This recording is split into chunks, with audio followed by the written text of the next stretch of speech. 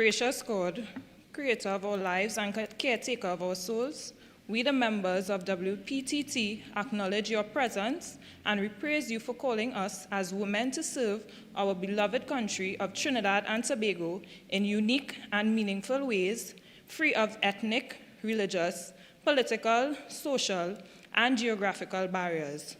Stir our imagination and sharpen our will. We pray for your guidance in all our deliberations. We pray for your blessings upon those who share their expertise and knowledge with us.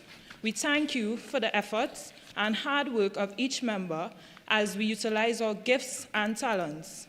We thank you for the interest and support of our partners and collaborative networks.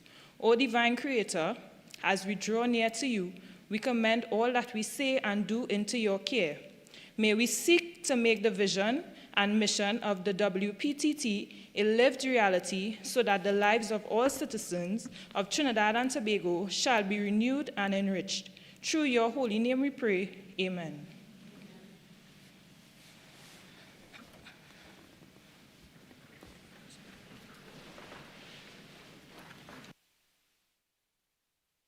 Or affirmation, announcements by the Speaker, bills brought from the Senate, petitions, papers, reports from committees, Prime Minister's questions, urgent questions, questions on notice, questions for oral answer. Leader of the House. Madam Speaker, there are 2 questions on the order paper and we shall be answering both of them. Member for Malabar Mausika.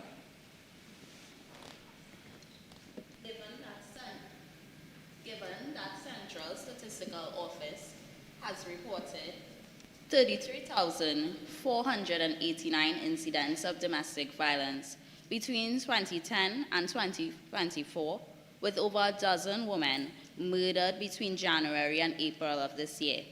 Can the Minister advise what sensitivity training, if any, officers can receive in responding to reports of domestic violence? Minister of National Security. Madam Speaker, I thank the honourable member for the question. Domestic violence is a serious issue that affects families and communities across our nation, and every report must be handled with professionalism, empathy, and urgency. Officers of Trinidad and Tobago Police Service receive specialized training in responding to domestic violence matters through both recruit training and ongoing professional development. This includes training on victim-centered approaches, trauma-informed interviews, risk assessments, de-escalation techniques, the provisions of the Domestic Violence Act, and the proper handling of vulnerable victims, including women and children. The police service also works closely with agencies such as Gender and Child Affairs Division and other support organizations to strengthen officers' understanding of the social and psychological impact of domestic violence and to ensure every victim is referred to the appropriate support services where necessary. While training has been strengthened over the years, the government recognizes that there is always room for improvement. We remain committed to expanding and enhancing these programs to ensure every victim who comes forward is treated with dignity, compassion, and respect, while offenders are held accountable under the law. Thank you, Madam Speaker. Member for Port of Spain East.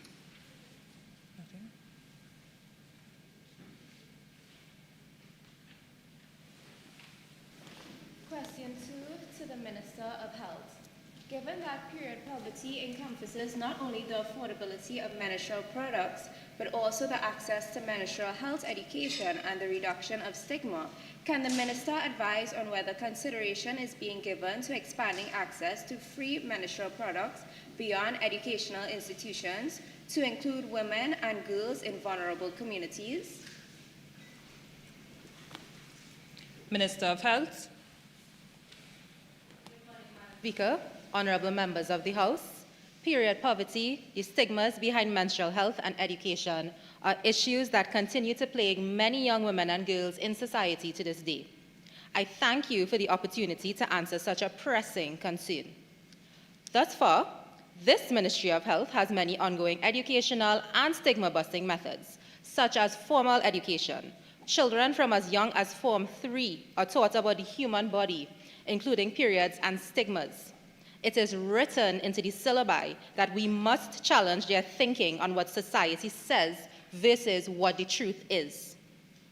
The Ministry of Health is also involved in public campaigns, whether it be social media campaigns, radio announcements, or Facebook ads, or even a conference. The Ministry of Health continues to provide up-to-date and relevant information to the public. Public health hospitals and centers are supplied with brochures and posters to inform the public on a multitude of topics. And to take it a step further, nurses regularly lecture the working public on topics ranging from women's health to all other health issues. I also would like to remind the House that a whopping $5 million was allocated in the last budget to target period poverty via providing menstrual products for secondary school girls as well as menstrual education. As per the specifics of the question, outside of the educational institutions, there's the Safe Cycle Care Banks from Feminine-TT, who provide free menstrual care products at multiple locations in Trinidad and Tobago, including family planning. There are also drives by organizations such as Crown Her TT and the Helping Her Foundation, the Trinidad and Tobago Red Cross Society, and the Project U Foundation. Despite this, this ministry agrees that more can be done. So I am pleased to announce that we have also been working via the Parliament's Joint Select Committee on Human Rights, Equality, and Diversity to push for inquiries into period poverty so we may better address the barriers it creates. Let me assure the House, the Ministry of Health stays committed to fighting period poverty through the expansion of its services until every young girl and woman's needs are met. Thank you.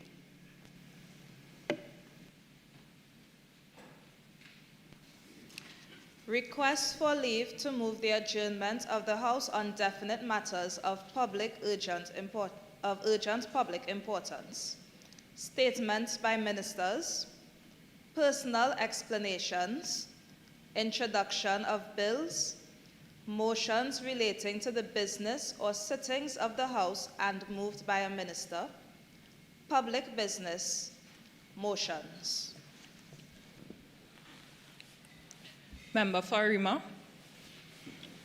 Madam Speaker, I beg to move the following motion standing in my name. Whereas artificial intelligence, digital technologies, and online platforms are transforming societies and economies and public institutions at an unprecedented pace. And whereas Trinidad and Tobago must position itself to participate competitively in the global digital economy while ensuring that technological advancement remains consistent with the values, culture, rights, and interests of our people.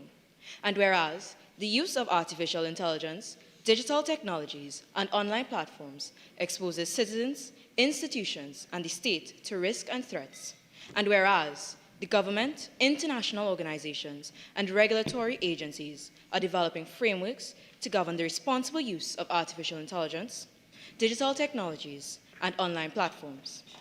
And whereas failure to establish appropriate legal and policy frameworks will deny Trinidad and Tobago the optimum benefits of artificial intelligence, digital technologies, and online platforms, and leave Trinidad and Tobago behind emerging international standards and best practices.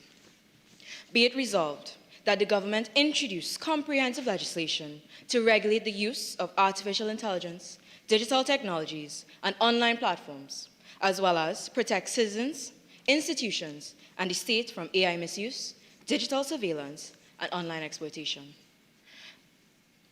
Madam Speaker, I thank you for the opportunity today to present in this esteemed House. The reality of 2026 is telling a terrifying story, where the movies such as I, Robot, Demolition Man, and Terminator are no longer theories of the past, but our present reality. Cloud models recently banned due to national security and automated hacking fears.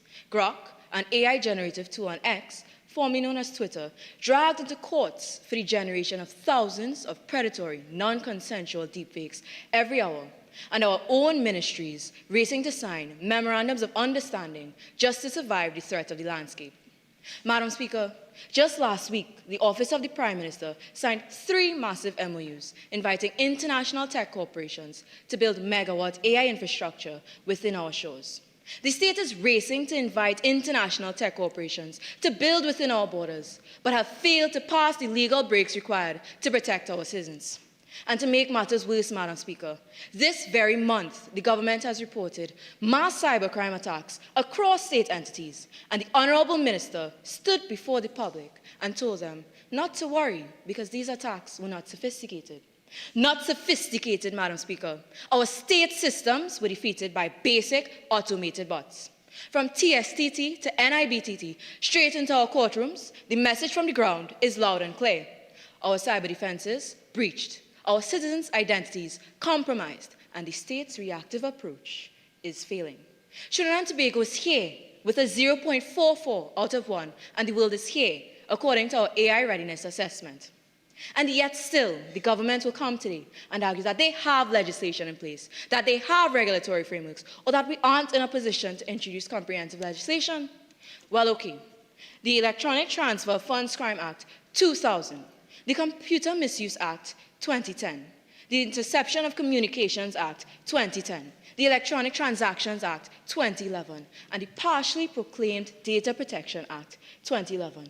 Surely these are not the laws that they are expecting to govern such a technology, Madam Speaker. There's a common rule of thumb in research where all valid articles must be within a 5-year time span. These, Madam Speaker, are 15. Artificial intelligence isn't just a theory. It is the development of computer systems to perform tasks that once required human intelligence. It is an umbrella term that encompasses various technologies such as deep learning, machine learning, and natural language processing.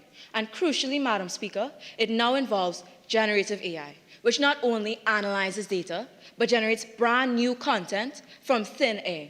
So I pose these questions through you. How can these outdated laws govern such a technology? How can outdated definitions and regulations, which the government will surely present today, protect not only the state, but most importantly, our citizens? And don't be fooled, Madam Speaker. This is just the tip of the iceberg of legislative weakness.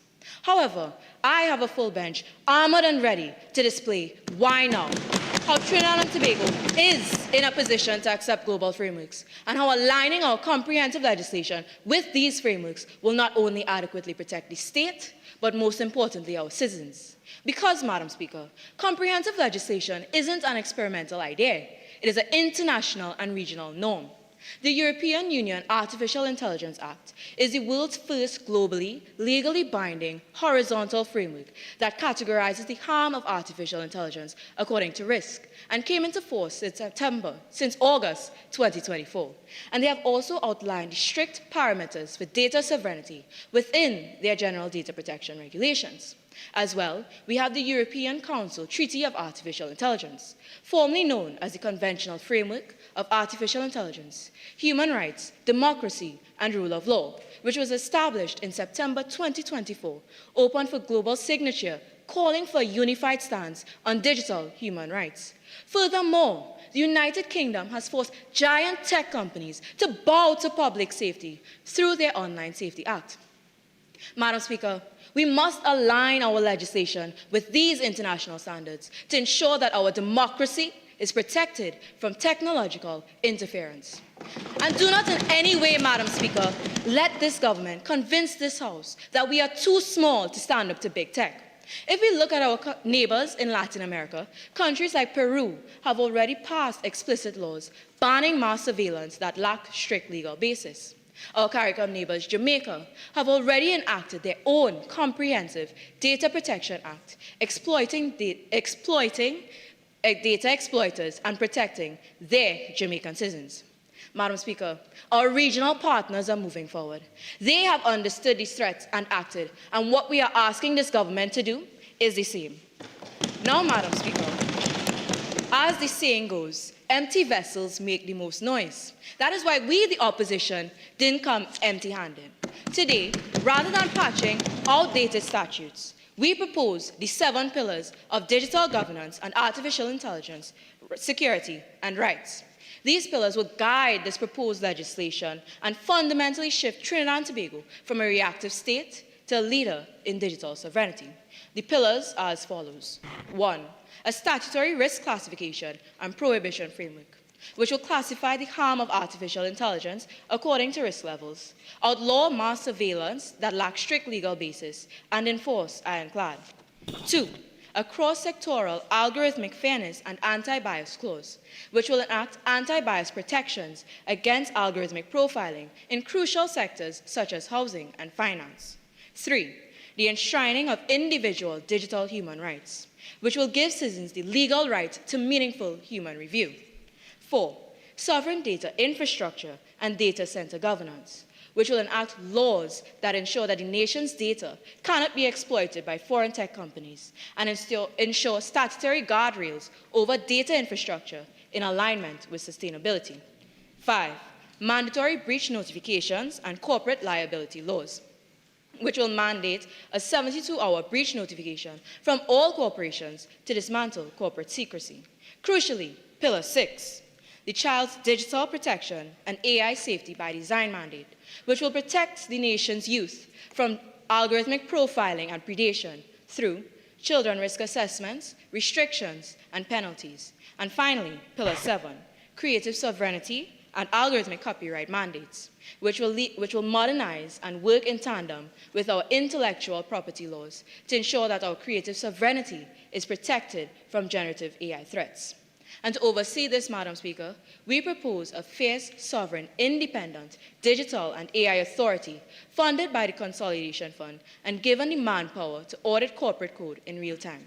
Madam Speaker, these pillars will deliver the rigorous protections that a 2011 framework could never achieve and will override over all the statutes where they may conflict. And on my bench today will rise to demonstrate how each pillar is crucial not only to the state, but most importantly, our citizens. Madam Speaker, as I said earlier, the government will come today and argue that they have provisions in place, such as strategic plans, training programs, or even the provision of new acts. Now let me show you why these fail in comparison. For example, the Telecommunications Authority Plan aims to modernize legislation through 2028, but comprehensive AI guidelines, algorithmic accountability laws, and generative media regulations do not yet exist in full statutory form. So although this plan aims to modernize legislation, there's a clear regulatory gap between the deploying of AI tools and the legal requirements needed for our citizens. Furthermore, the recently passed Virtual Assets and Virtual Asset Service Providers Act of 2025, which introduced a regulatory sandbox for fintech. Madam Speaker, if the government could introduce a modern framework to track digital money, how can they in any way refuse to develop a modern framework through comprehensive legislation to protect citizens, state institutions, and organizations' minds and data? Comprehensive legislation, Madam Speaker, is designed to address a wide range of issues within a specific framework. And our 7 pillars provide that complete and cohesive legal structure that Trinidad and Tobago desperately needs. We do not need any more internal inquiries or press releases. Strategic plans and training programs are not going to fix our legislative gaps. And MOUs, Madam Speaker, are not laws. What we need, Madam Speaker, is to introduce comprehensive legislation that will protect Trinidad and Tobago and make sure that we on the right side protect it. And therefore, Madam Speaker, I beg to move.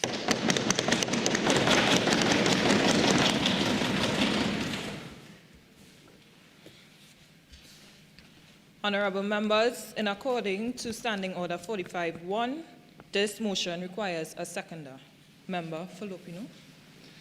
Madam Speaker, I beg to second the motion and I reserve the right to speak. Honourable members, the motion being seconded, I shall now propose the question for debate. Be it resolved that the government introduce comprehensive legislation to regulate the use of artificial intelligence, digital technologies, and online platforms, as well as protect citizens, institutions, and the state from AI misuse, digital surveillance, and online data exploitation. Attorney General.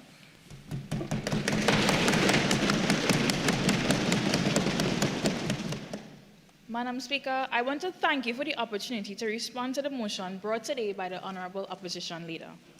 While the government shares the opposition's concern over AI misuse, digital surveillance, and data exploitation, we differ fundamentally on the solution. This government rejects the notion that a single comprehensive piece of legislation can protect our country. Such an omnibus act would take years to draft, years to consult, and years to implement, leaving our citizens exposed while technology continues to evolve. Instead, this government adopts a hybrid legislative framework through targeted amendments to our existing laws, supported by new legislation where necessary. Deepfakes, algorithmic discrimination, automated disinformation, ransomware, and the misuse of personal data require a legislative response that is both immediate and adaptable. Our strategies will align with international best practice. We are drawing, not copying and pasting, from the European Union's GDPR, the EU AI Act, and the Framework Convention on Artificial Intelligence and Human Rights, Democracy, and the Rule of Law. These frameworks ensure our technological advancement remains grounded in privacy, accountability, transparency, and the protection of fundamental rights. We will extensively amend the Data Protection Act to cover personal data, biometric identifiers, and AI training datasets. Each ministry will advance sector-specific provisions reflecting its mandate. Once these amendments are completed, the Act will be fully proclaimed, establishing an enforceable framework that guarantees citizens meaningful rights over their personal data use.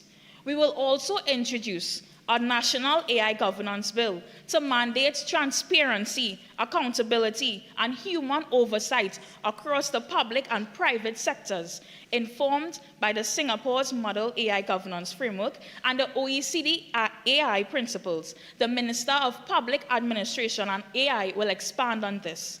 Madam Speaker, our Computer Misuse Act remains a primary legislative tool for prosecuting cybercrime. To strengthen prevention, we will introduce a critical infrastructure cybersecurity bill modeled on Canada's Critical Cyber Systems Protection Act. This bill will establish a mandatory cybersecurity standard, including encryption and multi-factor authentication across the country's resources, commercial banks, telecommunication networks, and critical infrastructure. While the Computer Misuse Act punishes offenders after offenses are committed, this will strengthen our national infrastructure before attacks occur. The Minister of National Security will expand on these measures. We are also strengthening the Interception of Communications Act to enable our national security agencies to intercept malicious digital communications, disrupt ransomware attacks, and identify threat actors while cyber attacks are unfolding. This modernizes our enforcement framework to respond effectively to emerging threats. Beyond enforcement, we must protect the integrity of our legal system. We will amend the Evidence Act to address digital evidence, deepfakes, and unreliable AI-generated evidence that could undermine the administration of our justice system. We will also be amending the Copyright Act to recognize biometric identity and voice prints as proprietary personal assets and introduce a digital identity and deepfake protection bill to criminalize the malicious creation of synthetic media. Madam Speaker, these protections must also extend to our most vulnerable. While the Children's Act provides protection against physical and other offline harms, it was never really designed to protect children for online other offline harms. To regulate today's digital landscape, we will therefore strengthen the Children's Act and introduce our Children's Online Safety Bill to work alongside it, ensuring children are protected both offline and online. The Minister of Social Development and Family Affairs will advance this initiative. Madam Speaker, an Omnibus Act is not the answer. It is slow, inflexible, flexible, and quickly overtaken by technology. Our strategy is targeted reform.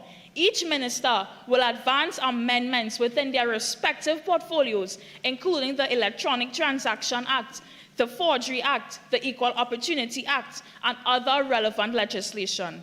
This approach equips every ministry with legal tools tailored to its responsibilities while allowing our laws to evolve alongside technology.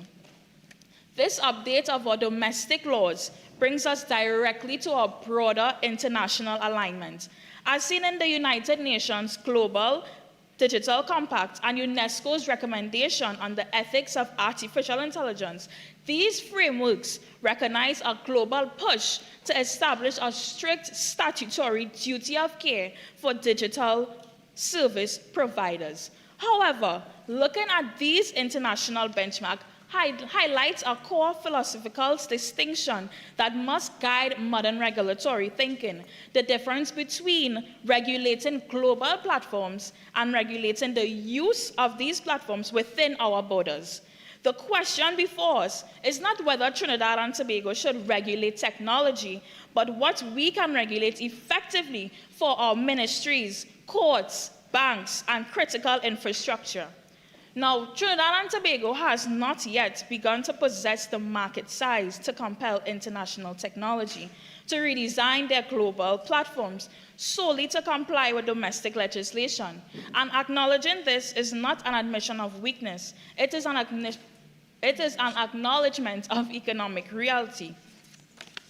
Just as the Brussels effects demonstrates the influence of the European Union on global regulation, Trinidad and Tobago would not be acting alone. We will work through CARICOM, the Caribbean Telecommunications Union, and other regional institutions to develop harmonized digital governance standards that strengthen the Caribbean's collective voice in international discussions.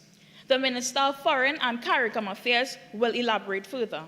Madam Speaker, our strategy will combine legislative reform, online safety measures, digital literacy, public education, parental support, and regional cooperation to create a more safer, more resilient digital environment for all citizens. My colleagues will outline how these initiatives will be implemented within their respective ministries, demonstrating that this is not the responsibility of one ministry, but a coordinated national effort. Madam Speaker, this government offers Trinidad and Tobago a legal framework that is resilient, agile, and future-ready.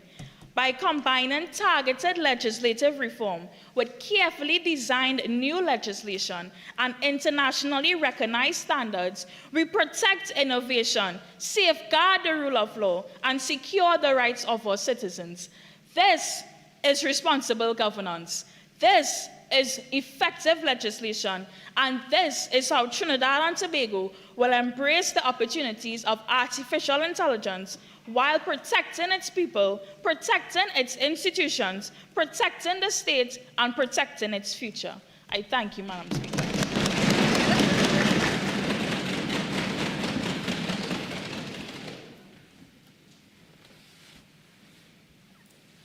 Member for Diego Martin Northeast.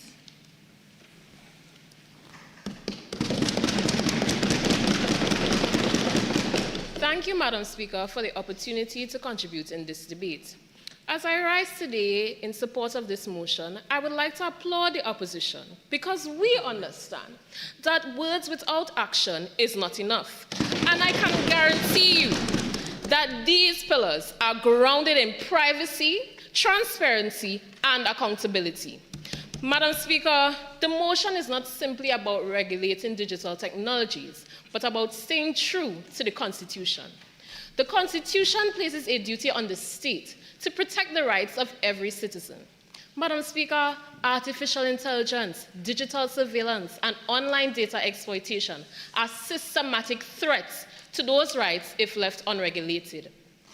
Madam Speaker, the motion seeks legislation to protect our citizens from digital surveillance and online data exploitation.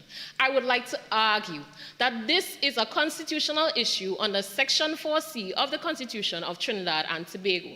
Allow me to bring to you a 2022 High Court decision where the court ruled that a police trainee's constitutional rights were breached after she was subjected to an unlawful strip search.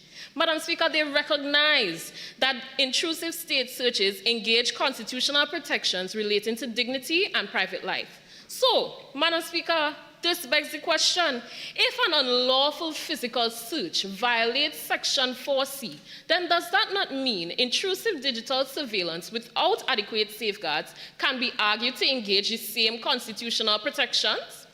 Madam Speaker, good legislation is meaningless if there are no independent institutions to enforce it. Banking on the right to privacy, who protects it? Who investigates? Who protects our citizens when the government itself becomes the alleged wrongdoer? Madam Speaker, the problem is not merely the absence of legislation, but fragmented governance. Madam Speaker, for more than a decade has passed, and we have experienced a pandemic that shifted us into a digital space. Yet, for almost 6 years, Trinidad and Tobago still playing catch-up. The draft of the cybercrime bill, which was sorted in 2017, was sought to compromise modernized data for unlawful access to computer systems and cybercrime-enabled fraud. Madam Speaker, yet we continue to operate without comprehensive, modernized legal frameworks prepared and ready for our technological landscape that's ever evolving. Oh, please. Imagine if government agencies conduct mass surveillance or citizens' personal information is accessed without independent scrutiny. Madam Speaker, we don't even have to imagine in a TSTT scam dated in 2023, where over 1 million customers and their personal financial data was accessed and leaked on the dark web, Madam Speaker. Our laws must evolve alongside technology, not only in vision, but in practice. The security and rights pillar that was proposed by our fantastic leader modernizes our legal system by closing the loopholes that leave our citizens exposed, and our courts equipped to deal with the AI-driven harm. This framework protects innovation while ensuring it develops with clear statutory limits. It is enforced by our sovereign digital artificial intelligence authority, an independent regulator that has the technical expertise to not only monitor AI systems, but it can also inspect algorithms and ensure compliance. Instead of relying on voluntary guidelines, our SDAI applies a risk-based approach, where low-risk AI has minimal regulation, while high-risk AI with dangerous practices such as biometric surveillance and predictive policing will be monitored and is prohibited. It will shift the burden from our citizens to companies so that they can now argue against AI decisions, replacing voluntary promises with real accountability. Madam Speaker, the good Bible says, faith without works is dead. So, equally is legislation without proper enforcement. It is lifeless. The motion calls upon this honorable House to introduce comprehensive legislation to protect our citizens against AI misuse, digital surveillance, and online data exploitation. We are proposing criminal penalties for those who maliciously use AI to commit fraud, produce harmful deepfakes, or unlawfully surveil our citizens. We are also proposing corporate fines for companies that negligently expose our citizens' data or they don't have adequate safeguards to protect them. Madam Speaker, just like the rule of law, the state must not be above the law. Therefore, any use of AI-powered surveillance by public authorities will be governed by clear statutory limits and judicial warrants. Therefore, these penalties are substantial enough to deter any misconduct and not merely acknowledge it. So, let us not run around the same bush twice. Thank you. Do that and beat me.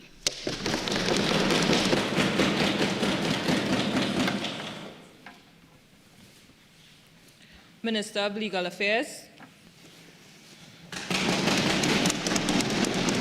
Thank you, Madam Speaker. I rise today grateful for the opportunity to contribute to this esteemed debate. As the Minister of Legal Affairs, I can confirm that Trinidad and Tobago stands out among its Commonwealth Caribbean counterparts as one of the countries with the most extensive and highly developed legislative frameworks. So we do not need introduction of comprehensive, all-encompassing legislation for these purposes, Madam Speaker. I concur with what was so eloquently articulated by the Honourable Attorney General, that the more effective approach is the modernization of existing legislation and the introduction of targeted laws only where genuine gaps exist, as this would allow the ministries to respond more carefully and expeditiously to the relevant risks. Madam Speaker, this approach can address online platform user accountability for AI-generated digital forgeries with amendments to existing law, Madam Speaker. We only need to look at Grok, as the opposition mentioned, the AI chatbot integrated into X, to see what is now possible.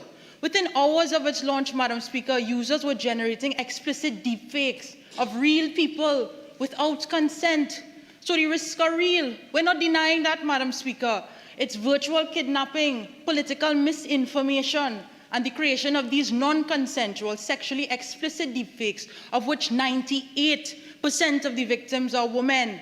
And that matters greatly in this House and in this country. Madam Speaker, we have a female head of government, female head of state, female opposition leader, Madam Speaker. But these risks can be addressed with amendments to relevant legislation. The Offences Against the Persons Act, Madam Speaker, the Forgery Act, the Sexual Offences Act, to create specific offences. And Madam Speaker, where gaps exist, we have the Digital Identity and Deepfake Protection Bill. Madam Speaker, this brings me now to intellectual property. Section 3 of the Copyright Act could be amended to include a working statutory definition of artificial intelligence. And this could be followed by amendments to the infringement provisions under Part 7 to state that the unauthorized use of copyrighted works for AI model training and the generation or distribution of AI content that wholly or substantially reproduces protected expressions or substantial parts of protected works constitutes infringement. At the same time, these amendments could allow for exceptions for things like research, education, and innovation, for instance, provided that it is compatible with fair dealing and it does not unreasonably prejudice the interest of copyright holders. So, Madam Speaker, this balanced approach can allow for creator certainty and protection while allowing responsible AI innovation to grow in Trinidad and Tobago. And Madam Speaker, as the Honourable Attorney General indicated, where there are gaps that cannot adequately be addressed with amendments alone, then we don't need comprehensive legislation for that, Madam Speaker. Targeted bills like the Digital Identity and Deepfake Protection Bill, Madam Speaker. Such a bill could establish a notice and take down framework requiring locally hosted platforms to remove harmful AI content once properly notified. Madam Speaker, drawing on the same United Kingdom's Online Safety Act that the opposition mentioned, we could allow for accessible reporting mechanisms, defined removal timelines, and a review process overseen by a designated regulator. So this will ensure that accountability extends not only to the people who create harmful AI content, but also to the local platforms that host and facilitate its spread. Madam Speaker, I sat here listening to the contributions of my friends on the other side, and I feel the need to make something clear, and lucidly so.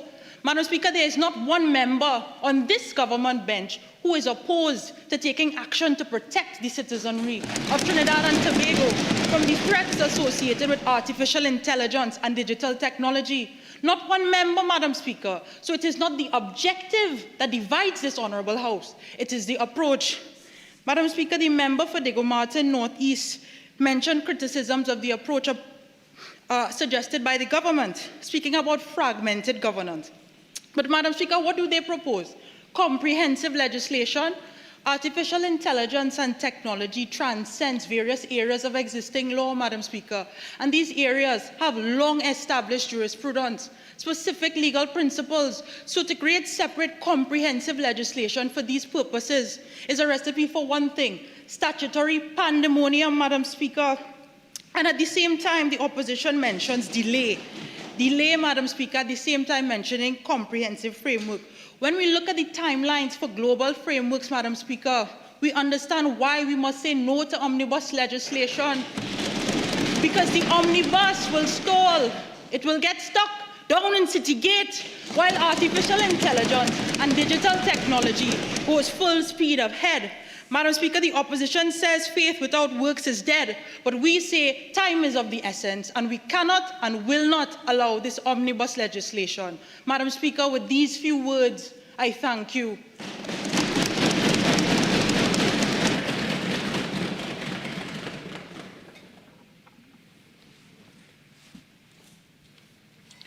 Minister of Public Administration and AI.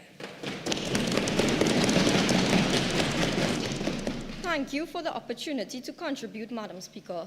Let me remind the opposition that yes, my ministry, the Ministry of Public Administration and Artificial Intelligence, has already implemented the National AI Assessment Initiative.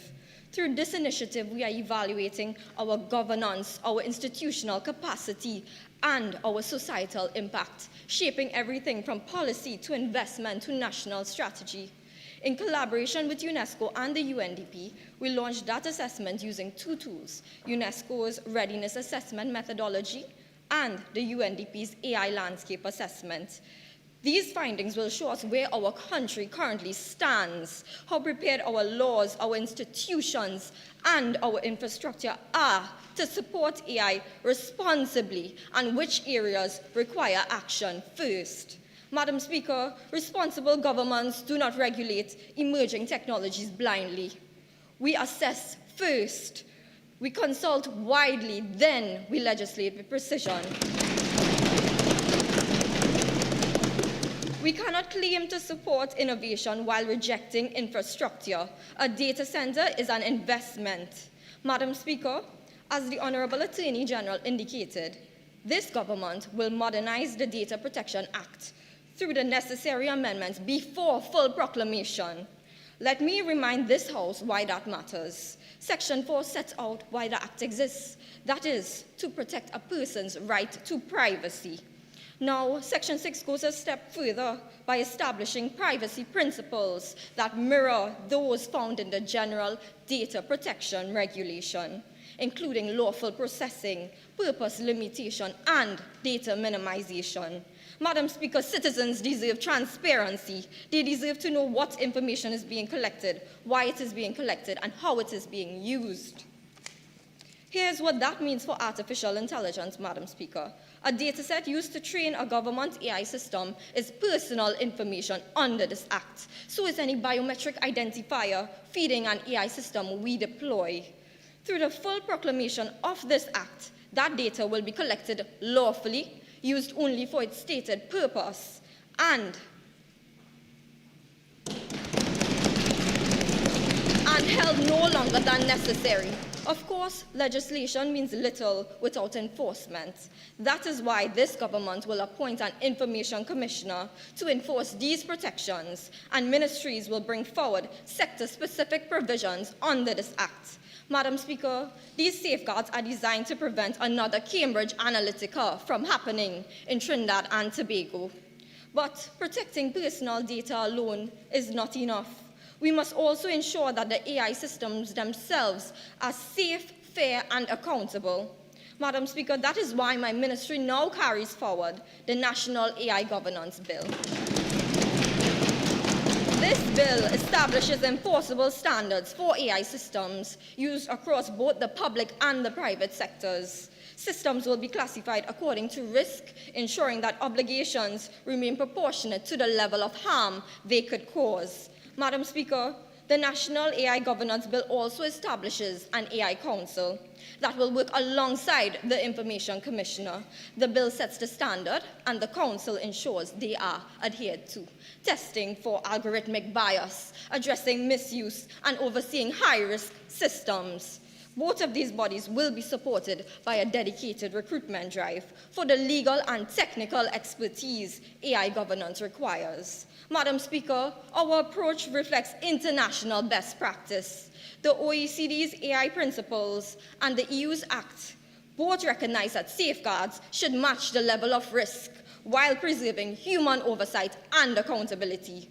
Madam Speaker, we are not experimenting. We are following a proven path. Put simply, the Data Protection Act asks whether citizens' personal data has been collected and used lawfully. The National AI Governance Bill asks whether the AI system itself is fair, tested, and accountable for the decisions it makes. Madam Speaker, this government chose to assess before we legislate, to strengthen what already exists than creating what is new, and to build AI governance on evidence rather than assumption. That is how responsible governments regulate emerging technologies. Thus, I support the government's position that a hybrid legislative framework offers the strongest protection for our citizens, our institutions, and our future. I thank you.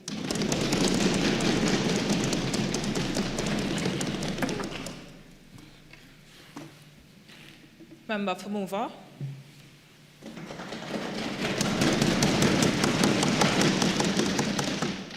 Madam Speaker, thank you for allowing me to contribute on this critical motion. I rise in full support of it.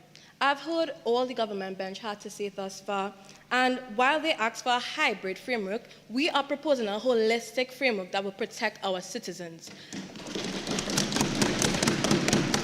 Madam Speaker, as Trinidad and Tobago embraces e-government services, digital IDs, and online platforms, citizens are generating more personal data than ever before. Yet, our laws have not kept pace with our technologies.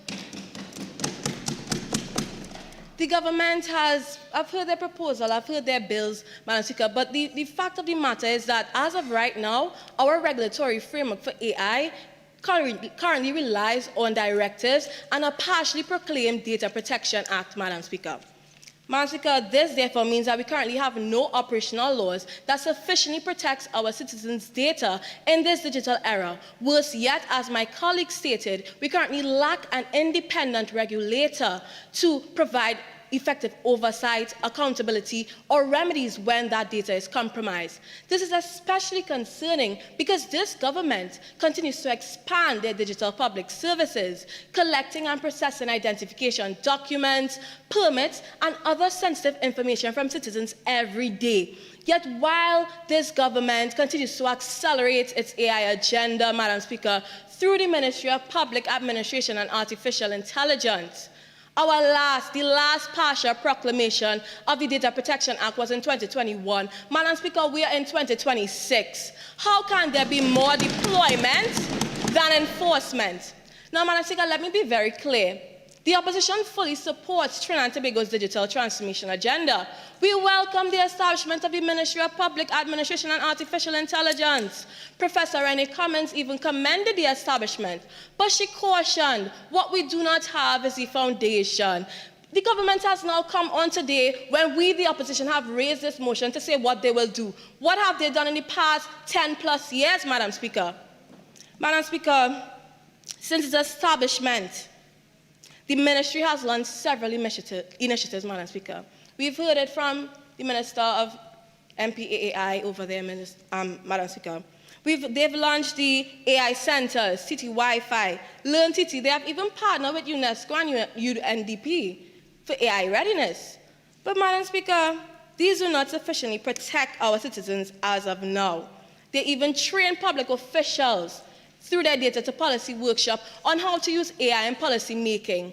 But, Madam Speaker, these are commendable initiatives, but they expose a fundamental contradiction. This government is actively preparing citizens, preparing public officials on how to use AI in policy making and governance, but they have failed to prepare the law that will govern it. Madam Speaker, if the government saw it fit to establish an entire ministry dedicated to AI, then they must also see it fit to introduce comprehensive legislation that will govern the use of AI, Madam Speaker. Because if the government is deploying AI tools like Anansi, and they're expanding the digital public services to be, and I quote, more citizen-centered, then citizens deserve more than innovation, they deserve protection. And we, the opposition, is providing that framework, that legislative framework that will ensure our citizens are protected. Madam Speaker, I've heard the government argue that they're gonna do all these amendments, Madam Speaker, when 2026 and the Data Protection Act isn't even fully proclaimed. But according to the University of the West Indies Data Protection Office, the government's own 2018 review found that the Data Protection Act is not aligned with international standards. The Attorney General came and said, oh, but it's international best practices and standards, but it is not aligned with those standards, particularly General Data Protection Regulation, or the GDPR, leaving significant gaps in online privacy, consent, and data breach notification, Madam Speaker. This means no amount of amendments can sufficiently protect our citizens. That is why we have proposed the 7 pillars of digital governance and artificial intelligence. Much like the GDPR, it ensures our citizens have the right to give informed consent before personal data is collected or processed by AI tools. And it even gives them the right to withdraw that consent at any time if their data is misused. Because, Madam Speaker, we have seen the Cambridge Analytica scandal and what can happen when data is misused, whereby millions of people's data was harvested and collected and exploited to influence elections without their knowledge or consent. We, the opposition, seek to prevent this kind of data misuse in Trinidad and Tobago. Furthermore, Madam Speaker, we also introduced a mandatory 72-hour breach notification under Pillar 5 to ensure if a breach occurs, citizens can protect themselves from fraud or identity theft. Madam Speaker, innovation should empower our people, not expose them to data misuse or digital exploitation. And that is why the opposition calls for this comprehensive legislation to ensure transparency, consent, and accountability, and to put control of personal data back where it belongs, in the hands of the citizens of Trinidad and Tobago. And if this government is serious about building a digital nation, then they must build the legal foundation that protects it. I thank you, Madam Speaker.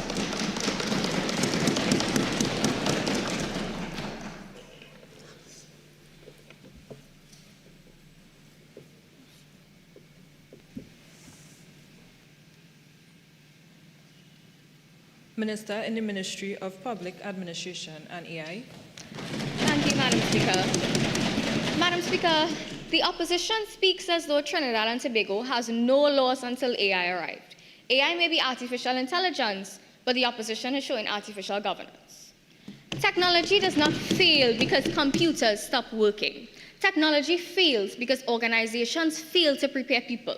As we embrace artificial intelligence, we must also recognize an important reality.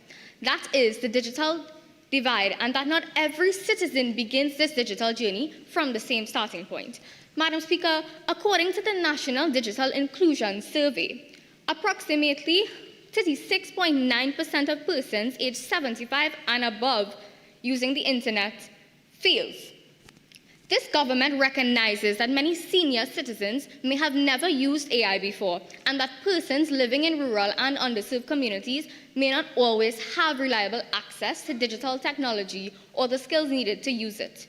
If our digital transformation is to succeed, it must be inclusive. That is why my ministry has made digital literacy a national priority. Through our Learn TT program, which was mentioned by my colleague, free digital skills training is being provided across Trinidad and Tobago in digital awareness, artificial intelligence, cybersecurity, and essential ICT skills.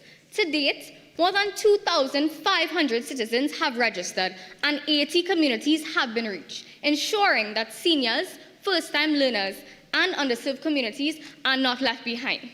Madam Speaker, we are not just teaching people how to use technology. We are bringing technology to the people. The future may be digital. The future may be digital, but it will not be exclusive because, Madam Speaker, under this government, every citizen wins.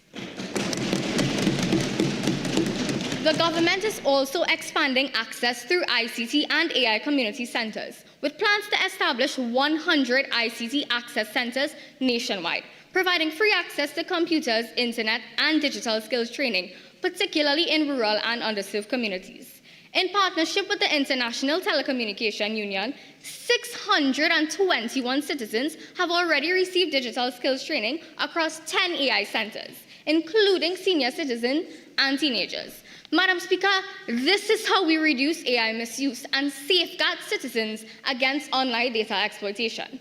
This government is not only investing in technology, we are investing in the people of Trinidad and Tobago, our greatest national resource. Madam Speaker, imagine if this Parliament passed 500 pages of legislation tomorrow morning. But if public officers are not trained, and if government agencies lack the capacity to implement those laws, then those 500 pages becomes nothing more than paperwork. Cyber threats do not wait for Parliament to pass another act. They require capable people who knows how to respond immediately. And that, Madam Speaker, is why we are entrusted with government, and they are entrusted with the opposition benches.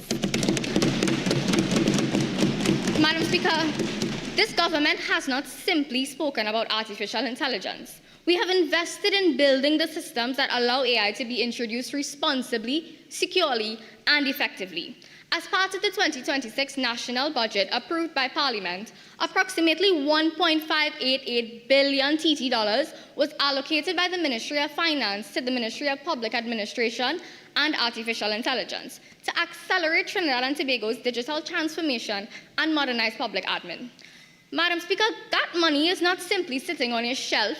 It is being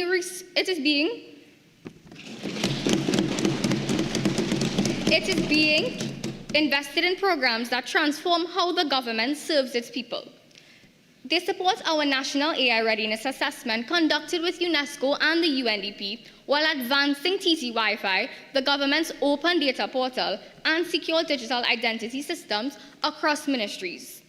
Through Learn TT, TT Connect, and Verify TT, we are expanding digital transformation, improving access to public services, and strengthening trust in digital governance. AI governance does not begin with algorithms alone, Madam Speaker.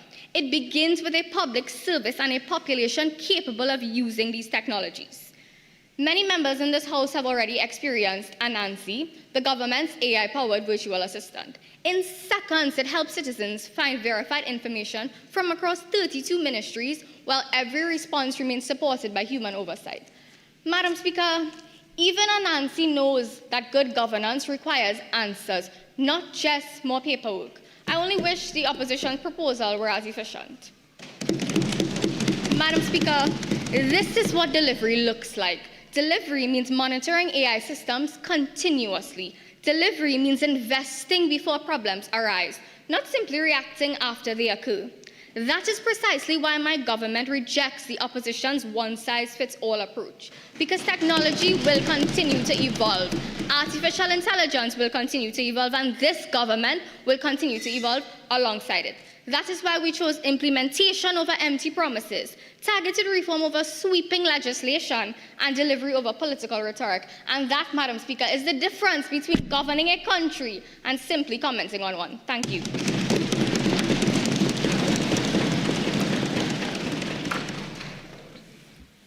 Member for Maloney. Madam Speaker, thank you for providing me with the opportunity to address this Honourable House in support of this motion. The government may argue that legislation slows innovation. However, the evidence tells us the exact opposite. Clear legislation removes uncertainty. It gives innovators confidence, investors assurance, and citizens protection. That is exactly why countries leading in artificial intelligence are not abandoning regulation. They are strengthening it. Now, yes, Trinidad and Tobago is working with UNESCO and the UNDP to conduct national AI readiness assessments, and these assessments are important. But it is imperative to remember that assessments alone do not protect citizens. They identify risks. Legislation is what manages them. It is imperative to remember that partnerships like these are policy. They are not the law. Matter of fact, UNESCO explicitly recommends that member states adopt legislative measures to govern AI responsibly, stating that addressing risk and ethical concerns should not hamper innovation, but rather provide new opportunities and stimulate ethically conducted research and innovation. The world's leading institutions are not telling governments to regulate after AI causes harm. They are urging governments to build a legal framework before innovation accelerates. The government has repeatedly stated its ambition to transform Trinidad and Tobago into a regional digital economy. I would like to bring the rest of the Data Protection Act to this House's attention. Madam Speaker, this act is archaic and structurally unequipped to handle these developments. Part 1, Section 2 entails definitions of technology making mentions of microfilm and telecommunication providers. It contains 0 provisions regarding sovereign computing infrastructure, high-power storage data facilities, cloud security standards, or the immense electrical and technical frameworks needed to host large-scale AI servers. Madam Speaker, when our legal framework is blind to the very definition of artificial intelligence, how can this government possibly protect its citizens? How can we invite companies to build AI systems here when the legal framework has not kept pace with the technology? So through you, Madam Speaker, my question to the government is simple.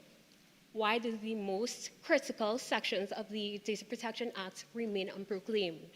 The government has elaborate plans on developing AI data centers and AI infrastructure, yet Section 4, the very section that protects our citizens through mandating privacy principles and creating mandatory industry codes of conduct, remains unproclaimed, allowing our citizens' data to be exploited, exposed to biased algorithmic models and tracking technologies without any legal accountability. Without comprehensive legislation, we create hesitance instead of confidence. This legislative vacuum is evident in the IMF's AI Preparedness Index, where Trinidad and Tobago still has significant room to improve in areas such as governance and regulation. Technology alone does not make a country AI ready. Strong institutions and effective legal frameworks do. Madam Speaker, protecting our citizens must always be our first priority. So where the government has left the legislative vacuum, we propose 3 solutions. Pillar 4, sovereign data infrastructure and governance to secure our physical infrastructure. Pillar 2, cross-sectoral algorithmic fairness to outlaw biased algorithmic models. And Pillar 5, as mentioned by my colleague, this will establish the hard corporate accountability required to turn reckless, uncertain innovation into a secure foundation for sustainable national progress. Before I close, I would just like to say, the lesson is simple. Regulation and innovation are not competitors. Innovation without regulation is not progress, it is a risk. And responsible AI legislation is not a barrier to growth. It is a stable foundation that turns uncertainty into lasting, sustainable progress. I thank you.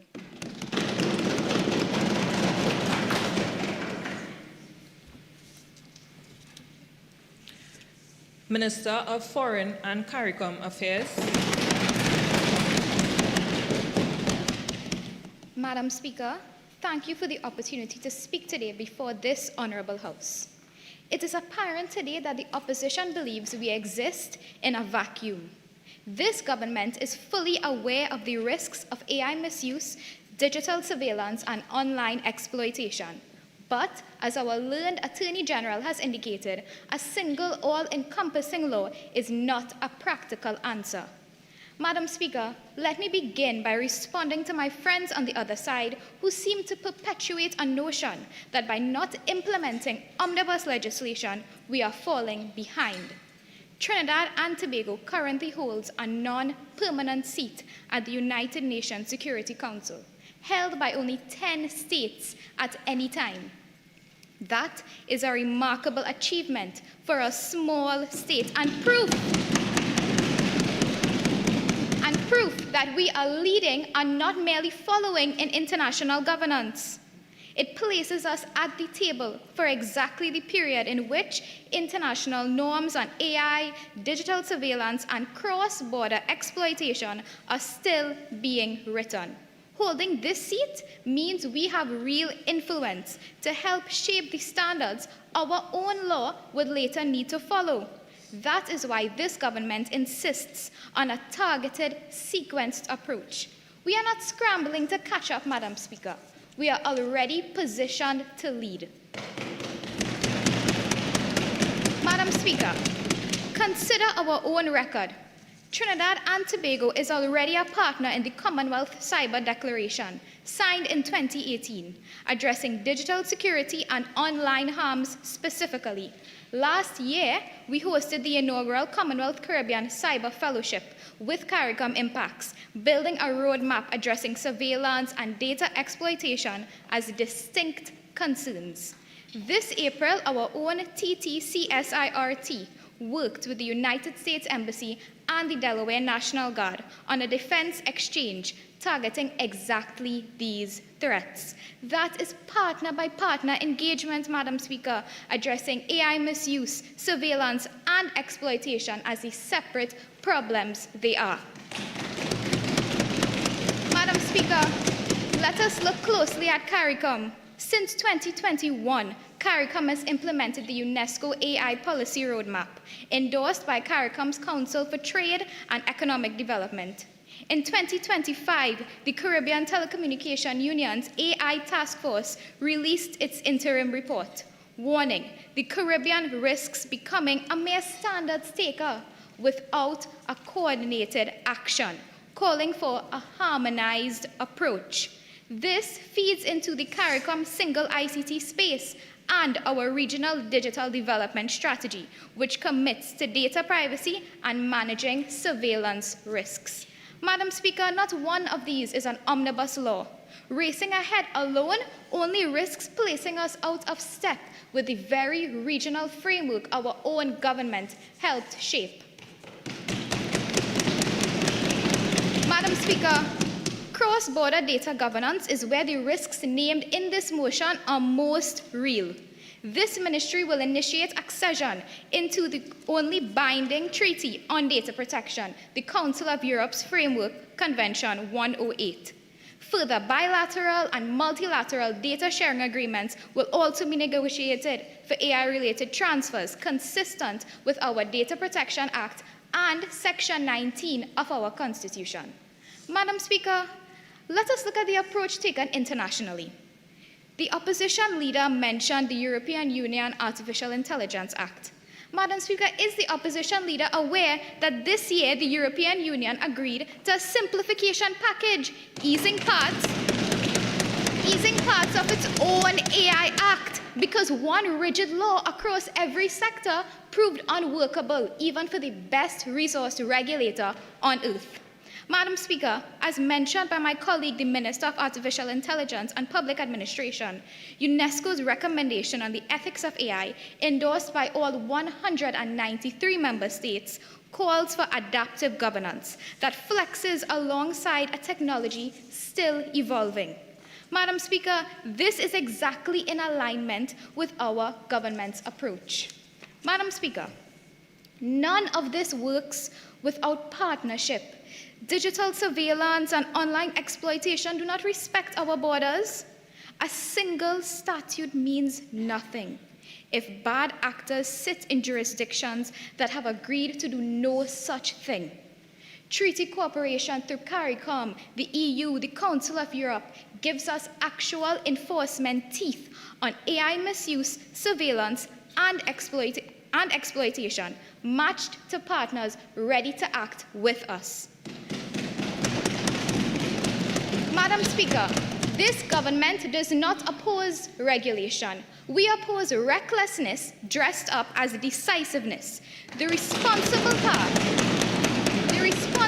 path, Madam Speaker, is the one Trinidad and Tobago has already been following: deliberate, partnered, treaty anchored, and built to last. It is for these reasons, Madam Speaker, I urge this House to reject the motion as it stands.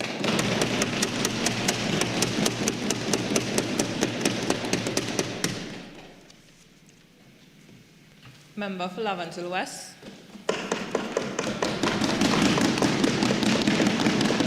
Thank you, Madam Speaker. I rise in support of this motion. I wish to focus on what artificial intelligence means for Trinidad and Tobago in terms of security, democracy, and its standing in the international community. Artificial intelligence is no longer simply a technological advancement. It is now a matter of international diplomacy, national sovereignty, and geopolitical influence. The country shaping AI today will shape the digital future of tomorrow. So the question before us is simple. Will Trinidad and Tobago help shape those rules, or will we simply be required to just follow them? Madam Speaker, the international community is already moving. The United Nations has adopted its first global resolution on artificial intelligence. UNESCO has established ethical principles for AI governance, while major economies are implementing AI legislation and negotiating international standards. Yet sometimes when I look at this government, I am forced to be reminded of that one group project member that says nothing for the duration of the project, but the night before the deadline, they're asking what we're doing. Madam Speaker, for a small developing state like Trinidad and Tobago, this matters because history has shown that when international rules are written without small states at the table, they are rarely written in our interest, and size is no excuse for inaction. Madam Speaker, across our region in Barbados, they have prioritized the artificial intelligence and digital governance as strategic priorities. So if a fellow CARICOM state, Madam Speaker, can position itself in the digital economy, then surely sweet Trinidad and Tobago, with greater resources and a proud history of regional leadership, should be doing no less. So, I ask as government, what position has Trinidad and Tobago taken in international discussions on AI governance, and what proposals has it advanced in CARICOM? Madam Speaker, artificial intelligence is transforming not only economies, but the ways in which people can be exploited, manipulated, and monitored. AI is increasingly being used to facilitate cybercrime, spread information, and exploit personal data. And these challenges do not stop at national borders, and neither can our response. This is especially relevant as Trinidad and Tobago continues to navigate a complex relationship with our neighbor Venezuela. And I'm only saying this just to prove and to show that geopolitics is no longer confined to a physical border. Protecting our sovereignty today, therefore, means protecting both our physical and digital territories. As AI continues to grow, we need clear policies to protect our country's digital infrastructure and data. Sensitive government information, important national data, and essential public services should not depend completely on systems outside our country or be left vulnerable to outside political influence. Pillar 4 of this national strategy rightly recognizes that sovereign infrastructure and data center governance are now matters of national security. So just as we protect our ports or airports and our energy infrastructure, we must also safeguard our digital aspects that underpins government, commerce, and public trust. Madam Speaker, I've only recognized that recently CARICOM, through impacts with the support from the European Union, launched the Caribbean Cybercrime and Cybersecurity Action Plan 2025 right here in Trinidad and Tobago. If Trinidad and Tobago intends to lead within CARICOM, then we must champion a regional framework for artificial intelligence that protects innovation while safeguarding the rights and freedoms of our citizens. Madam Speaker, innovation must never come at the expense of privacy. Efficiency must never come at the expense of accountability. And most importantly, technological advancement must never come at the expense of fundamental rights and freedoms. This is why Trinidad and Tobago cannot afford to be reactive. Our laws, our institutions, and our regional partnerships must keep at pace with this ever so rapid changing technology. So I ask again, Madam Speaker, when will this government give way to concrete action? When will they bring forward a clear national and regional strategy for artificial intelligence? Generations before us have fought to secure our political independence. Our generation now must ensure that sovereignty extends into the digital age to protect our data, our democratic institutions, and our place in shaping the international rules that will govern AI.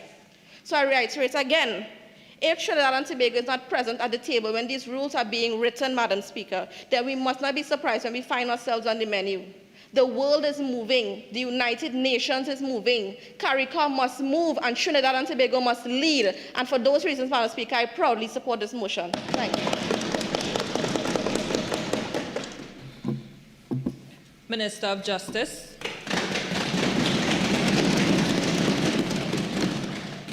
Madam Speaker, thank you for the opportunity to contribute.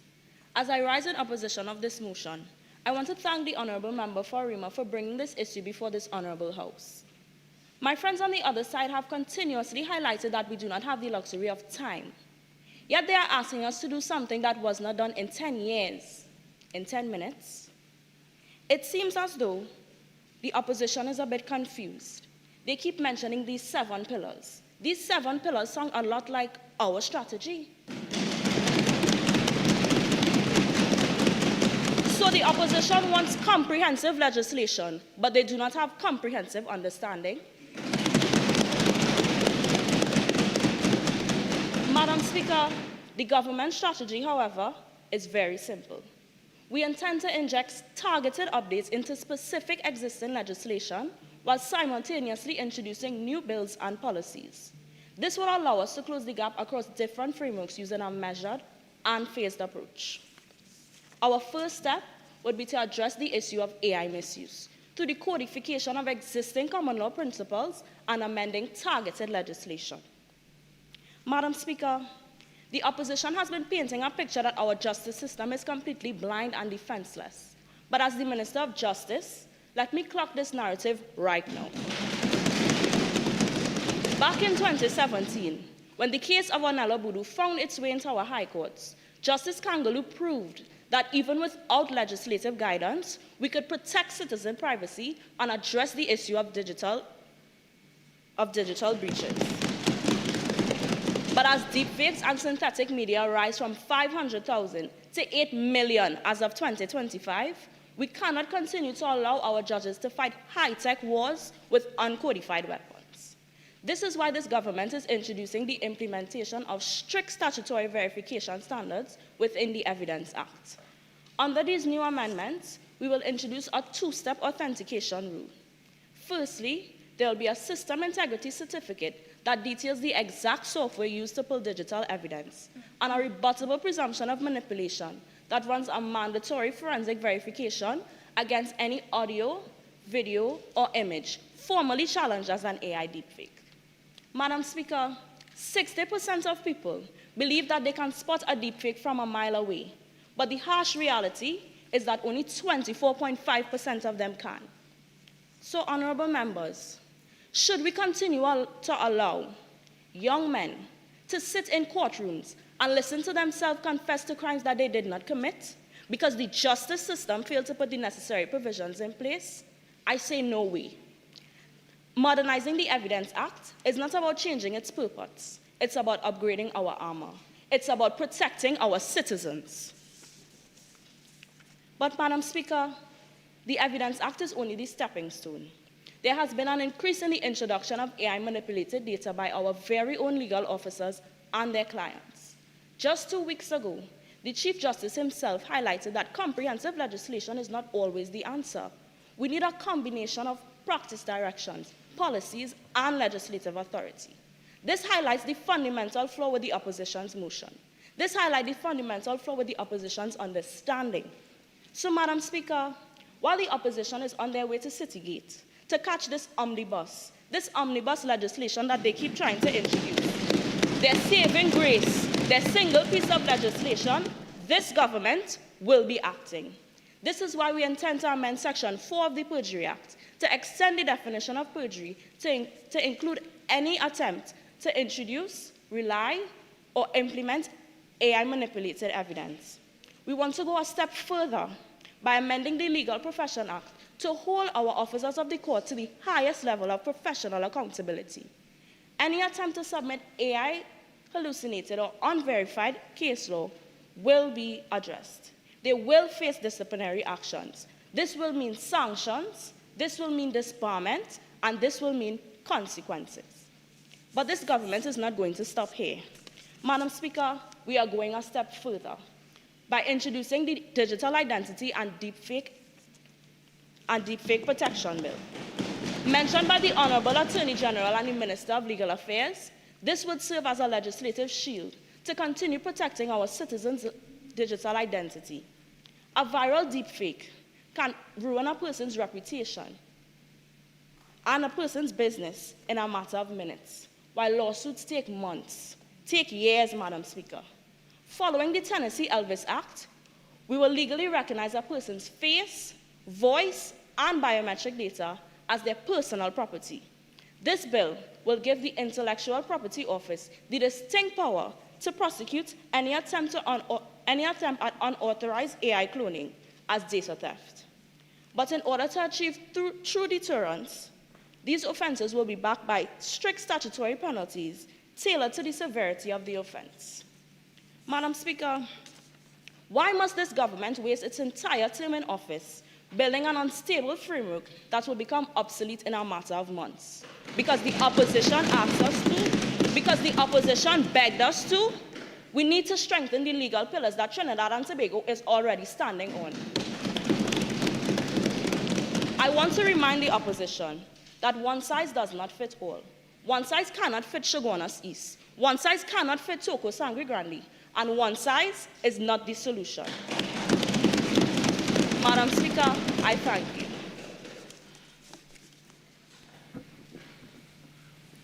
Before I proceed, honorable members, I would like to draw your attention to Standing Order 48-7. The President's name must not be used to influence the House, and I would kindly ask for you all to refrain from using that line of argument. Understood? Member for San Fernando East.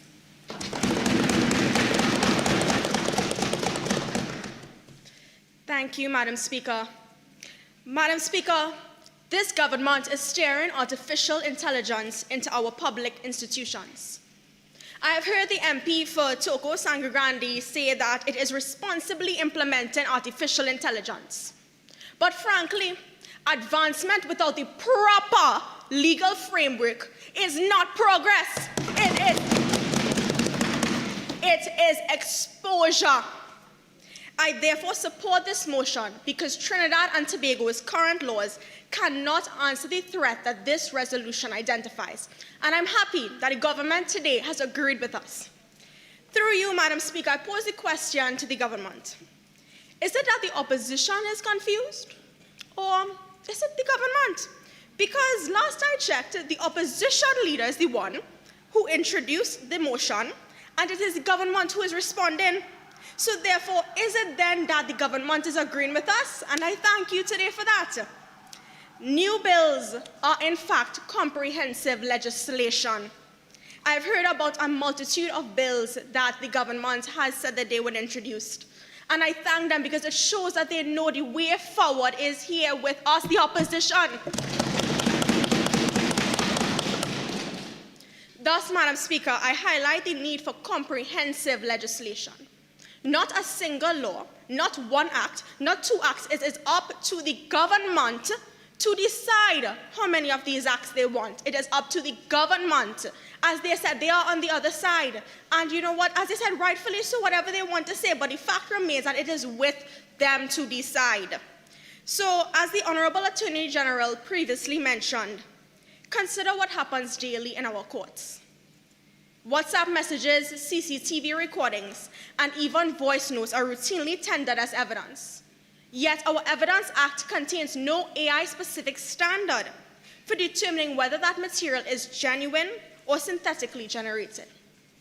What do we say to the innocent man that is convicted on a voice that is not his? Or to the mother who loses custody of her child based on a video that never existed? This is not hypothetical. In Mentenez and Cushman and Wakefield, before the California Alameda County Superior Court in September 2025, plaintiffs presented deepfake video testimonials as genuine evidence. Trinidad and Tobago is one case away from confronting that danger without the adequate legislative framework. The opposition is not asking the government to create legislation in 10 minutes. We are merely asking them to acknowledge that it must be done. Thus, this is where we diverge. Amending the Evidence Act alone addresses only one consequence of AI.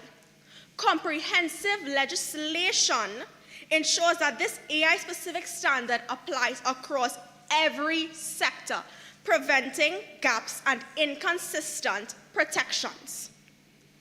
Now, Madam Speaker, if a fabricated image can deceive a judge, consider what a biased algorithm can do to an officer on patrol. The United States National Institute of Standards and Technology found that some facial recognition algorithms produce false positives for African American and Asian faces. Madam Speaker, that is the very population of Trinidad and Tobago, at rates of up to 100 times higher than for Caucasian faces. Now, deploy these systems in a state such as ours, where trust in policing is already so fragile, and we invite injustice at the speed of software. Are we going to wait for a wrongful arrest and shattered family before our government acts? Now, this danger extends beyond the state to the exploitation of identities by private companies. Only mere weeks ago, Meta introduced an Instagram feature allowing the creation of AI images from public photos without express consent. They then withdrew it due to public backlash. Madam Speaker, thus it is ludicrous for me to hear today that such serious issues can somehow be resolved through piecemeal legislation.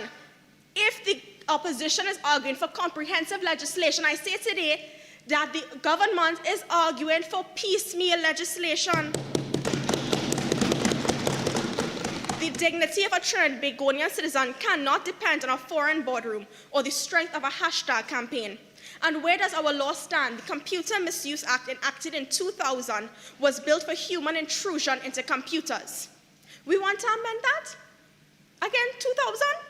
It says nothing of autonomous data harvesting, algorithmic surveillance, or synthetic media.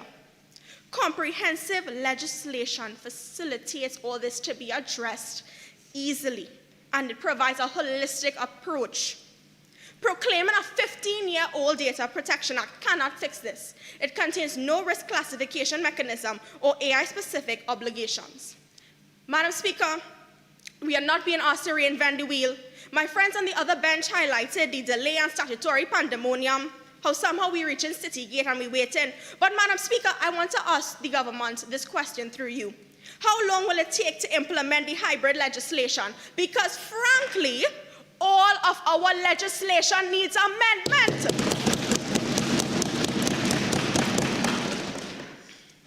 Now, the way forward exists. My honorable opposition leader would have talked about the EU AI Act, and I just bring briefly to mention Annex 3, which classifies AI use and administering justice as high risk. So thus, Pillar 1 of the Security and Rights Act must therefore be introduced. And I say again that this is a guideline. We are not mandating the government on how they want to proceed. There is freedom, because then again, as they said, they are the government. So therefore, there must be a risk classification framework that bans biometric harvesting and predictive policing tools that endanger our citizens. Every day we wait, and trust me, if the government somehow decides to amend those legislation, those days will be longer. Platforms write our rules. Justice is left to outdated laws, and citizens' identities are harvested without recourse. That is the true cost of any more time. I support this motion, and I urge this House to find the courage that this moment so demands. I thank you, Madam Speaker.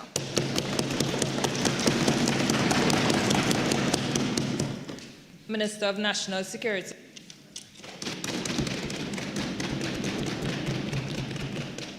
Madam Speaker, the first responsibility of any government is the protection of its citizens and the preservation of national security.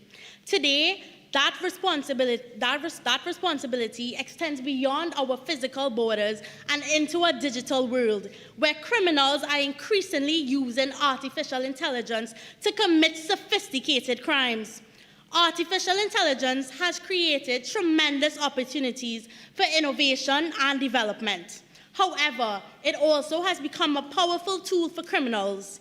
AI is now being used to generate convincing phishing messages, create deepfakes, commit identity theft, automated cyber attacks, and launch ransomware attacks against the government and businesses. Madam Speaker, these threats are not theoretical. The ransomware attack on the judiciary of Trinidad and Tobago demonstrated that our institutions are not immune from cyber threats. While that incident did not directly involve artificial intelligence, it showed how cyber attacks can disrupt essential public services. As AI continues to evolve, these attacks will become more sophisticated, making cybersecurity a matter of national security. Cyber attacks have the potential to disrupt essential services, undermine public confidence, threaten our economy, and compromise sensitive government information. Protecting our digital infrastructure is therefore just as important as protecting our physical borders, because both are essential to our nation's security and stability. The question before this Honourable House is not whether we should respond to AI-enabled crime, but how we should respond. This government rejects the idea that one broad AI law is the answer. Artificial intelligence evolves too quickly for a single act to regulate every possible use. Instead, we support a targeted legislative reform that strengthens our existing legal framework while allowing it to adapt to emerging threats. Madam Speaker, the opposition would have this House believe that one new law alone will protect Trinidad and Tobago. However, legislation must be effective, adaptable, and enforceable. A law that cannot keep pace with technology does not provide real protection. I reaffirm that this government is protecting our citizens through targeted amendments to strengthen our existing laws and through the introduction of new legislation to address emerging threats. Our first priority is strengthening the Computer Misuse Act to address AI-enabled offenses such as malicious deepfakes, AI-assisted identity theft, automated phishing campaigns, and cyber attacks on sensitive systems. The Data Protection Act will continue protecting citizens' personal information, while the Interception of Communications Act, with proper judicial oversight, provides law enforcement with the ability to investigate serious cybercrimes and lawfully intercept communications linked to ransomware attacks, helping to protect government networks and other critical national infrastructure. Madam Speaker, cybersecurity is now national security priority. It is about protecting essential services that our citizens rely upon every day, including our electricity, our water supply, telecommunications, financial institutions, our ports, our airports, and government digital services. This is why this government proposes a Critical Infrastructure Cybersecurity Act. This legislation will now establish minimum cybersecurity standards, strengthen incident reporting, improve the cooperation between the government and the operators of these essential services, and better prepare Trinidad and Tobago to prevent and to respond to cyber attacks before they cause widespread disruption. Madam Speaker, artificial intelligence is not our enemy. When used responsibly, it has enormous potential to improve our society. Our responsibility is now to ensure that criminals cannot exploit that technology to threaten our people, our institutions, or our national security. This government approach is practical, balanced, and forward-looking. We are strengthening on the legal framework, protecting our critical infrastructure, and ensuring that our national security agencies are equipped to meet the evolving threats posed by artificial intelligence. The responsibility of the government is not only to respond to the crimes of today, but prepare for the challenges of tomorrow. These reasons, Madam Speaker, I respectfully urge the Honourable House to reject this motion. I thank you.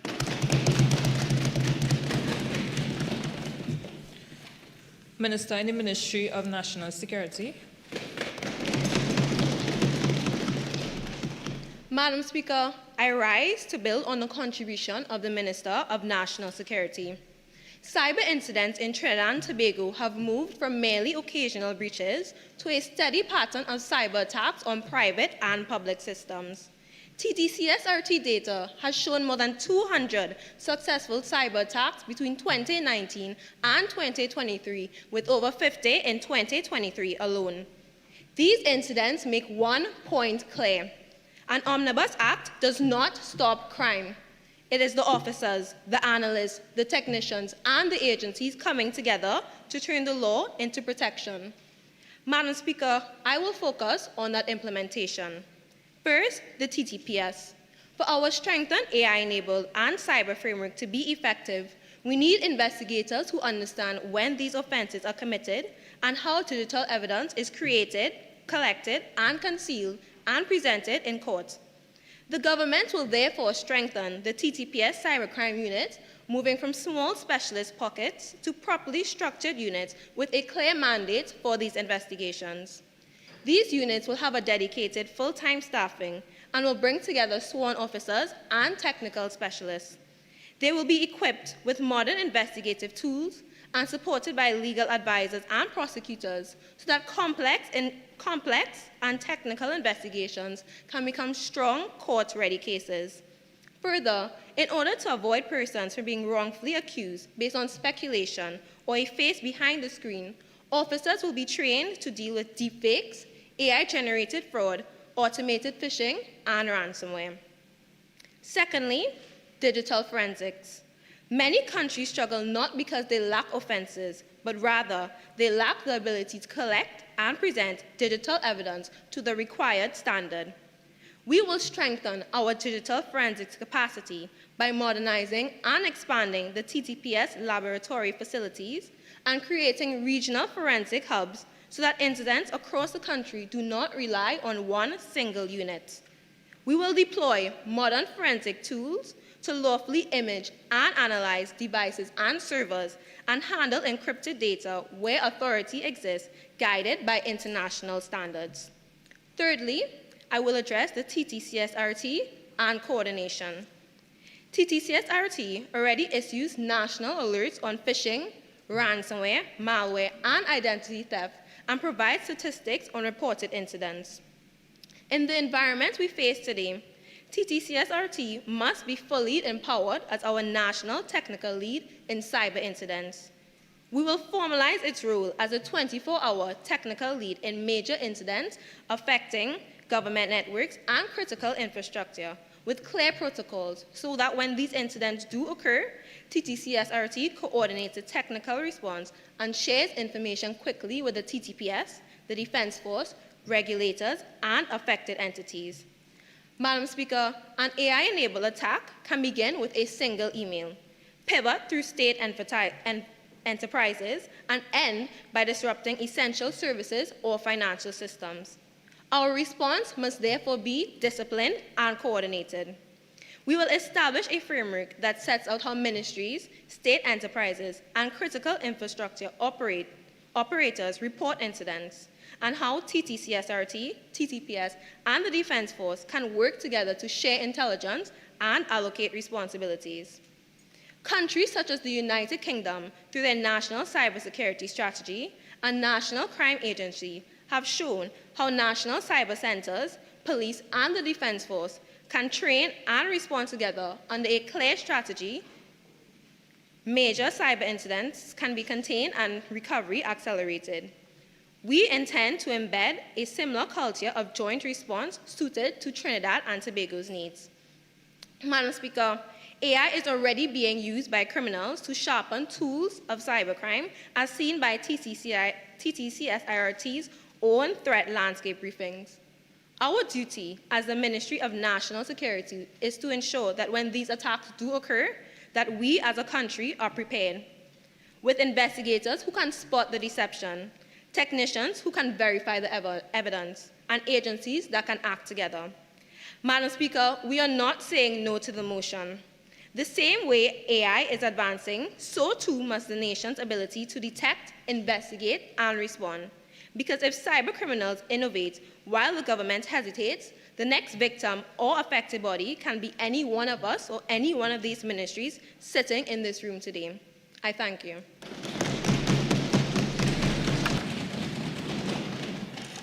Member for Trin City.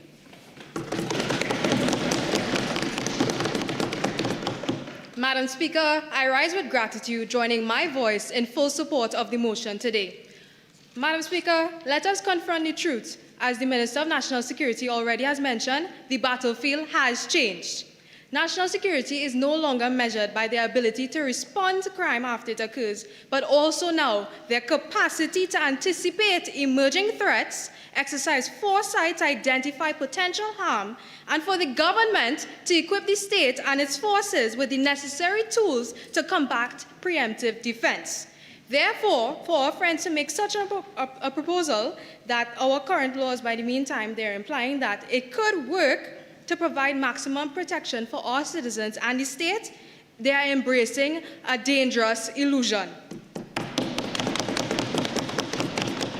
Madam Speaker, the threats facing our citizens, as the Minister of National Security has said, they are no longer confined to our streets, but they're creeping like rats in our networks.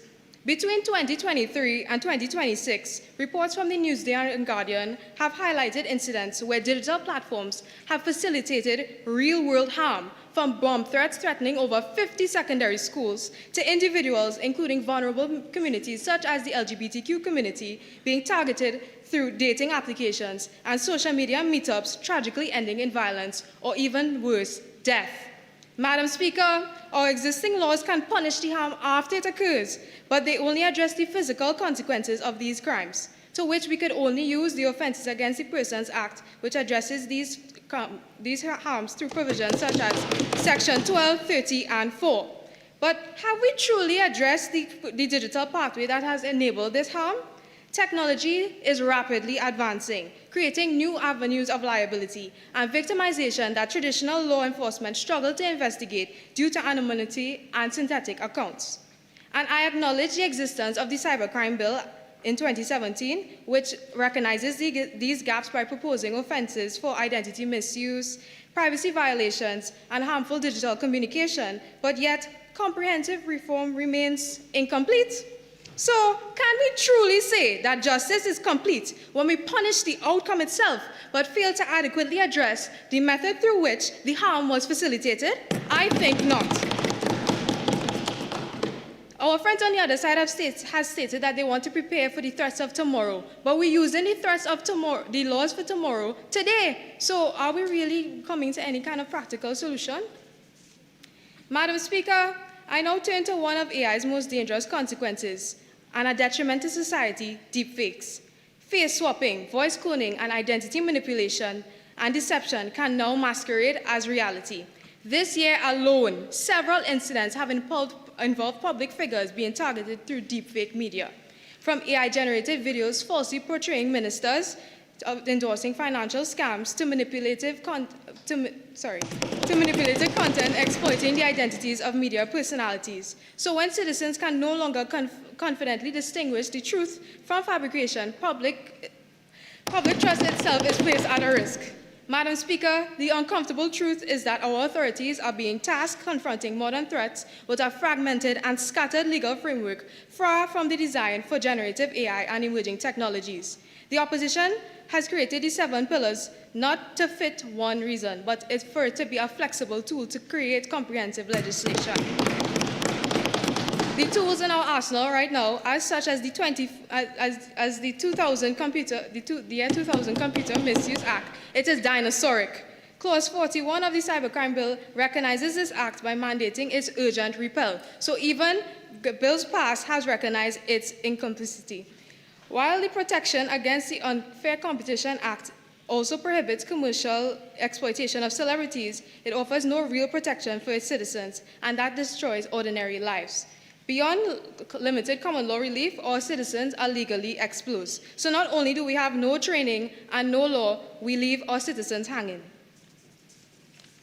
But please pause and reflect on the gravity of the situation. Let me ask, have you ever eaten a doubles without chana? Exactly. We cannot have law, we cannot have crime without the adequate law. Citizens are no longer deceived by common crude scams, but by hyper-realistic AI-generated advertisements, websites, and deepfake endorsements. Even your own big companies are using AI. The NPPIA themselves are aware of SMS phishing scams, which involves the use of SMS or text message to hand over personal information, like your address or credit card information, which sends a shiver down my spine because, as my Shadow Attorney General mentioned earlier, there's been a number of data leaks. And it is quite frank, it is disappointing because there has been not only a loss of personal information, but financial monetary compensation. $3,000 to $6,000 have been lost by citizens.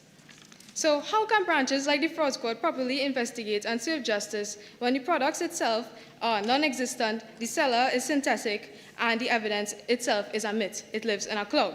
We want to move forward with digital transformation like the e-passport, but how could we assure that we can confidently protect information when, according to the Guardian newspaper, only 14 days ago, government websites have been hacked? We do not even have access to websites such as the sex offenders database. So to address these emerging threats, in the interim, I recommend the adoption of Pillar 1, the statutory risk classification framework, to ensure that in the meantime, high-risk AI is subject to legal safeguards, to which we must also establish Pillar 3, which enshrines digital rights so that our people are not left powerless, but have clear rights and protections. Thank you.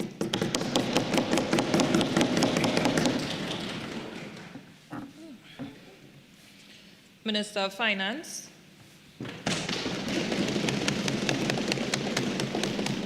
Madam Speaker, I thank you for the opportunity to speak today. It is indeed an honor and a privilege. I want to clear up 3 key things that was mentioned by the opposition. Firstly, we talked about the EU's comprehensive legislation. Let it be a reminder that comprehensive legislation means one bill.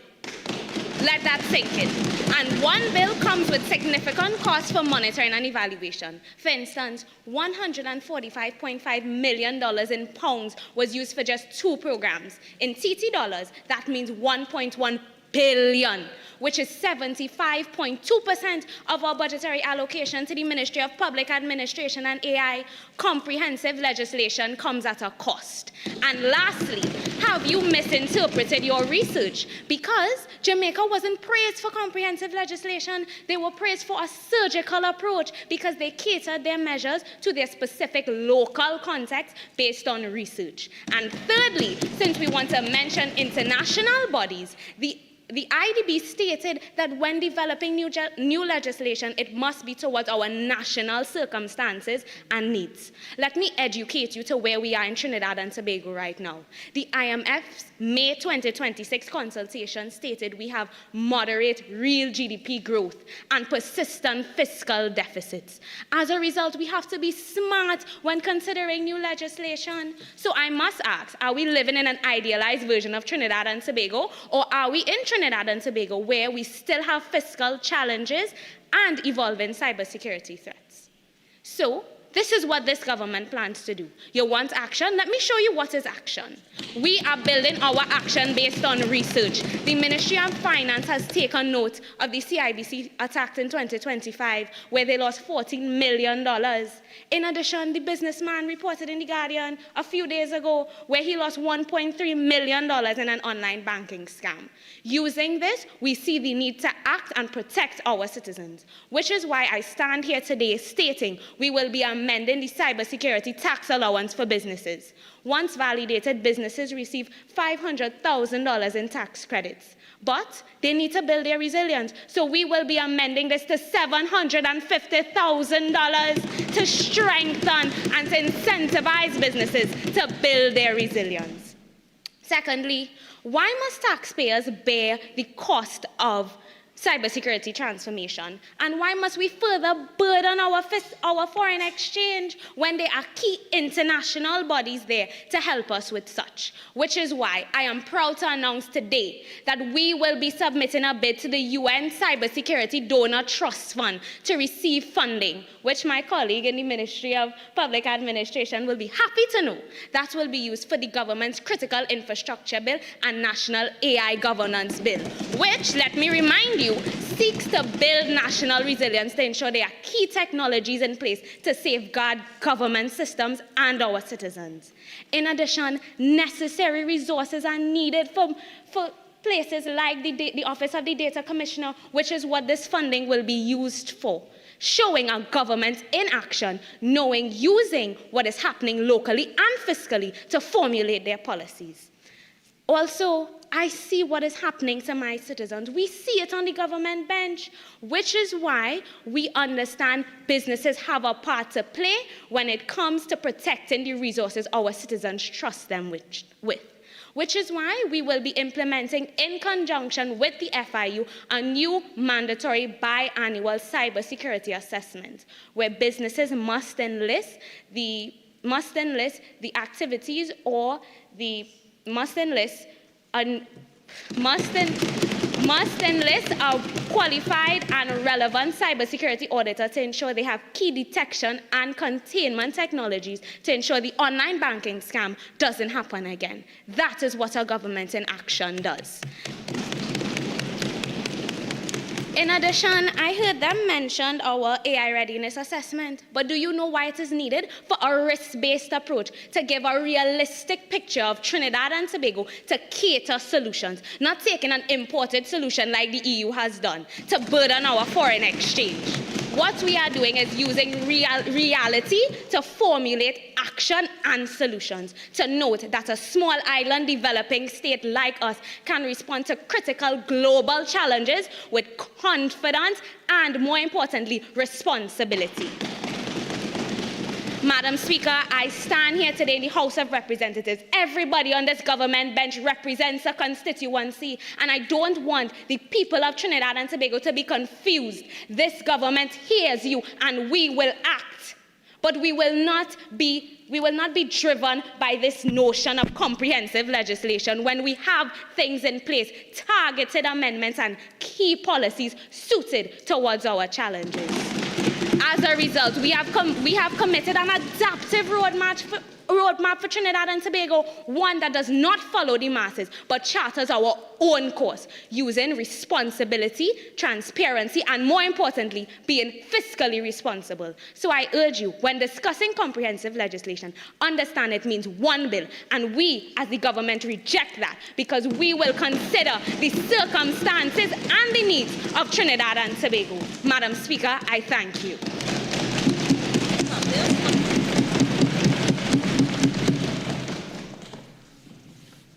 Minister in the Ministry of Finance. Madam Speaker, I thank you for giving me the opportunity, Minister in the Ministry of Finance, to contribute to this debate. The government is not asking this House to wait indefinitely. We are asking for the room to finish the job properly.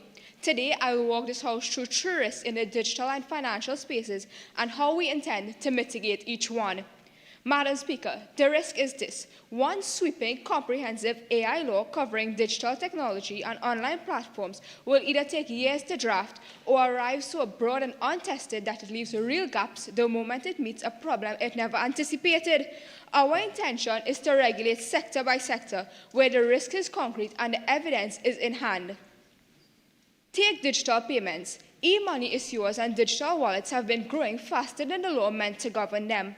The Central Bank's Draft Payment System and Services Bill closes that gap, setting out legal framework governing digital payments and e-money issuers, including digital wallets, under Central Bank's oversight. That consultation closed on June 20th, and the bill is expected before September in this House. This is proof the method works. Targeted legislation, movement from consultation to Parliament on a fixed timeline. My second point is this. As digital finance grows, our regulators risk falling behind. Madam Speaker, new digital products can outpace a regulator's ability to supervise them, and both Barbados and Jamaica have already shown us that the fix does not require a brand new law. Both jurisdictions leverage existing central bank regulatory guidelines to mandate advanced security controls, including multi-factor authentication as well as real-time monitoring. Madam Speaker, I want to stress this point. The financial sector is already the country's most regulated and most mature sector, full stop, because industry-specific rules and the need to keep the public's trust left it no other choice. Our approach follows the same logic: direct investment into the Financial Intelligence Unit of Trinidad and Tobago, FIUTT, which already supervises over 5,000 entities across 15 sectors. WHAM now, the digital, just last November, WHAM was registered as an e-money issuer, and the FIUTT absorbed that risk immediately, requiring WHAM now to verify its customers' identity and monitor for suspicious transactions. The same standard checks every bank in this country uses without having to pass a new line of law. We do not need to build new oversight from scratch. We need to modernize what is already working, and so that this ministry can adapt to global changes as quickly as they arrive. My last and final point, Madam Speaker, concerns the risk of phishing fraud in our banking sector. Our own central bank governor, Mr. Larry Hawaii, sounded this alarm directly, as reported by the Guardian newspaper. Citizens in this country lost approximately $3.3 million to online fraud between October 2024 and September 2025 alone. Governor Hawaii flagged our elderly as frequent targets for phishing scams as well as fake investment schemes, alongside an emerging vulnerability among women aged 30 to 49 in East and South Trinidad, and called for a shared database of fraud cases to track these patterns before they grow faster. This is not new or hypothetical. It's not a new or hypothetical threat, Madam Speaker. Back in 2024, The Guardian reported on a central Trinidadian mother who lost $50,000 off her credit card after scammers obtained information that she submitted to the Immigration Division as well as TT Post, information only a handful of people should even have access to. This case is now over a year old, and the fact that Governor Hawaii is still raising the same alarm today tells this House that the threat is not gone away. It has grown. This ministry intends to introduce 3 measures within the fiscal year. Firstly, mandatory multi-factor authentication on digital wallets and online banking. Next, faster fraud reporting timelines between our commercial banks, the Fraud Squad and FIUTT, and a targeted public awareness campaign focused on the demographics Governor Hawaii has identified as most vulnerable. These are not consumer-level distractions from the larger conversation on artificial intelligence, Madam Speaker. They are dated, deliberate protections for citizens who continue to lose real money to scams that are only getting more sophisticated. Madam Speaker, please allow me to close. 3 risks, 3 mitigations already in motion. These stakes are not abstract. The Caribbean holds 6.6% of global GDP, yet only attracts 1.2% of global AI investment, a gap that widens with every unrushed, uncosted law. Sequence over speed, Madam Speaker. That is not delay, that is discipline. Therefore, I support the government's position. I thank you, Madam Speaker.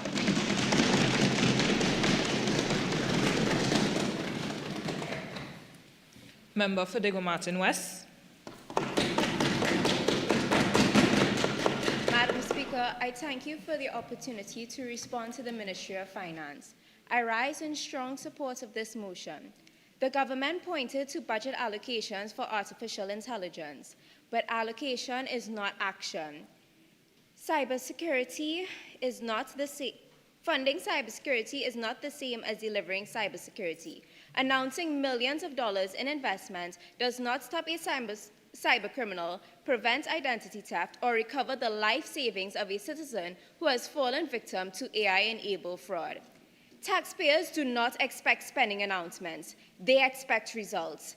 They deserve stronger protections, safer digital systems, and measurable improvements. Investment without implementation is ineffective, and public money should never be judged by how much is spent, but by what is achieved. Madam Speaker, if these investments have truly strengthened our digital economy, then the public deserves answers. I ask these questions through you. Where is the evidence that cybercrime has decreased? What measurable outcomes have these investments produced? How many AI-enabled fraud cases have been prevented because of government action? These are not unreasonable questions. They are the very questions taxpayers have the right to ask. Government should be held accountable not for the promises they make, but for the results they deliver. Madam Speaker, one of the greatest weaknesses in our current approach is that our laws have failed to keep pace with technological change. Madam Speaker, while we welcome every genuine effort to improve cybersecurity, good initiatives alone do not replace strong legislation. Awareness campaigns and strategies are important, but they cannot substitute for modern laws that clearly define responsibilities and accountability. The Electronic Transfer of Funds Crime Act 2000 was enacted at a time when electronic fraud primarily involved physical cards and point-of-sale terminals. It was never designed to address the sophisticated AI-powered crimes we are seeing today. Likewise, Electronic Transactions Act 2011 was drafted before the rapid advancement of generative AI, deepfake technology, and automated cyber attacks. Criminals are using artificial intelligence far faster than our legislation is adapting, and that gap leaves our citizens increasingly vulnerable. Madam Speaker, we have already seen the consequences. Artificial intelligence has been used to create convincing deepfake videos, fake investment opportunities, and sophisticated impersonation scams capable of deceiving even experienced professionals. As this technology becomes more accessible, these attacks will only become more frequent, more convincing, and more difficult to detect. Madam Speaker, the government speaks of sequence over speed.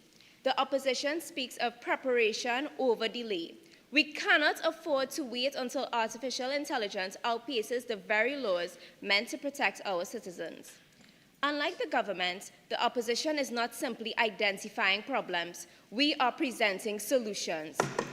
Through our proposed Digital Governance and Artificial Intelligence Act, we will establish clear legal standards for cybersecurity by requiring government agencies and organizations entrusted with citizens' personal information to implement minimum cybersecurity safeguards and be held accountable when they fail to do so. We will also modernize our laws to address AI-enabled fraud, deepfake impersonation, and emerging cyber threats while protecting citizens' privacy and promoting the responsible development of artificial intelligence. Madam Speaker, that is the difference between reacting to technology and preparing for it. While our laws remain largely unchanged, technology continues to evolve at an extraordinary pace. Artificial intelligence does not wait for governments to modernize legislation, and cybercriminals certainly do not wait for Parliament to catch up. Every day our laws remain outdated, criminals gain another advantage, while ordinary citizens bear the consequences. The government tells us to wait until every consultation is complete before modernizing our laws. Criminals will not wait. Every day legislation is delayed is another day they exploit the gaps that Parliament already knows exist. Madam Speaker, I therefore urge the government not to just ask the nation to celebrate budget allocations alone. Show us the outcomes, show us declining cybercrimes, show us larger legislation, show us safer digital systems. If the government is serious about protecting our people, then it must support laws that require minimum cybersecurity standards for government agencies and organizations that hold sensitive personal information. Government should be judged by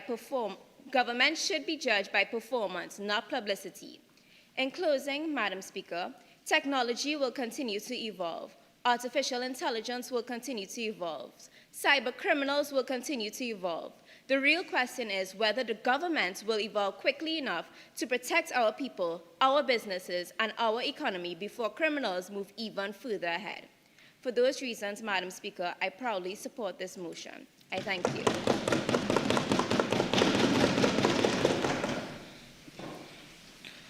Honourable members, before I proceed, I would just like to reiterate Standing Order 4410. Members, you are not allowed to read out your speech. However, you could continue using your notes. So I would ask for you all to kindly refrain from reading your speech. Minister of Trade, Industry and Economic Affairs.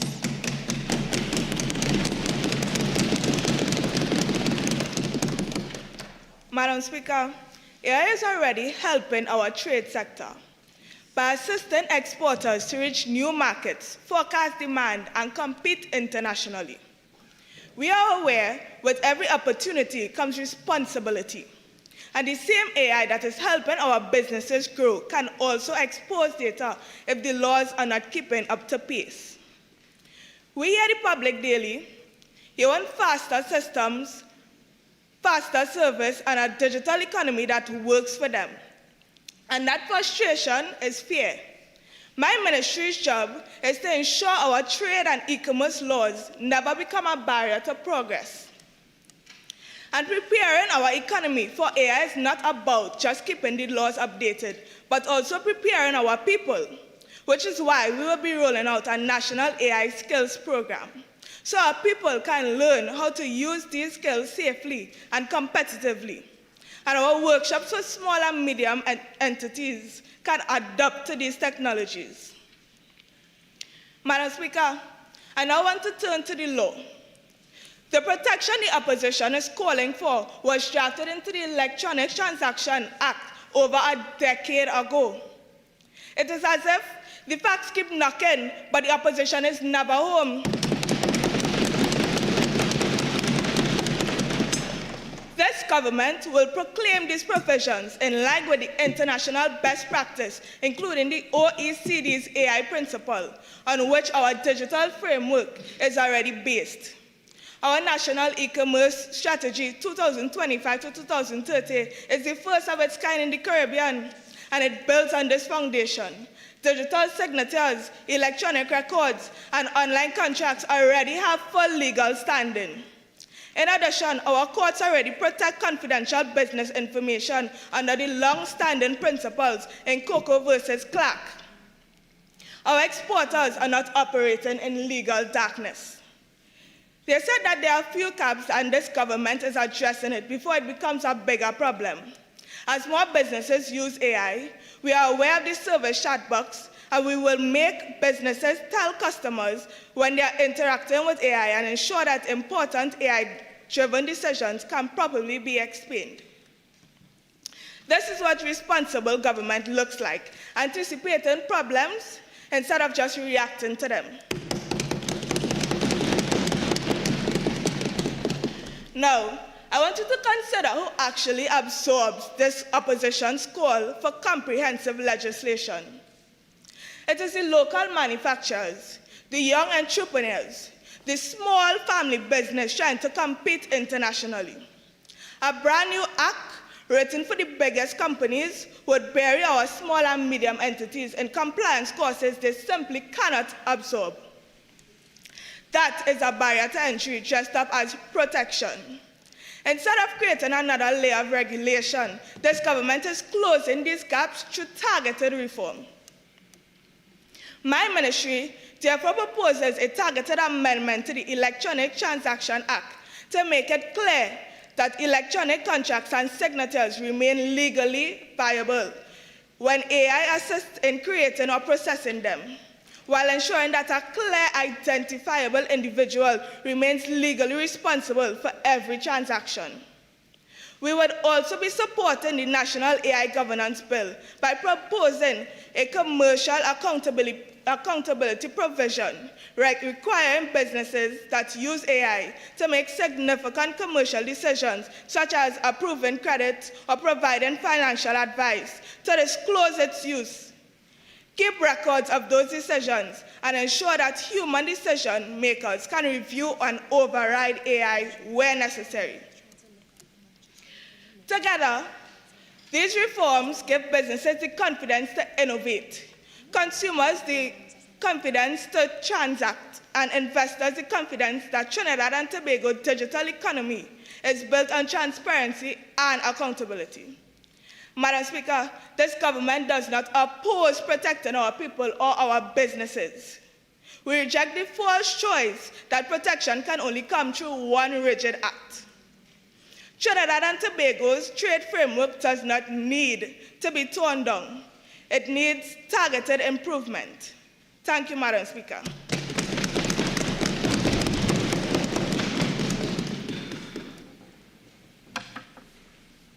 Minister of Labour.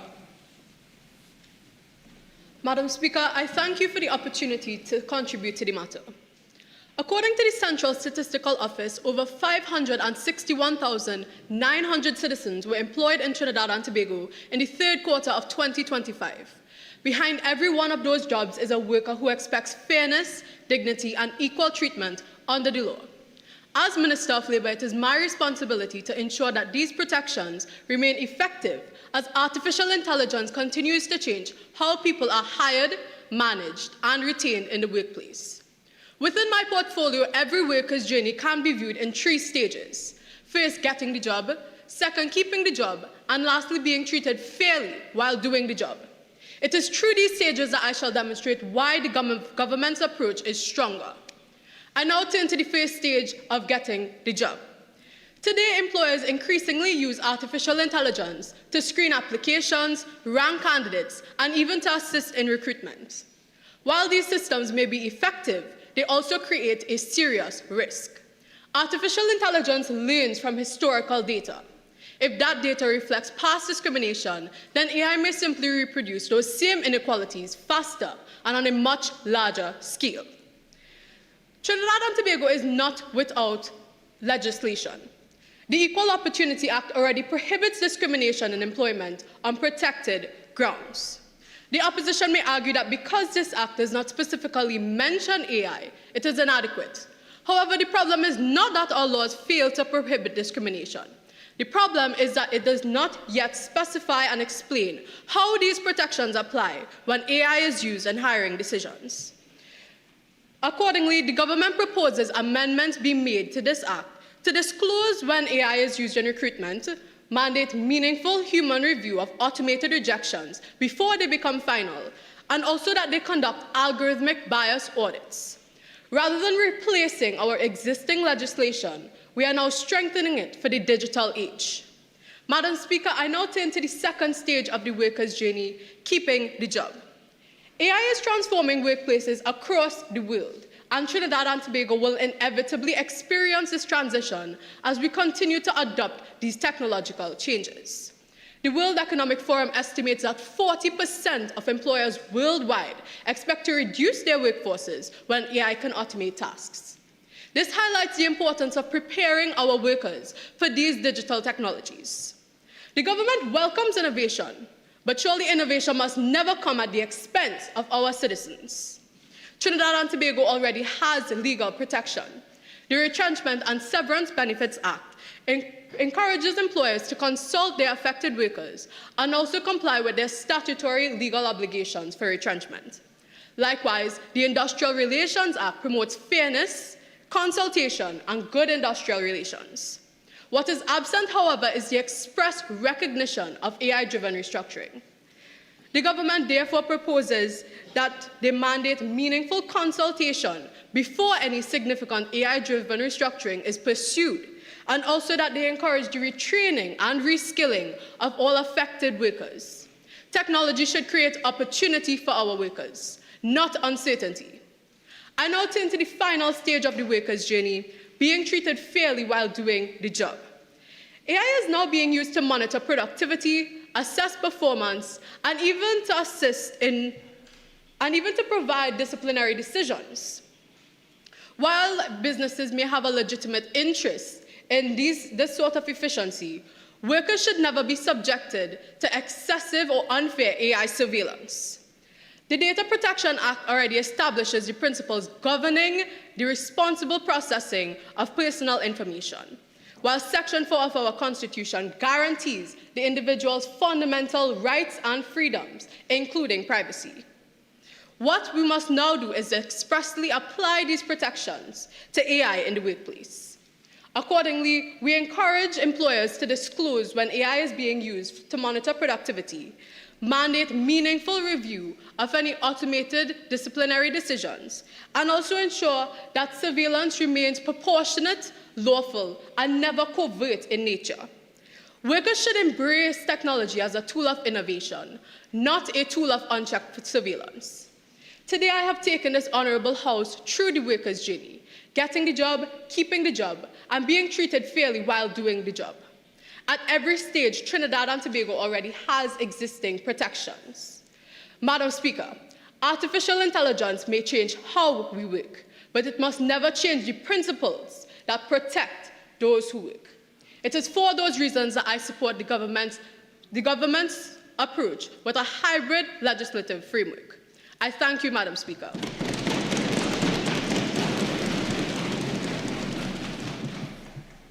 Member for Port of Spain North.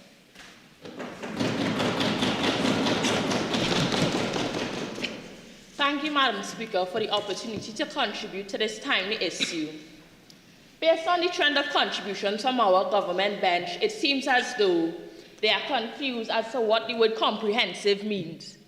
Is it that they dock grammar classes, that they are planning to dock responsibility for the protection of the citizens of Trinidad and Tobago?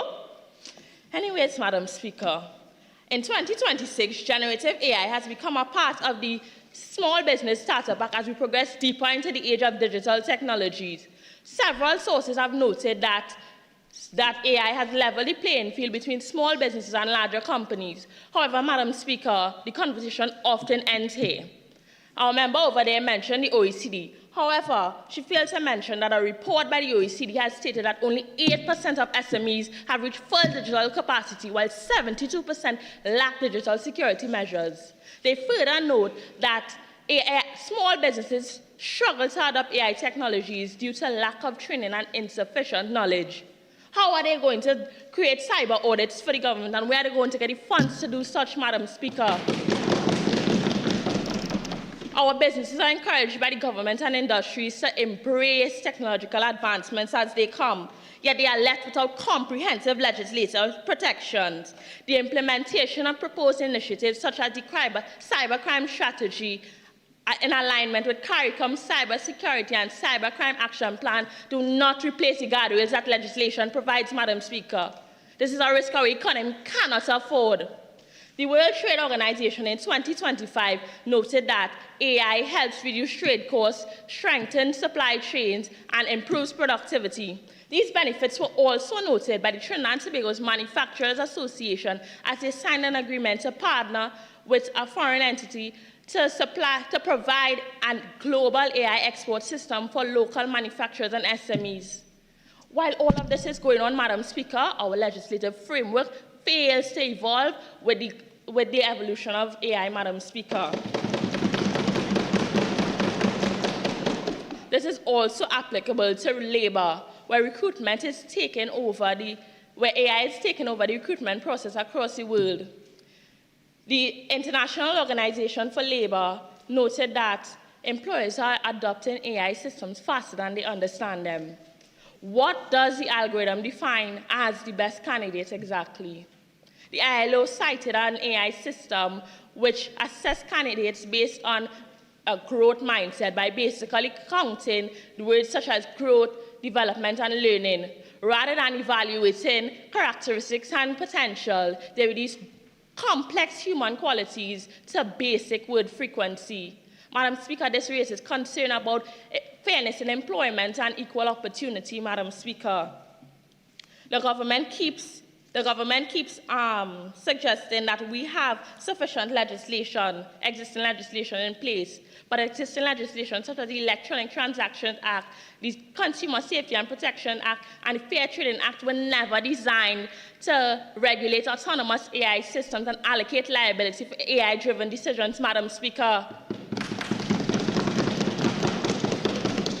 This is why the opposition is proposing new frameworks to guide our new reality.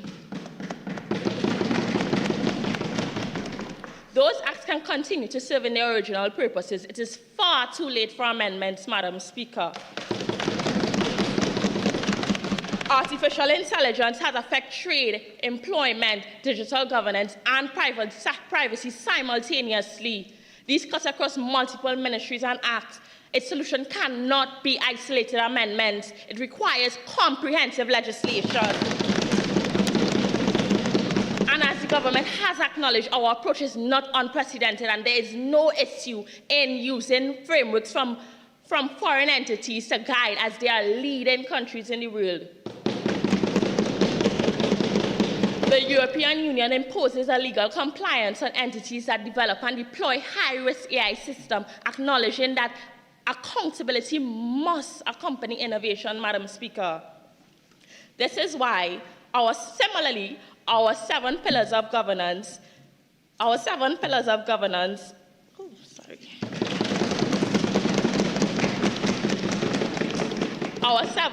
of digital governance and AI frameworks create protection for small businesses. It establishes standards for how AI systems collect and process and use commercial data under Pillar 4 that ensures sovereign data and infrastructure and governance. SMEs should be able to innovate without unknowingly surrendering their personal information, Madam Speaker. Secondly, Pillar 2, which focuses on cross-sectoral algorithm fairness, in tandem with the previously mentioned Pillar 4, ensures safe and reliable algorithm uses for trade and industry. The commercial data would remain protected and liability for algorithm-skewed biases would belong to the deployer. And finally, concerning AI and employment, Pillar 3, which focuses on enshrining enforceable individual digital rights, guarantees meaningful human oversight, as our member over there said they plan to do. But, Madam Speaker, we are not saying employers cannot use AI to assist in recruitment. However, they are responsible for the final employment decisions, not automated systems. Candidates have the right to request an independent human review of their application, Madam Speaker. I don't see the opposition bench problem with comprehensive legislation. I want to know where they are getting the funds for all these bills they are proposing. Finally, Madam Speaker, the small businesses, large, medium, and industrial of Trinidad and Tobago are not asking this Parliament to choose between innovation and protection. They are asking for frameworks that guide innovation. I therefore urge this House, Madam Speaker, through you, to support comprehensive AI legislation, not tomorrow, but today. Thank you. Minister of Housing.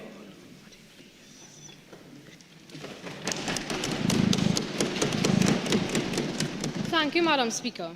So it seems that the opposition is doing more hearing than listening. And it reminds me of a saying I once heard, that there's a reason that we have 2 ears and 1 mouth.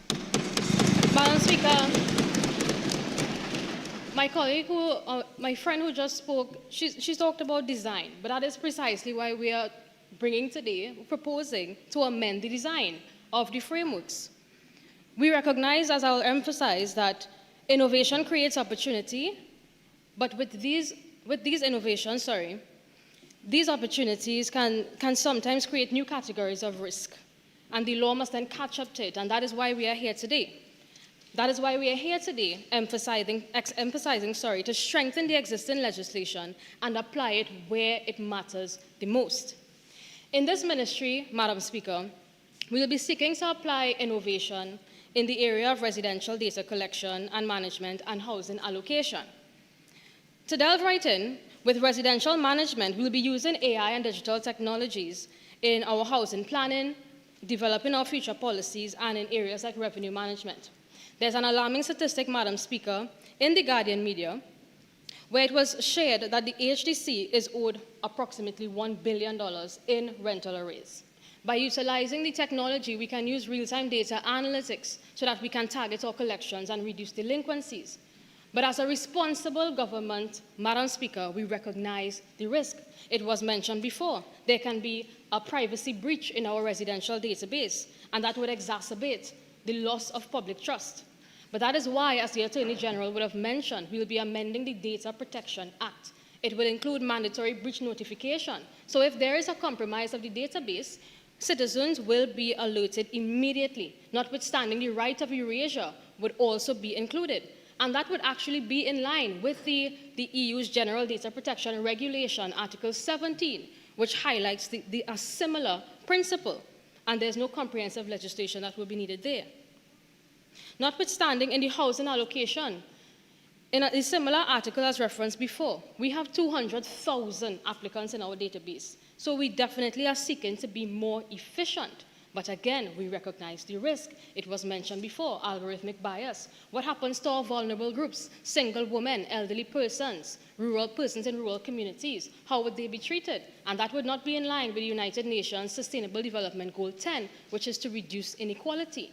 And that is why, Madam Speaker, notwithstanding, allow me to also mention some risks that we've been having, challenges. It was reported in the Guardian media by senior reporter Elizabeth Gonzalez that we've been grappling with housing scams for the past decade. 10 years, Madam Speaker, but it seems like the opposition would have us spend another 10 years on a comprehensive legislation, while it is criminals are already using AI, and we don't have the legislation in place to prosecute them proportionately to these sophisticated offenses. But, Madam Speaker, what we can simply do is enhance our housing allocation policy.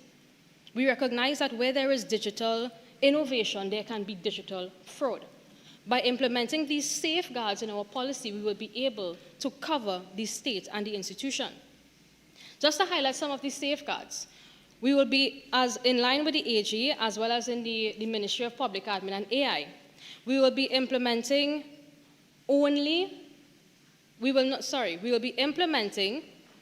a policy so that we do not engage in prohibited transactions.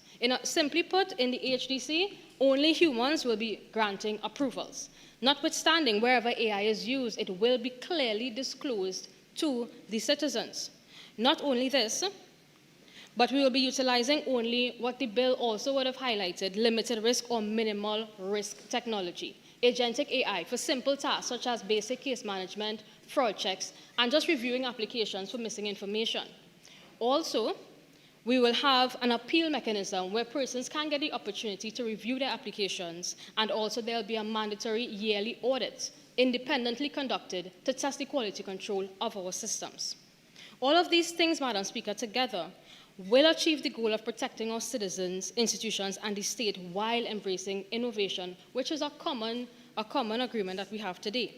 So in closing, I would like to highlight that good governance is not measured simply by the laws we pass, but by how effectively those laws protect the people we serve. Thank you, Madam Speaker.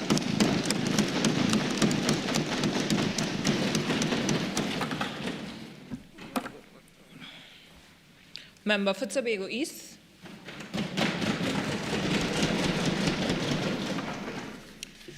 Madam Speaker, thank you for the opportunity to present. Honourable Member, thank you for presenting this motion. We must learn from what history has taught us. We must protect the vulnerable, and we must maintain control. How many of you remember this from infants? We used it to add, to subtract. How many of you remember this? This is called an abacus. The abacus was one of the earliest computing devices ever created. I wish that I could hold the abacus in one hand and hold a modern-day computer in the other, just to compare the technological advances that one came from the other. Unfortunately, only one could have fit in my handbag today. When the abacus was introduced, legislation came right after. The Export Control Act and the Computer Software Copyright Act were created to govern the advancements that eventually led to the creation of the modern-day computer. AI represents the next chapter in the same story. It shows that progress is not the enemy, but rather misuse is. Members, with proper legislation, we can have responsible regulation. Today, the opposition has presented the 7 pillars of digital governance. If implemented properly, it can be a revolutionary initiative. It highlights the necessity for legislation to govern AI use. However, when I reflect on the people of Tobago East, who, as research indicates, increasingly use artificial intelligence in their academic pursuits, businesses, and daily lives, I must draw reference to the 4th pillar and highlight the realities of my constituency and the urgent need for specific inclusion in this vision. The 4th pillar deals with sovereign data infrastructure and data governance. The member from Toco Sandy Grande would have mentioned access centers. But one vital piece of information that she forgot to omit was that while Trinidad has 22 active access centers, Tobago has none. The ratio stands 22-0. It's sad. Members, while Pillar 4 emphasizes objectives like high encryption standards, independent audits, and restitution on scram borders, data extraction, I have a question. If the main reason for the legislation is to safeguard and protect the nation's data, why not ensure that every region has the opportunity to do so? Therefore, I asked that the members consider adding specific commitments to building not only access centers, but even data centers in Tobago. Tobago, known for its strides in tourism, does not only have to be limited to that. With proper investment, Tobago can expand into digital infrastructure, technological parks, cybersecurity hubs, and advanced data facilities. This idea was first brought to life by EADCOT and TST2, who stated that such a center would be a positive. But almost a decade later, after it was proposed, the idea was shelved for no apparent reason. Growing up in Tobago, we are taught that if you have a talent or a skill, and you get to the point of looking for a career, you are expected to move to Trinidad or to migrate. With these new infrastructures in place, we can provide new job opportunities, and these flashy careers could finally exist here at home. A data center has the power to actively transform Tobago. Tobago East does not want to be left behind or to remain as an afterthought. We don't only want to be known for our beaches, while every major investment and every technological advancement is poured into our sister isle. I urge you members to not simply invest in where data should go, but where the future could grow. To end, I recognize that AI is a powerful tool. It's a powerful tool, but it should remain as just that, a tool used to assist humans. Chief Justice Ranu Budu Singh stated that AI can help us analyze data, but has its limitations. Its lack of empathy, fairness, and legal reasoning makes it a perfect candidate for comprehensive legislature. AI should support decision-making, but should never have the final say. Members, we are responsible for protecting our institutions and our constituencies without having to rely too much on an emotionless machine. By enacting the 7 pillars, we legislate clear boundaries which make us able to harness artificial intelligence's benefits while safeguarding human lives. Comprehensive legislation is the only way to safely govern this ever-changing technology. Thank you, members.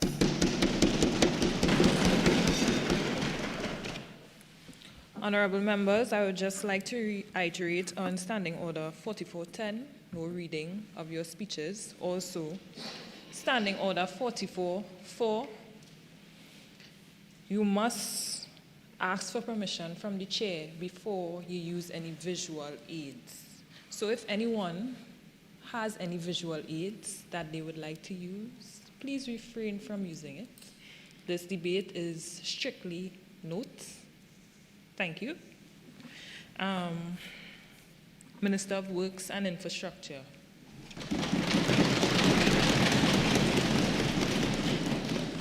Madam Speaker, as Minister of Works and Infrastructure, I submit that the systems which keep our country moving, our roads, bridges, and intelligent transport systems cannot be effectively governed through one broad legislative framework.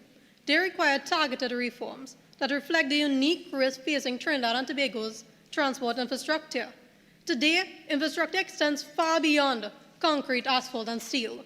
Artificial intelligence is transforming the way governments design, manage, and maintain public infrastructure. Intelligent transport systems can analyze traffic conditions in real time, synchronize traffic lights, detect accidents, and prioritize emergency vehicles.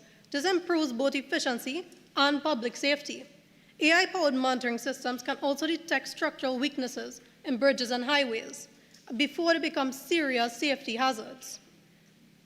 In Trinidad and Tobago, these technologies could improve traffic flow along major corridors by responding more effectively to congestion and emergencies. Tobago has swallowed the opposition's Kool-Aid and cannot see that the government stance is better suited for the island. When artificial intelligence becomes integrated into critical infrastructure, cyber attacks, digital sabotage, and unauthorized interference become threats, not only to public safety, not only to technology, but to public safety, economic resilience, and national development. Protecting infrastructure therefore requires more than just regulating artificial intelligence.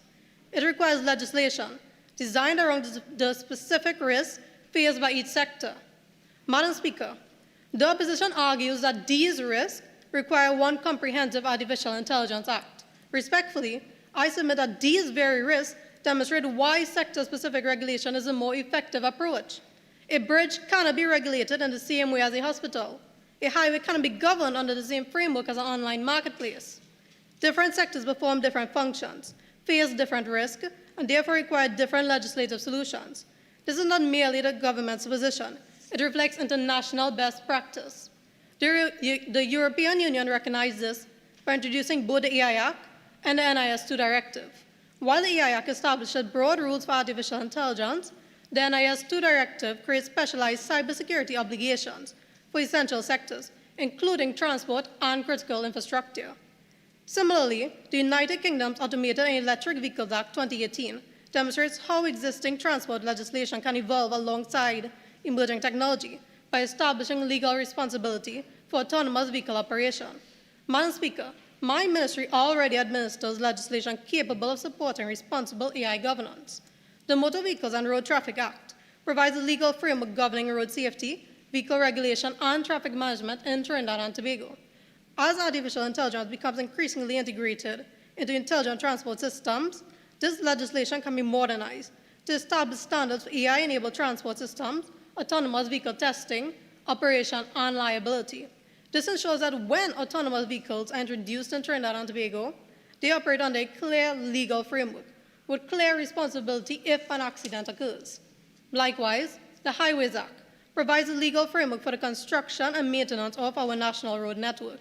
This legislation can be modernized to support AI-powered infrastructure monitoring, ensuring that if a bridge monitoring system is hacked or if data is manipulated, engineers are not relying on false information that could place motorists at risk.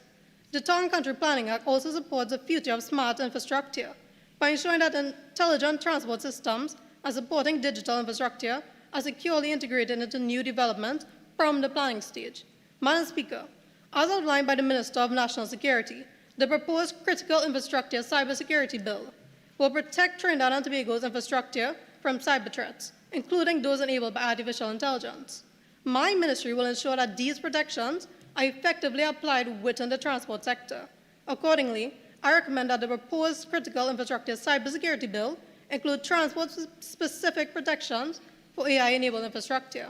If an AI traffic management system along the Solomon Hochoy Highway, for example, was hacked during the morning commute, traffic signals could be manipulated, emergency vehicles could be delayed, and congestion could be brought to a standstill. That is why AI-enabled transport systems and bridge monitoring technologies must be built with strong cybersecurity protections from the onset. The UNESCO recommendation on the ethics of artificial intelligence reinforces that AI managing critical infrastructure must be transparent, accountable, and subject to human oversight. Madam Speaker, our objective is to not simply introduce new technology, but to build safer roads, stronger infrastructure, and more resilient systems that protect the people of Trinidad and Tobago. That is responsible governance That is practical governance, and that is why I support the government's position. I thank you, Madam Speaker. Member for Tobago West.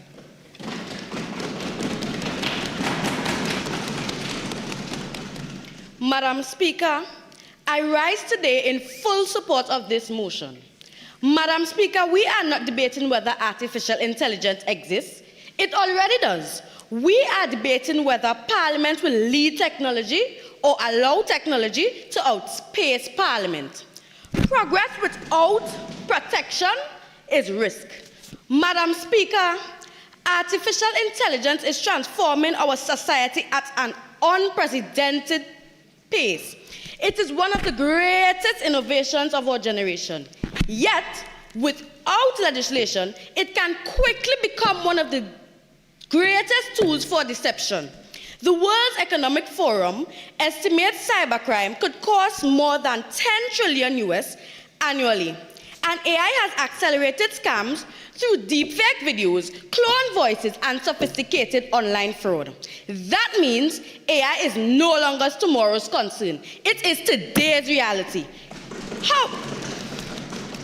However, in Tobago West, our entrepreneurs use Facebook, Instagram, and online booking platforms every single day. Our guest houses depend on digital reviews. Our artisans market handcrafted products online. Our young people even build businesses from their phones. If AI-generated scams destroy trust, it is not only technologies that suffers. It is livelihoods, it is families, it is Tobago's economy. Madam Speaker, innovation should empower our people, not exploit them. Madam Speaker, security should never come at the expense of freedom. Technology has given government and companies unprecedented access to personal information. Without proper legislation, citizens can be monitored without sufficient transparency or accountability. That information may be collected, sold, or manipulated without citizens even realizing it. The European Union, UNESCO, and the United Nations have all recognized the need for ethical AI governance because privacy is a democratic right. That means citizens deserve to know who collects their information, why it is collected, how it is stored, and who has access. In Tobago, we pride ourselves on close-knit. We should never reach a point where embracing innovations requires surrendering our privacy. As we say in Tobago, if you don't lock your gate, don't blame the goat when it wander. Likewise, if we fail to secure our digital gate, we should not be surprised when our personal information is exploited. Madam Speaker, today data is one of the world's most valuable resources. Every click, every search, every online purchase, every hotel booking, every social media interactions create valuable personal information. For Tobago West, where tourism remains one of our strongest economic pillars, protecting information is equally important. Every tourist who books accommodation online entrusts us with personal information and payment information. Protecting their data also protects Tobago's reputation. Trust is our greatest tourism asset. Once trust is lost, confidence declines, visitors hesitate, businesses suffer. Madam Speaker, some may argue that regulation slows innovation. Respectfully, the evidence shows quite the opposite. Countries with clear AI legislation attract investment because investors value certainty. Certainty attracts investment. Investment creates jobs. Jobs strengthen economy. Good governance builds confidence. For Tobago West, responsible artificial intelligence represents economic opportunities, smarter tourism, more efficient agriculture, enhanced education, improved healthcare, greater opportunities for young entrepreneurs. as Tempa say, girls want to have funds, and so too does Tobago. Madam Speaker, history rarely remembers those who waited. It remembers those who prepared. Artificial intelligence is not the enemy. Poor governance is. Let us protect our children from online exploitation, our entrepreneurs from digital fraud, and protect our institution from emerging threats.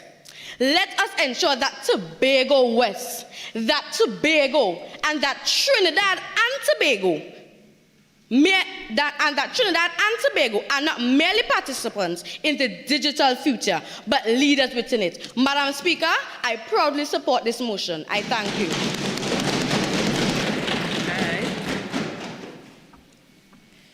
Minister of Tourism, Culture and the Arts.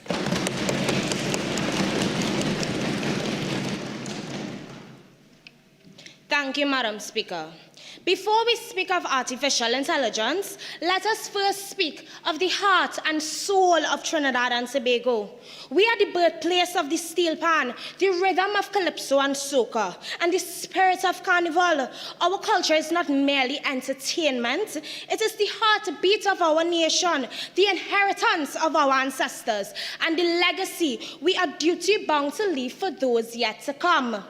Imagine an artificial intelligence platform replicating an award-winning carnival costume, generating a steel pan arrangement, or mimicking a soca artist's voice, profiting across the world, while the original creator receives neither recognition nor compensation. Or picture a future where machines imitate our culture, but the hands that built it, the voices that sang it, and the hearts that lived it are forgotten. Madam Speaker, this government cannot permit Trinidad and Tobago's identity to become free material for machines. While technology may generate content, only people create culture. As Minister of Tourism, Culture and the Arts, I rise today to submit that legislation alone is not enough to regulate a technology as dynamic and far-reaching as artificial intelligence. And since the opposition doesn't know what comprehensive legislation is, I recommend Google. I heard it's free. And furthermore, I am not repeating what the Minister of Finance already explained to you. I would like to also fully endorse the position advanced by the Honorable Attorney General that Trinidad and Tobago is not starting from scratch. Through our Copyright Act, Chapter 8280, we already possess one of the strongest foundations for protecting our creative and cultural heritage.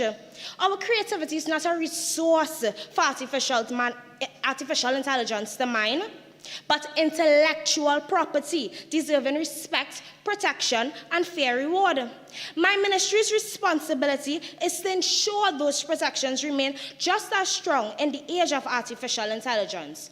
Madam Speaker, the opposition keeps insisting this government is reacting to today's motion. With respect, perhaps they should spend less time rewriting history and more time reading the timeline. The European Union took 3 years to develop its AI Act. Meanwhile, this government had already introduced the Copyright Amendment Bill 2026 on January 27th and received presidential assent on the 11th of February. Responsible governments do not legislate for headlines, they legislate for the future, because artificial intelligence presents tremendous opportunities through personalized visitor experiences and smarter tourism services, strengthening Trinidad and Tobago's competitiveness. However, innovation without responsibility invites exploitation. Our carnival, soca, calypso, steel pan, and the traditional folk performances are not simply products for algorithms to harvest. Behind every mask costume, every calypso, and every steel pan melody is a creator whose talent deserves protection. As proposed by our Honorable Attorney General, the National AI Governance Framework will provide the overarching regulatory framework for the responsible use of artificial intelligence across Trinidad and Tobago. Within the tourism sector, this framework will regulate AI-powered tourism services, promote transparency, and safeguard visitor data in accordance with the Data Protection Act, Chapter 2204. Additionally, the proposed Digital Identity and Deepfakes Act will criminalize the malicious creation and distribution of AI-generated images, voices, and likenesses without consent, where they threaten the livelihoods and reputations of Trinidad and Tobago's creatives. These measures will reinforce Trinidad and Tobago's obligations under the WIPO Copyright Treaty and the WIPO Performances and Phonograms Treaty, while complementing the protections already provided by our Copyright Act. To this end, my ministry is committed to supporting the implementation of the government's National AI Governance Bill by protecting our cultural heritage, strengthening intellectual property rights, and ensuring the responsible use of artificial intelligence within the tourism and creative sectors. Madam Speaker, if we fail to act today, who will protect the dreams of the mass designer, the voice of the calypsonian, the rhythm of the panist, and generations of creatives whose identities are woven into these cultural expressions? Trinidad and Tobago gave the world the only acoustic instrument invented in the 20th century. Surely we are capable of leading the conversation on 21st century technology as well.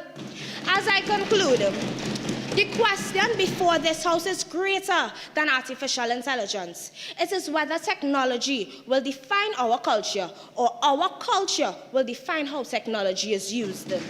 Because technology may evolve, machines may imitate, but innovation must always be guided by our values, protected by our laws, and inspired by our humanity. Because our heritage is not for the taking, our creativity is not for the copying, and our identity is not for sale. I thank you, Madam Speaker.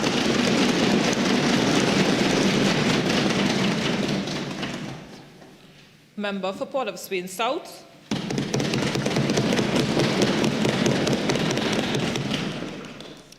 Madam Speaker, thank you for the opportunity to address this honorable House.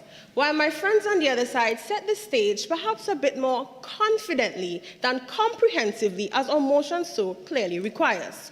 My contribution today approaches this motion through the lens of tourism, culture, and the arts. And with that in mind, I have a simple question for this honorable House. If someone has never visited Trinidad and Tobago before, who tells our story first? Increasingly, it's not a tour guide or a hotel or even one of our citizens. It's an algorithm.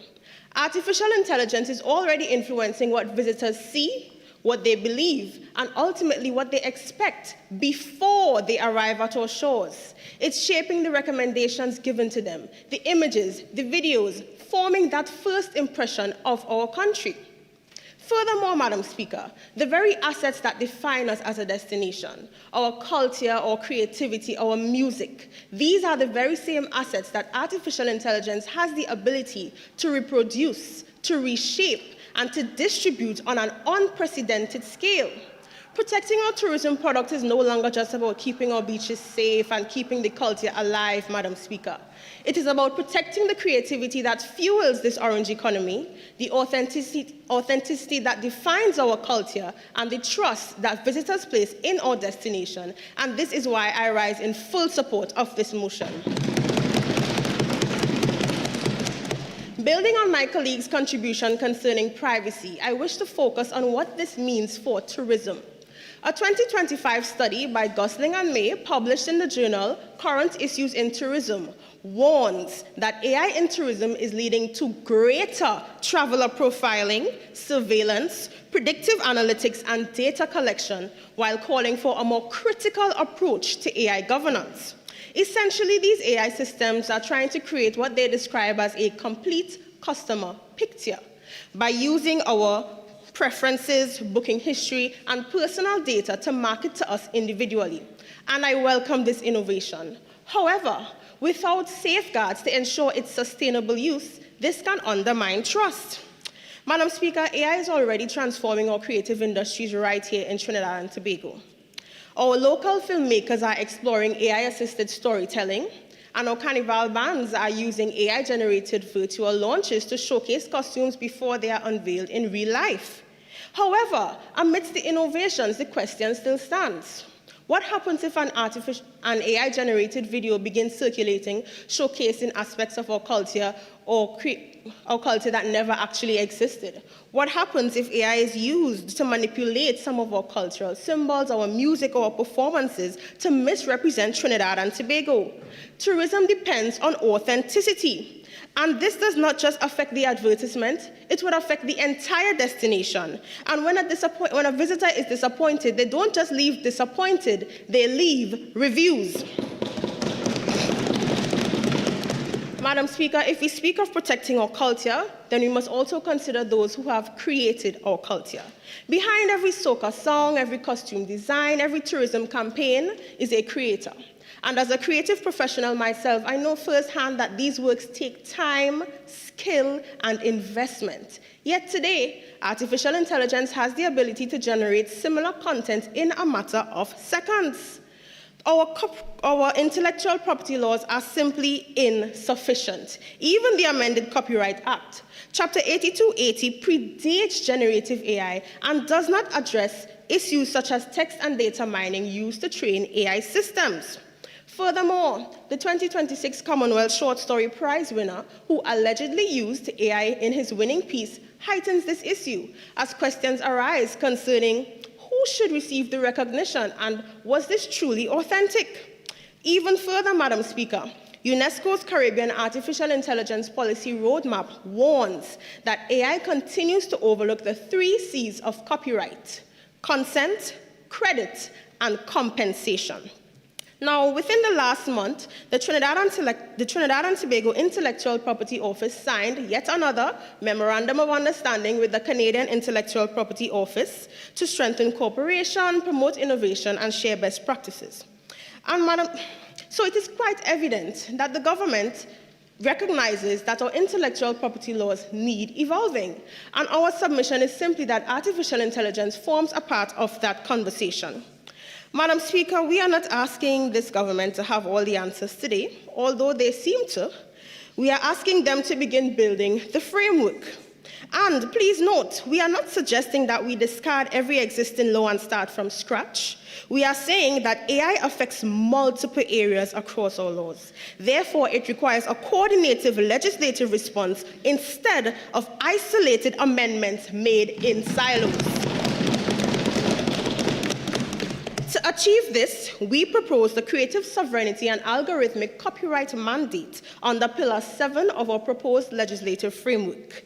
This addresses the genuine gaps in intellectual property frameworks by protecting our local creative works used in AI training, requiring greater transparency, and calling for fair recognition and compensation where appropriate. This pillar legally codifies that any work originating directly from human intellect can claim copyright ownership. We also promote mandating permanent metadata watermarking and public disclosure for commercial work using machine-generated content. Madam Speaker, if our culture is worth promoting, then it is worth protecting. If our tourism industry is worth investing in, then it is worth protecting. And if AI is going to help tell Trinidad and Tobago's story, then we have a responsibility to ensure that it is told correctly. I thank you.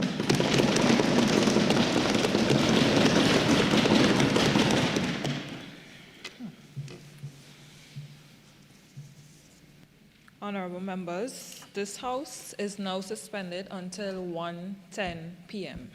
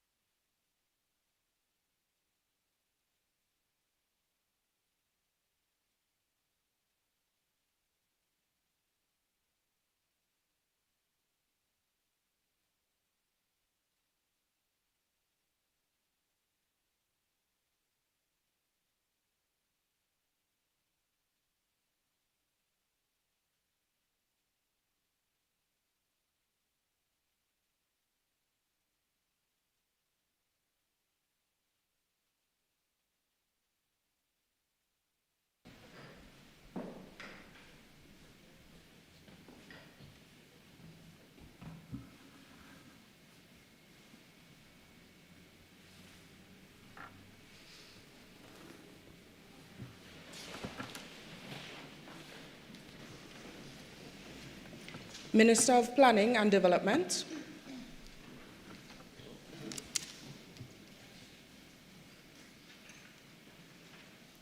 Madam Speaker, I thank you for the opportunity to present on my ministry's position before this Honourable House.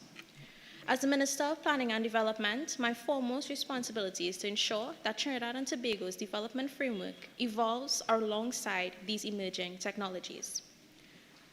Artificial intelligence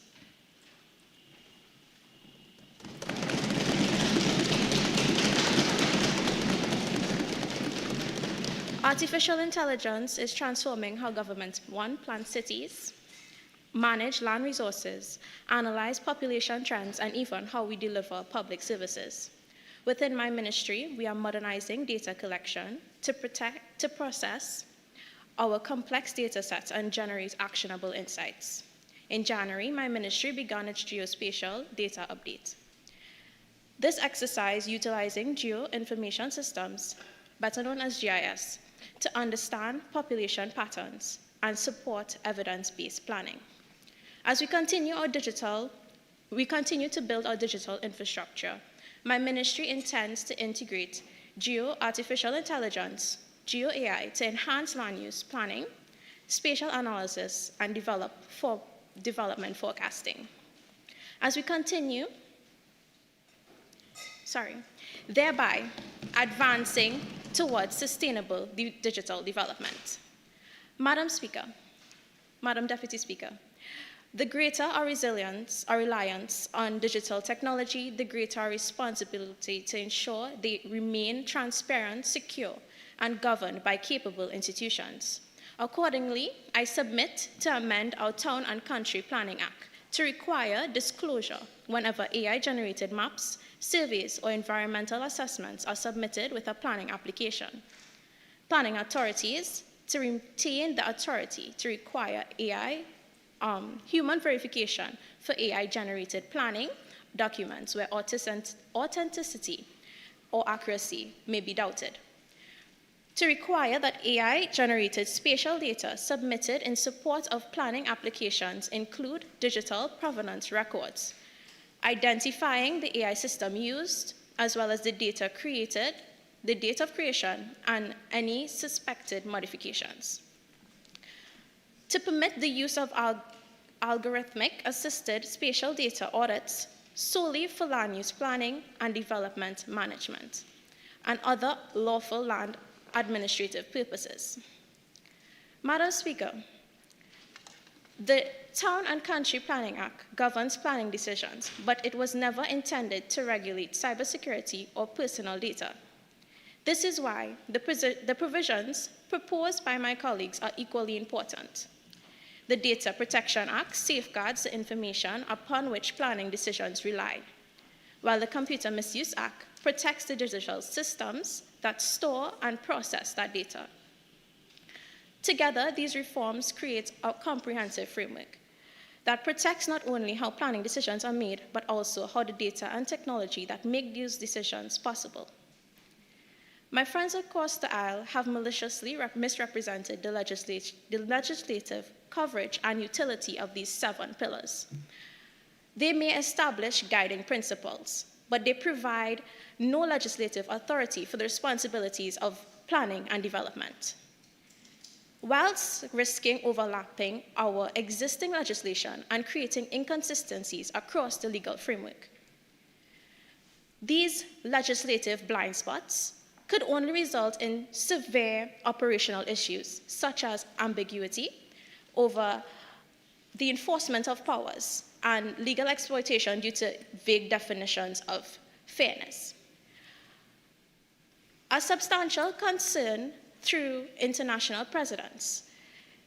This is the EU in the United Nations in 2025. We see after passing its Digital Omnibus Act a specific carve-out clarifying the Manufacturing Regulation Act's precedence over that Omnibus Act. This clarification came after overlapping regulation requirements which caused economic constraints and conflictions, causing major challenges to the manufacturing industry. Evidentially, Madam Deputy Speaker, planning and development requires ministry-specific AI laws. By my proposed amendments, it will ensure that actionable research and sustainable technology development is paramount. Additionally, the amendments to the Data Protection Act and the Computer Misuse Act under my colleagues would provide this cybersecurity, data governance, and digital security protections upon which planning requires and relies for safeguarding planning records and citizens' personal data. Together, these amendments demonstrate the government's coordinated hybrid approach. Each ministry strengthens the legislation within its own portfolio while contributing to one coherent national framework for responsible AI governance. The opposition argues that Trinidad and Tobago requires an omnibus comprehensive AI Act. However, there's an inherent contradiction in that proposition. An Omnibus Act consolidates multiple legislations, measures into one single statute, whereas a comprehensive framework... Remember, your time has expired. Okay.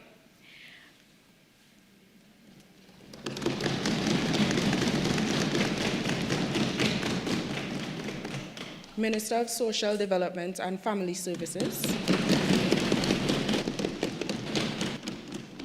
Madam Deputy Speaker, I welcome the opportunity to place my ministry's position before this House.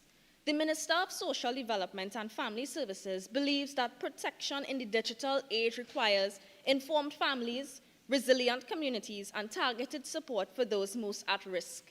For me, this debate is not simply about technology. It is about what happens when digital harm leaves the screen and enters a family's home. Yet, the opposition wants approval without showing the working. Any proposal of this magnitude must name the gap, explain the machinery, and prove a better outcome. On all three, the opposition has left this House without a convincing answer. My ministry serves children, senior citizens, persons with disabilities, and digitally disadvantaged communities. Today, I will focus on senior citizens and children. Imagine a parent proudly posts an innocent school photograph of their child. Artificial intelligence turns that into a sexual image that the child never created to or consented to. That child carries the humiliation, while the parent carries the guilt. This can then damage that child's mental health, anxiety about facing classmates, shame over something they never did, and fear that every notification means that the image has spread again. The image may be false, Madam Deputy Speaker, but the pain is real.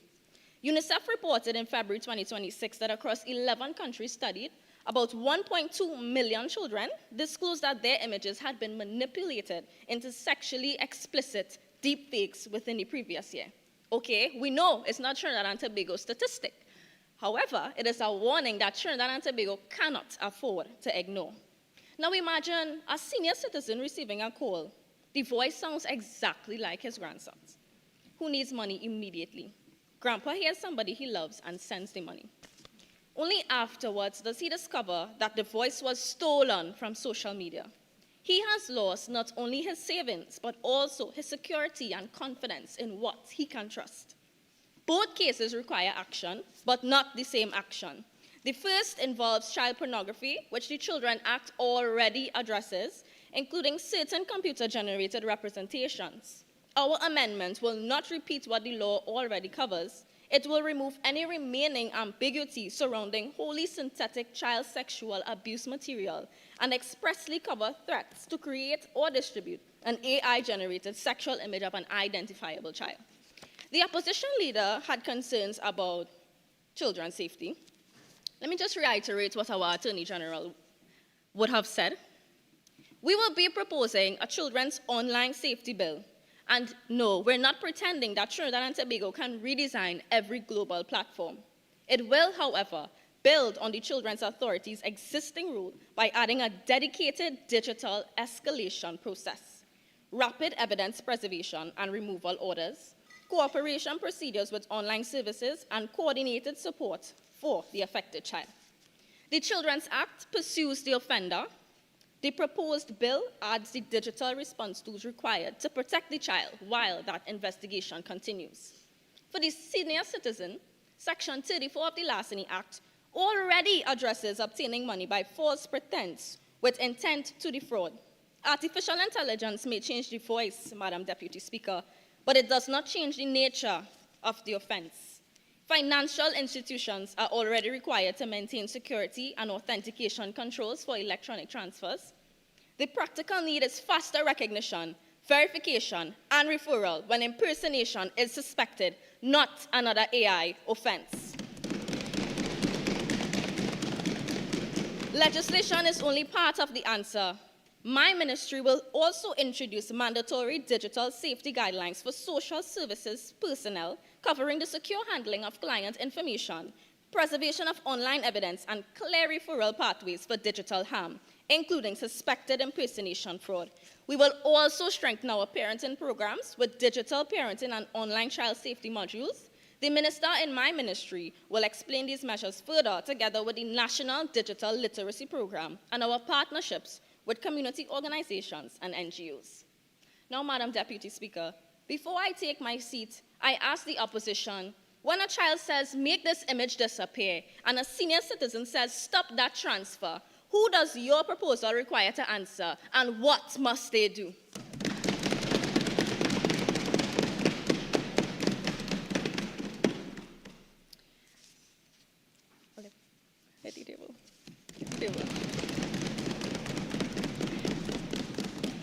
The opposition may give its proposal a grand title, Madam Deputy Speaker, but changing the label on a bottle does not strengthen what's inside. Our citizens need more than old talk packages reform. They need to know who answers, who acts, and who is held accountable. Thank you.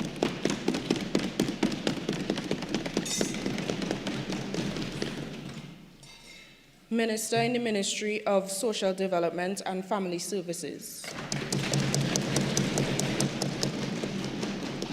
Madam Deputy Speaker, I thank you for the opportunity to contribute to today's debate. The Ministry of Social Development and Family Services exists to strengthen families, build resilient communities, and protect vulnerable citizens. As artificial intelligence continues to transform how we live, work, and access services, my ministry will ensure that technology empowers people rather than leave them behind. Madam Deputy Speaker, this is no longer a future challenge. According to the Digital 2026 Trinidad and Tobago report, approximately 84.7% of our population uses the internet. Yet, many citizens remain lacking the digital skills, confidence, or access needed to navigate an increasing digital environment. My ministry will not allow technology to widen existing inequalities while leaving vulnerable citizens without the support that they need. Senior citizens may face challenges accessing increasingly digital services. Families may struggle to recognize AI-enabled scams, while persons with disabilities may have challenges with digital inclusion. These challenges affect livelihoods, family well-being, and independence, Madam Deputy Speaker. Through the National Family Services Division, we already deliver parenting programs, counseling services, and community outreach nationwide. These trusted partnerships mean we do not have to build an entirely new system to respond to emerging digital threats. Instead, we can strengthen the networks that communities already know and trust. That is why, Madam Deputy Speaker, we support the establishment of a national digital literacy program targeted for vulnerable communities nationwide. It will focus on senior citizens, rural families, women and girls, and other digitally vulnerable groups. The program will equip citizens to recognize AI-enabled scams, protect their personal information, identify misinformation, and confidently access digital services. To reach those most at risk, these workshops will be delivered through community centers, schools, libraries, and other trusted community spaces. Madam Deputy Speaker, protecting children also means empowering the adults who care for them. My ministry will strengthen existing parenting programs by introducing digital parenting and online child safety modules while developing age-appropriate digital safety resources for children and caregivers. Together, these initiatives will promote safe, responsible, and informed use of digital technologies while equipping families to recognize online grooming, AI-generated harmful content, cyberbullying, and privacy risks. Madam Deputy Speaker, it's important that we recognize different communities face different vulnerabilities. A senior citizen navigating increasingly digital services face different challenges from a rural family with limited digital access or a parent trying to protect their child online.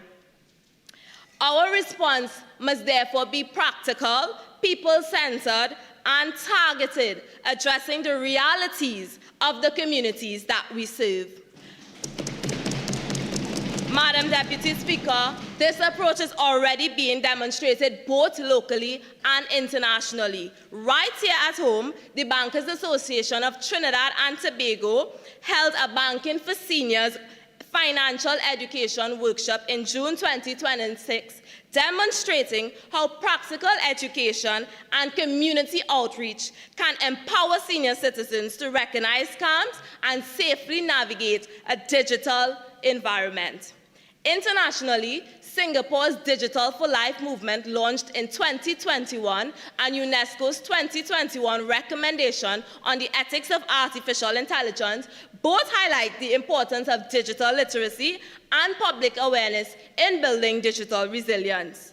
Together, these examples reinforce the government's position that protecting citizens require not only legislation, but also education and community partnerships.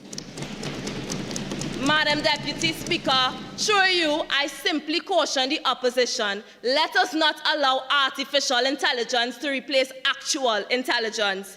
The question before this Honourable House is not whether we regulate artificial intelligence. We must. The question is whether we regulate it in a way that actually protects the people we serve. Education does not replace legislation. It strengthens it, Madam Deputy Speaker. Prevention through education works alongside legislation to prevent victimization before the harm occurs. An informed citizen is more resilient, an empowered family is better protected. Strong communities are our strongest first line of defense. And for that reason, the government supports a hybrid approach to AI governance, strengthening legislation where necessary, while investing in digital literacy, stronger family support, and community partnerships. This is a practical and people-centered framework that protects citizens today while preparing Trinidad and Tobago for tomorrow. I thank you, Madam Deputy Speaker. Honourable members, I would like to remind you all and draw your attention to Standing Order 4410. Please refrain from reading in the chamber. Member for Diego Martin Central.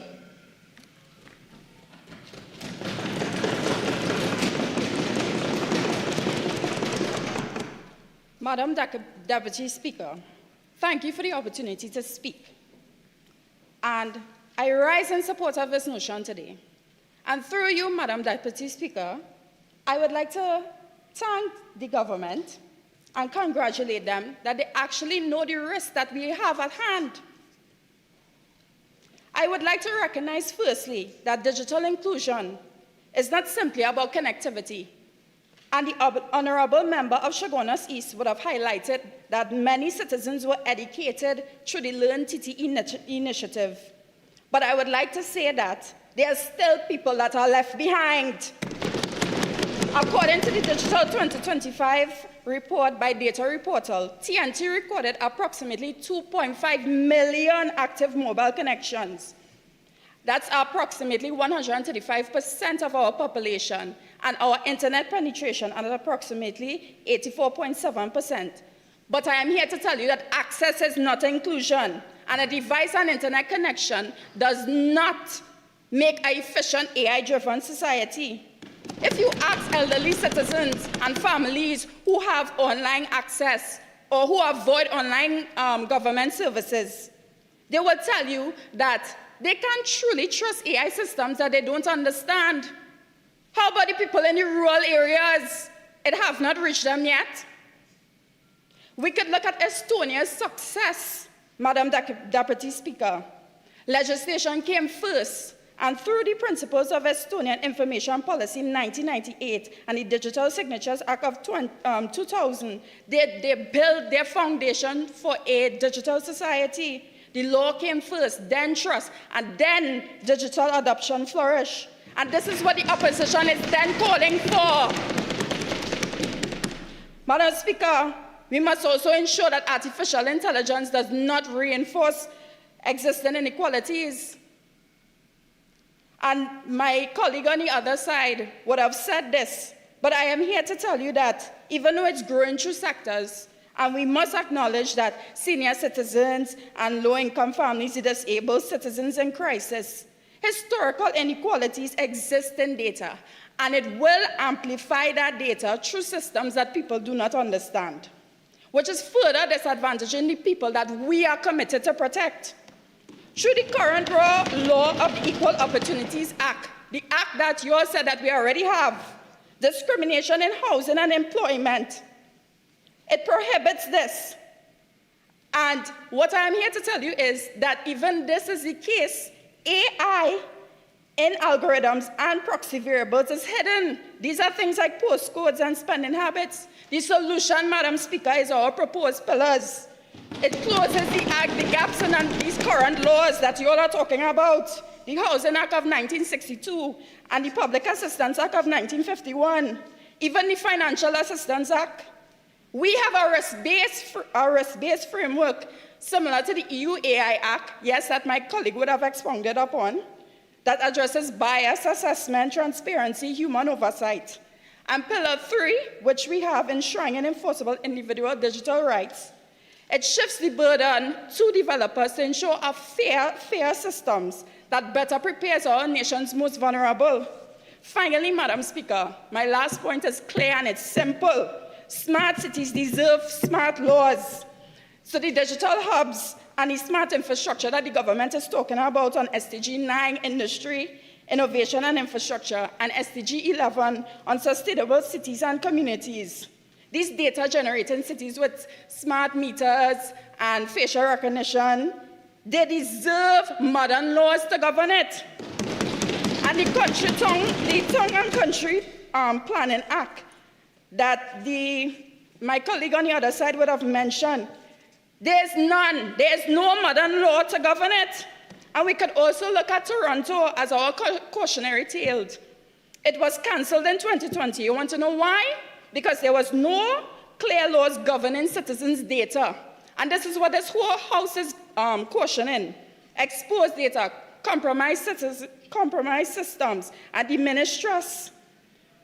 This is why Pillar 1, the statutory risk classification and prohibition framework, and Pillar 4, sovereign data infrastructure and data center governance, is non-negotiable for statutory guardrails and localized data infrastructure rules to make sure that citizens' data remain sovereign, encrypted, and legally protected before construction, not after a disaster.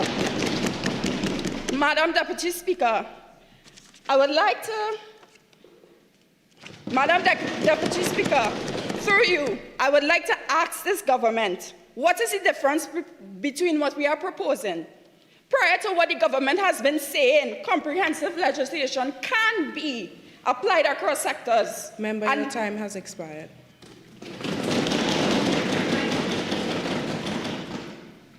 Minister of Education. Madam Deputy Speaker, thank you for the opportunity to contribute to this motion.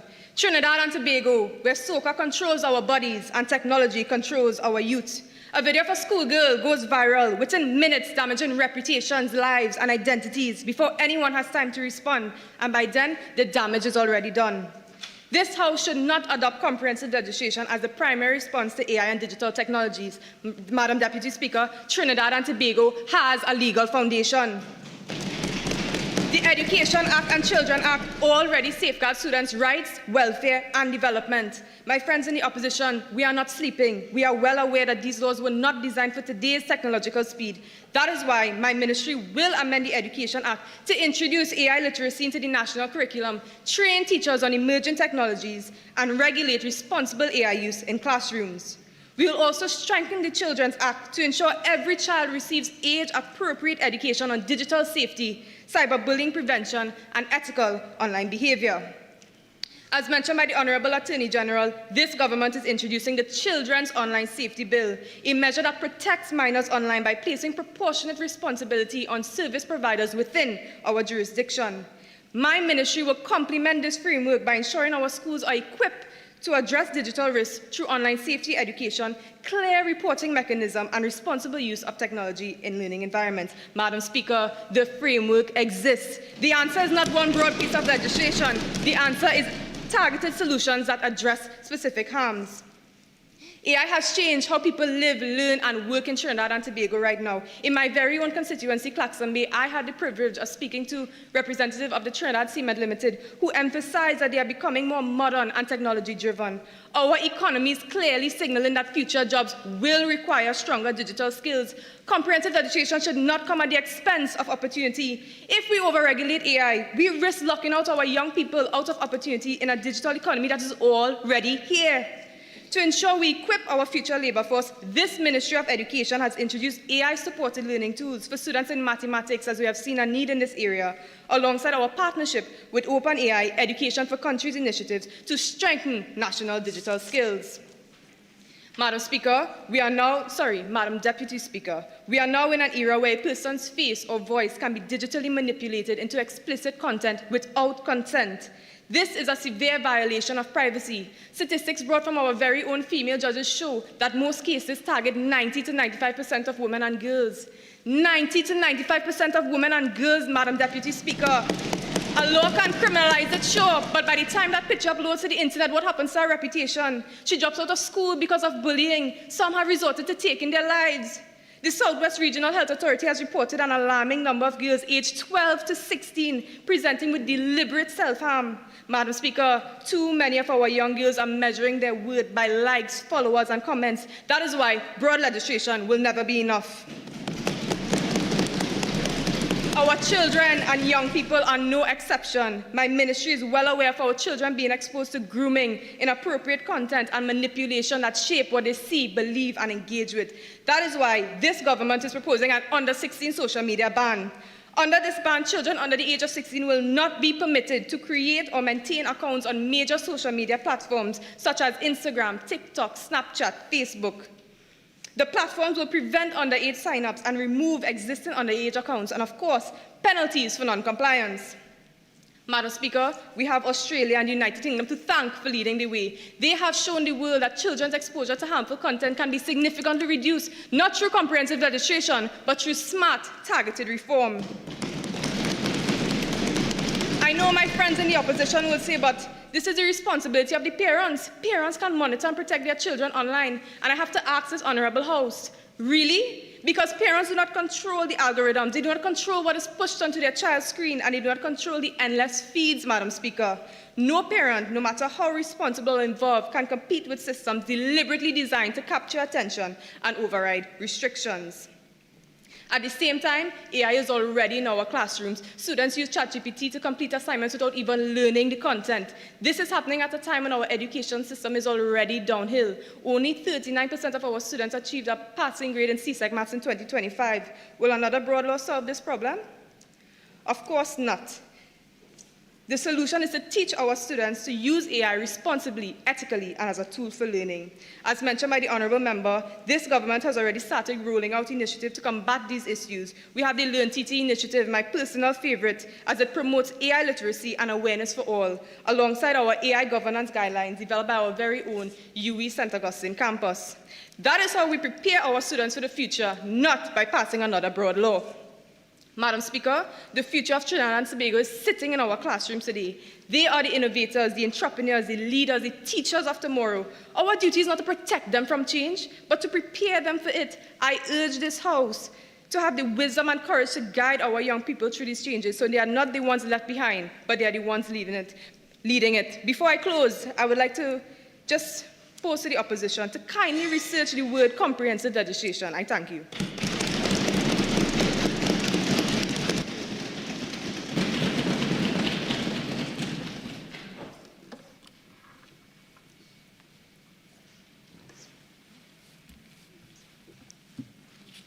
Member for Malabar Mausika.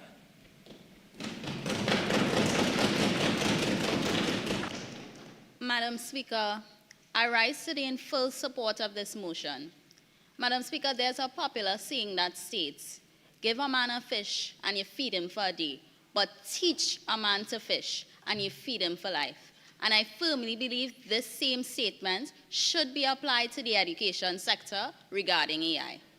Madam Speaker, we agree that daily students utilize AI to complete assignments, write essays, and even aid in completing online assessments. Students are increasingly heavily relying on AI-powered apps and tools and abusing its power. Madam Speaker, Malta has successfully offered a world-leading, fully subsidized national AI literacy program, AI for All, as well as permitted free access to an AI platform to allow citizens to continue to engage and familiarize and support the ideas of AI firsthand. Madam Speaker, so too we must also introduce mandatory AI awareness sessions to allow citizens, teachers, and students the arising to understand AI. This must also be supported by comprehensive legislation and clear national guidelines. These measures proposed under Pillar 3 enshrine Enforceable Digital Awareness Act and Pillar 6, Child Digital Protection and AI Safety, by design of our legislation, ensures that AI enhances learning rather than replacing it.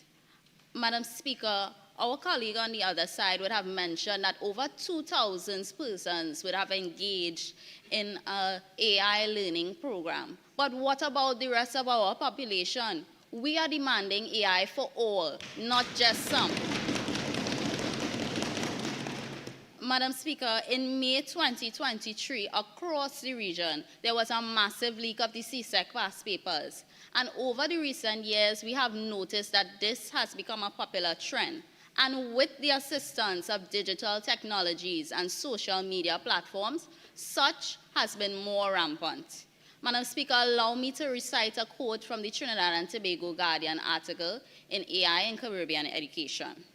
The goal is to ensure ministries of education and examination bodies can adopt AI in a way that strengthens oversight, improve learning outcomes, and align with Caribbean education standards. The future of education will include artificial intelligence, but success will depend on whether implementation is guided by ethics, structure, and regional relevance rather than imported systems built for other markets. Madam Speaker, I wholeheartedly agree with this statement, and our legislation will provide the protections needed to safeguard educational resources, hold citizens accountable, and by extension, preserve the integrity of regional examinations. Through our Pillar 2, cross-sectoral, algorithmic fairness, and anti-bias laws, you see the credibility of our education system does not only depend on what we teach, but on the fairness and the integrity of how we assess our students. Madam Speaker, young minds are utilizing artificial intelligence chatbots as therapists and social media platforms as a way to escape their reality or even display their misconduct. We've seen it far too many times with school fights and sexual misconduct being publicized.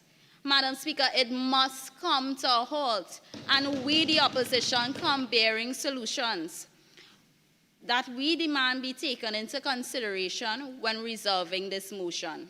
Australia has already introduced world-first social media age restrictions to better protect its youths. If other nations are taking decisive actions, why should Trinidad and Tobago wait until the damage is done and irreversible? Madam Speaker, our current Education Act was created long before artificial intelligence, learning analytics, or digital classrooms became a part of our everyday education. Today, many third-party educational apps collect students' grades, attendance records, behavioral patterns, browsing habits, and even keystroke data. Yet there are no explicit statutory safeguards within our Education Act that require transparent parental oversight or clearly define how this information could be shared, stored, or even deleted. Furthermore, the United Nations Convention on the Rights of a Child, which Trinidad and Tobago is a signatory, recognizes every child's right to privacy. This right must extend into the digital classroom. UNESCO's 2023 guidance on the generative AI in education and research calls on governments to establish clear legal frameworks that protect learners' personal data and ensure transparency in the use of AI technologies in school. Therefore, comprehensive legislation is not about stopping innovation. It is about ensuring that innovation respects the rights and the dignity of our citizens. Madam Speaker, in closing, as the motion clearly states, AI is moving at an unprecedented pace. Therefore, we must act, and we must act now.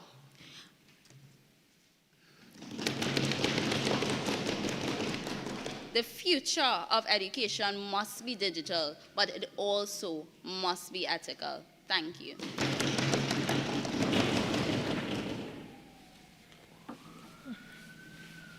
Minister of Gender Affairs.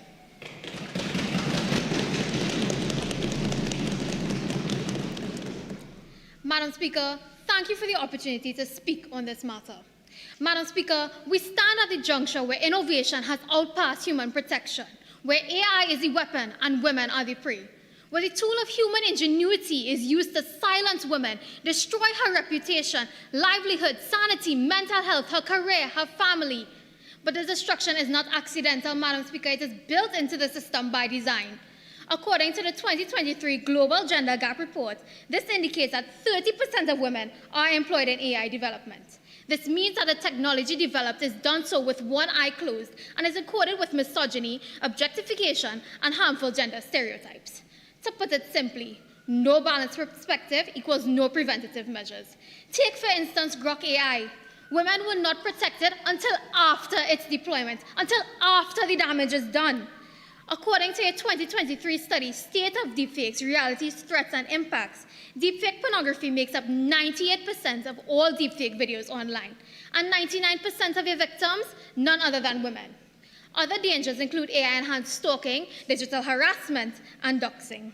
If this House proceeds with the comprehensive framework, its dispersed focus will bury the human civil rights and gender-based dimensions of AI-enhanced crimes, and our women will not be protected. The MP for Arima acknowledged this diverse nature of their comprehensive framework, and I say to you that this diverse nature will be your downfall. But do not mistake this government's silence for ignorance. We are aware of these dangers. TNT has laws like Guyana has oil, and these can be applied to digital technology misuse. But the opposition memory seems to be lagging, so allow me to jog it. To start, TNT has the Age-Old Libel and Defamation Act that governs the forced sharing of information about a person. Once created and shared, this act can be applied to deepfakes as a form of libel capable of causing profound damage to a person's reputation, and this carries criminal charges. Next, we also have the breach of confidence framework to place a yoke on the non-consensual sharing of private data. The case of Therese Ho versus Lendl Simmons 2015 shows the success of this law, as Simmons was convicted under this framework and had to pay compensation to Therese Ho as retribution. Madam Speaker, all is to say, these dangers are governed by law. In cases of doxing, the pillars of the breach of confidence framework can be applied, which means that victims can seek legal redress. But no, this government could rock back and say, yes, man, we have it, but we are not blind. We recognize that more is needed, particularly in the realm of AI misuse. Yet, comprehensive legislation sounds a lot more like counterproductive legislation. Instead, the government proposes these amendments and new laws. To get the ball rolling, I say to this House that, especially for the Member of Parliament for San Fernando East, to address the concern of Meta AI, this ministry will follow the recommendation of the UN Women and ban the use of apps and generative AI bots in Trinidad and Tobago used for the sole purpose of nudifying women. This aims to raise the barrier to reduce drive-by digital harassment. Next, following in the lead of countries such as Albania, Belgium, and Colombia, who place their women in the eye of security, gender-responsive budgeting will be included in our legislation to ensure permanent access to the funds necessary to respond to gender issues exacerbated by AI. This follows the recognition that according to the budget guide for 2026, in 2025, the $1.8 billion security budget lacked a gender-specific allocation. The same was for 2024. These funds will be used to introduce mental health services and restorative programs that will help remedy the psychological and reputational impacts a woman faces after her life is destroyed by these crimes. To add, the Offences Against the Person Act will be amended to extend the definition of harassment to include AI cyber harassment. That is, the use of digital technology to stalk, manipulate, and exploit individuals. This extension means that if a woman brings this case to the table, she will be protected by our laws. The Minister of Legal Affairs has also mentioned that a Takedown Act will be integrated as a provision of the Digital Identity and Deepfake Protection Bill to ensure rapid removal of deepfakes. Failure to comply with this act will lead to severe regulatory penalties, and the cybercrime unit will step in to execute a forced digital takedown and handle compliance failure as a criminal matter. Let it be clear, this bill will not infringe on our citizens' right to freedom of expression, but there is a difference between satire and harassment. Thus, in non-sexual contexts, a deepfake will only be actionable if it is created and uploaded with malicious intent to deceive, degrade, and extort, and where a reasonable observer would mistake it for authentic media. Any non-consensual depiction of a real person in a highly intimate and degrading manner will be an absolute offense. This will immunize transparent satire while exposing malicious AI misuse. Madam Speaker, a comprehensive framework is nothing but a bulletproof vest that has holes. The dangers of AI will seep through and target our most vulnerable citizens if we fail to consider a different approach. I thank you, Madam Speaker.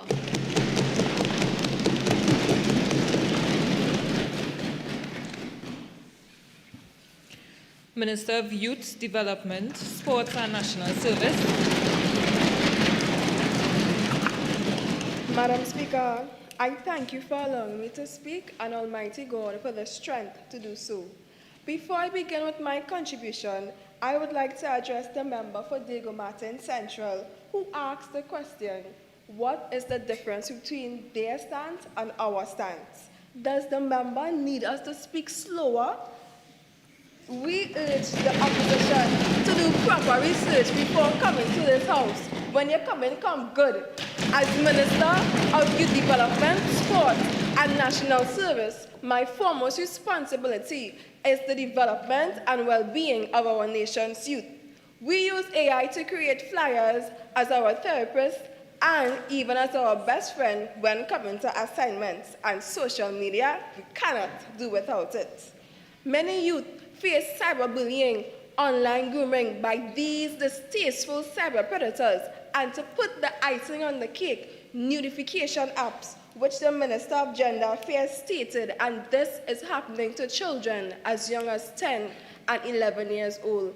10 and 11 years old, Madam Speaker, according to activist and author Laura Bates. This hurts my heart as an upcoming social worker. Harsher penalties, I say, harsher penalties are coming. It's fine in the tail. And to those cyber predators out there, while many are singing the song, how is the place so hard? It is about to get harder for you. Madam Speaker, there is the Children's Act, which the Minister of Social Development spoke to earlier. As said in Tobago, not take flambo for look for thing a night, we could find a day. The Act is a vital pillar of youth protection. However, it does not explicitly mention deepfakes. We will therefore amend it to include the term and, as outlined by the Attorney General, introduce a digital identity and deepfake protection bill to address non-sexual AI defamation and identity sabotage. Now that is government. Madam Speaker, permit me to read in a 2019 UNICEF and UN SRSG poll, 1 in 5 young children reported skipping school due to cyberbullying and violence. That is why, as the Attorney General mentioned, we will also introduce a Children's Online Safety Bill to address peer-on-peer AI bullying and regulate the use of AI chatbots to guide young people to support when self-harm, suicide, or other risky behaviors are detected. Madam Speaker, we are not here to reinvent the wheel. We are here to improve it. As the Minister of Labour highlighted, AI is already influencing employment. Today, it determines who gets through with an interview, a scholarship, or a grant to start their new business. My ministry will ensure, while using the EU's high-risk-based approach, such systems are transparent and subject to human oversight, which shows our commitment to this country.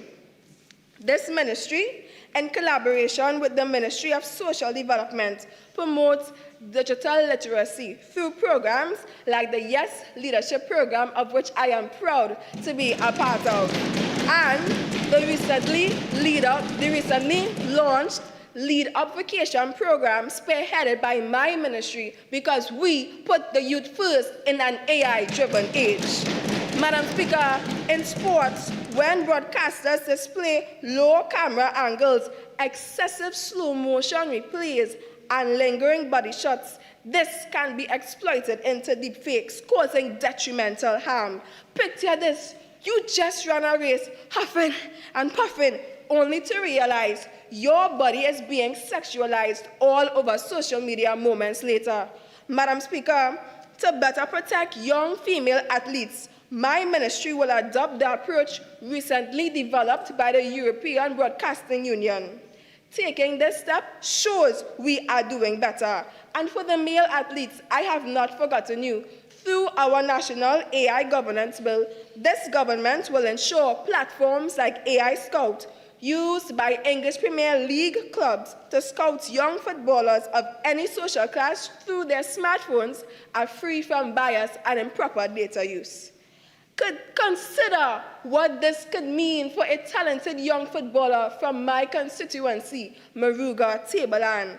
And to clear the air, I am in no way limiting males to football and females to athletics. This government deeply cares about gender equality. So while the opposition brings one comprehensive AI Act, we bring opportunities to the youth of Trinidad and Tobago. We cannot afford to hold them back any longer. This government's hybrid model protects our youth while allowing responsible technological growth. I thank you, Madam Speaker.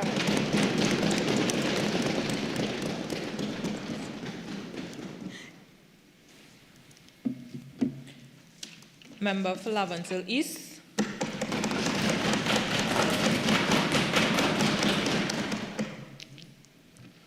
Madam Speaker, I thank you for the opportunity to contribute here today.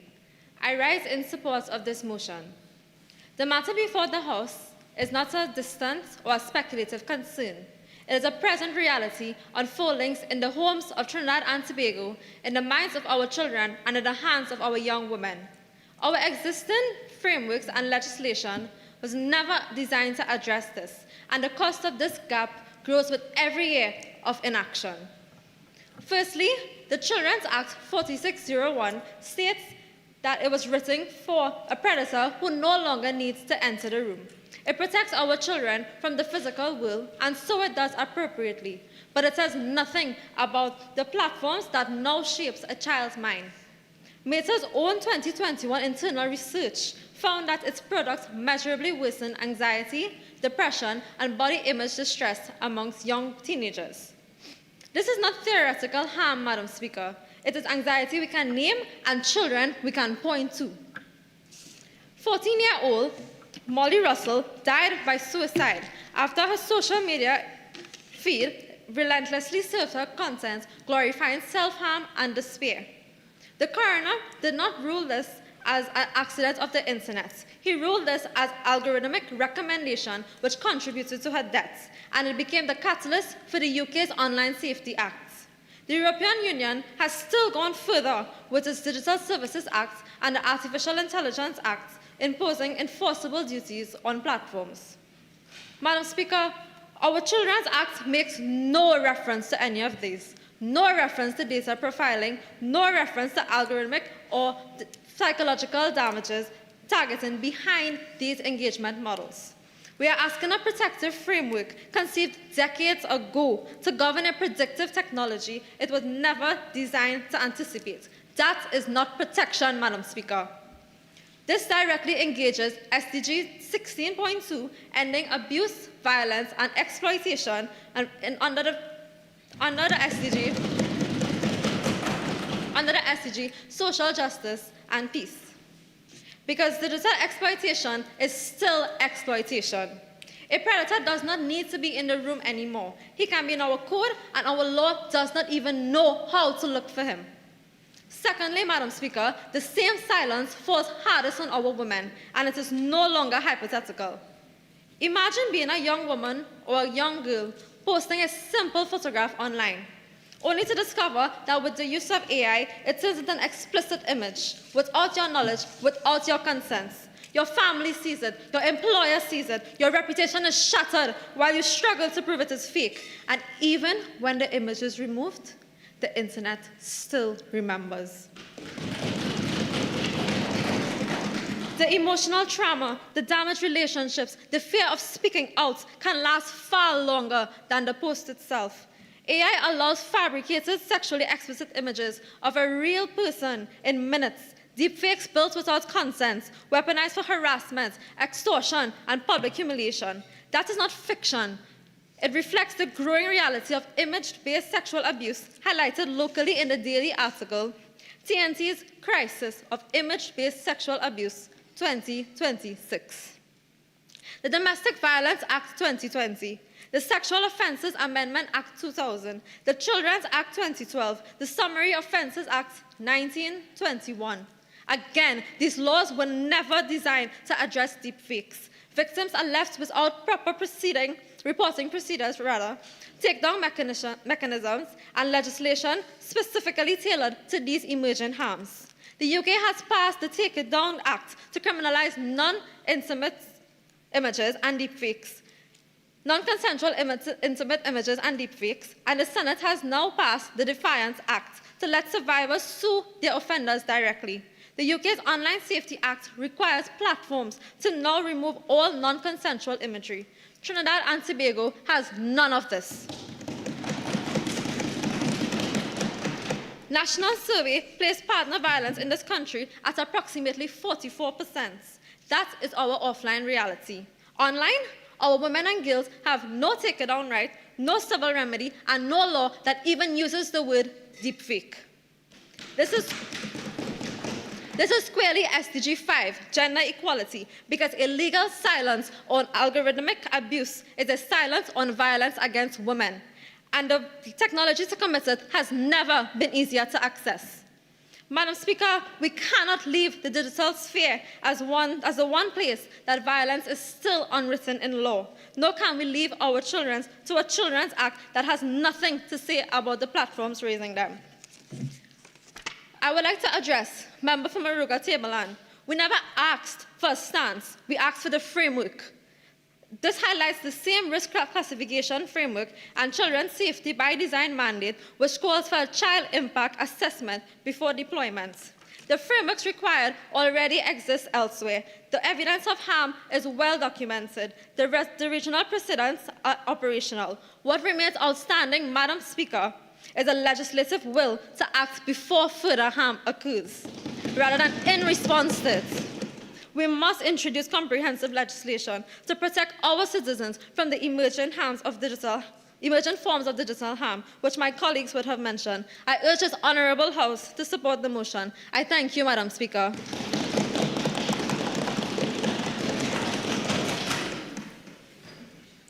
Minister of Health.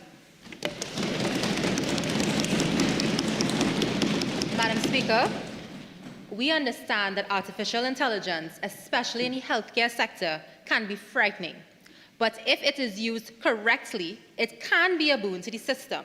In 2024, the Pan American Health Organization partnered with the United Nations as well as the Government of India to give this Ministry of Health 8 health service robots. They have thus been distributed amongst the RHAs to be used for disinfection purposes, for hospital staff training and assisting, as well as limit exposure amongst infectious diseases between patients and healthcare professionals. We have already digitized patient records via the PACS and the LIS systems, so public doctors and public hospitals can get faster, more efficient access to patient labs and patient scans.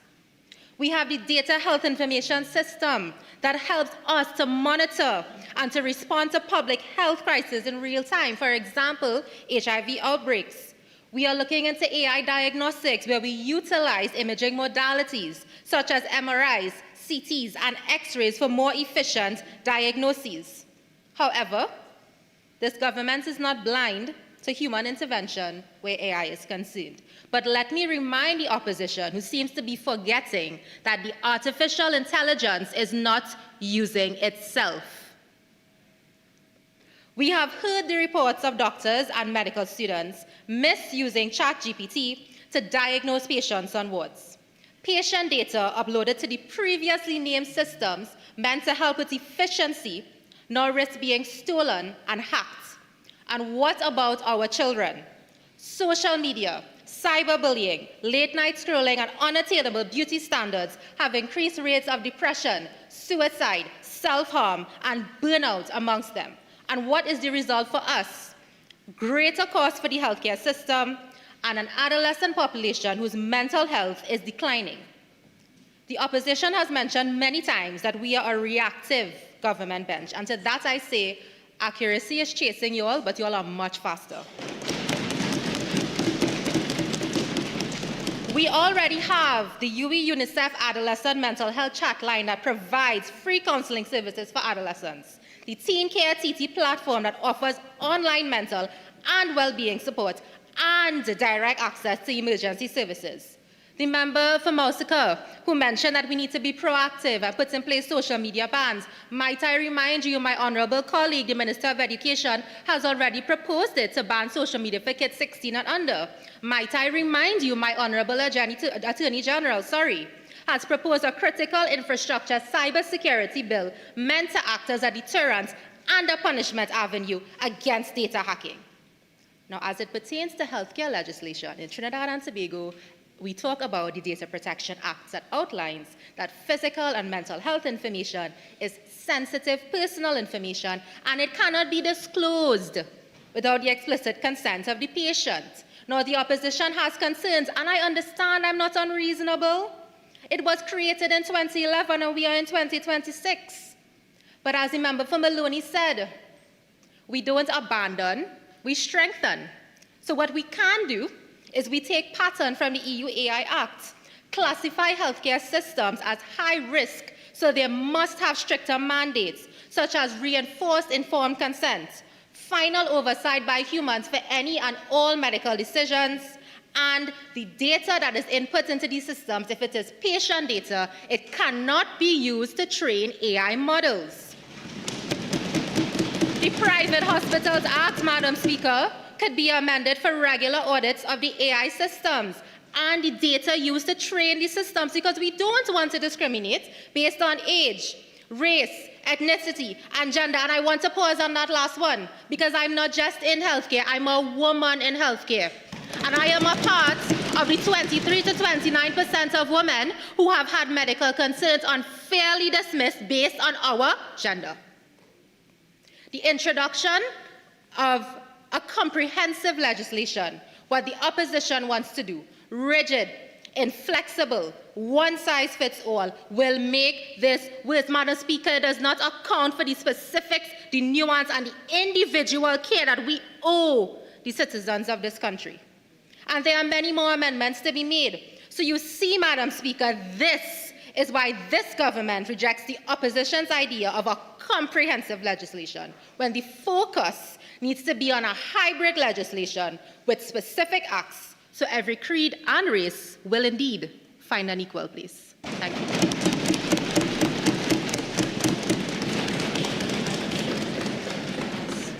Member for St. Anne's East.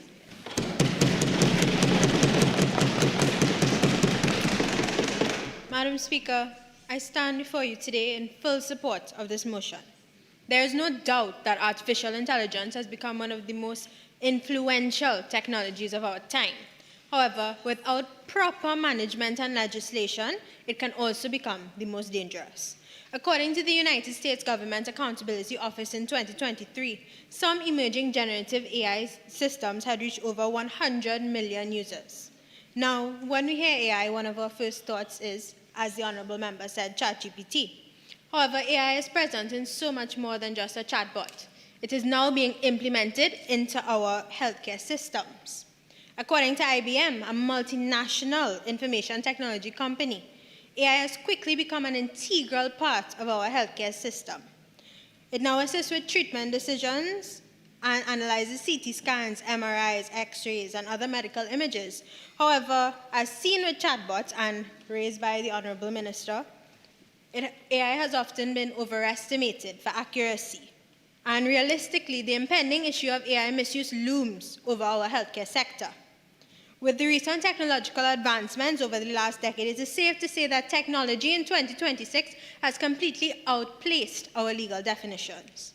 Trinidad and Tobago's Medical Board Act governs human healthcare providers, but it is entirely silent on algorithmic software being used to diagnose diseases. The fact is that our healthcare providers are only human. They get tired, work piles up, and at the end of the day, everybody just wants to go home. Without proper legislation in place to prevent it, who can promise that emerging technologies won't be misused to speed up a process, ease up a workload, or be trusted in a vulnerable moment of exhaustion towards the end of a shift? Madam Speaker, this is not simply a theoretical concern. The European Union has already recognized the risk in its AI Act. Article 14 requires that high-risk AI systems be designed so that natural persons can effectively oversee them and not intervene or override them when necessary. In other words, AI should support clinical decisions, not make them independently. Imagine 3 critical patients requiring the only available CT scan: an infant with possible brain damage, a young person with a gunshot wound to the head, and an elderly person who has just collapsed from a stroke. Should an algorithm alone decide who receives care? Absolutely not, Madam Speaker. Those are ethical, medical, and human judgments that require trained healthcare professionals to review and take responsibility for the final decision. Trinidad and Tobago should be adopting the same principle in our very own legislation. Therefore, Madam Speaker, we are speaking directly to the core human shield of Pillar 3, enshrining enforceable individual digital rights, and the high-risk mandates of Pillar 1, the statutory risk classification and prohibition framework. We strongly advise this government to legally hard-code the EU standard of human-in-the-loop oversight into Trinidad and Tobago's law to ensure ethical, clinical, and human judgments remain strictly in the hands of trained healthcare professionals who can legally be held accountable. Now, Madam Speaker, I am not turning a blind eye to the fact that rules are sometimes broken, especially in the healthcare sector. However, Providing the necessary legislation can now hold practitioners accountable and prevent misuse, which would lead to misdiagnosis. Madam Speaker, the government wants to digitize every single health record in this country. However, the Data Protection Act under Section 2, the very definition of sensitive personal information, is vastly outdated, as we have stated. It does not account for the way modern health technology platforms and diagnostic AI models scrape and aggregate an individual's biometric data or behavioral health metadata. They are leaving our citizens' most intimate medical data vulnerable to corporate AI platforms.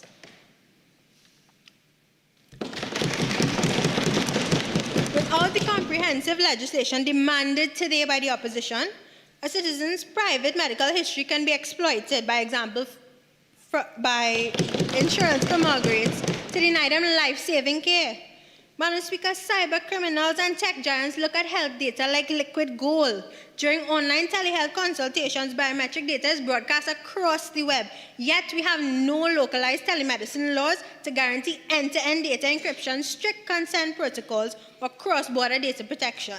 This is exactly why we need Pillar 4 to lock down our cross-border data sovereignty, Pillar 5 to hold tech platforms legally liable for data leaks, and Pillar 1 to outlaw the predatory scraping of intimate medical metadata. We are here to provide the shield that the current Data Protection Act simply cannot deliver.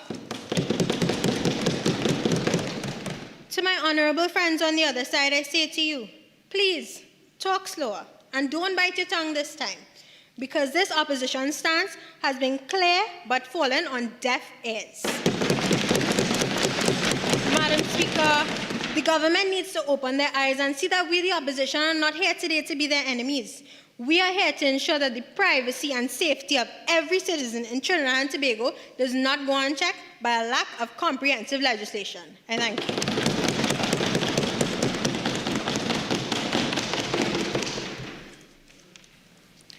Minister of Agriculture.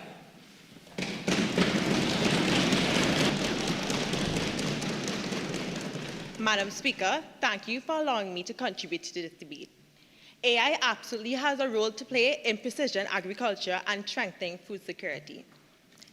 AI can help farmers detect crop disease earlier, optimize irrigation, forecast yields, reduce waste, and respond more intelligently to climate stress.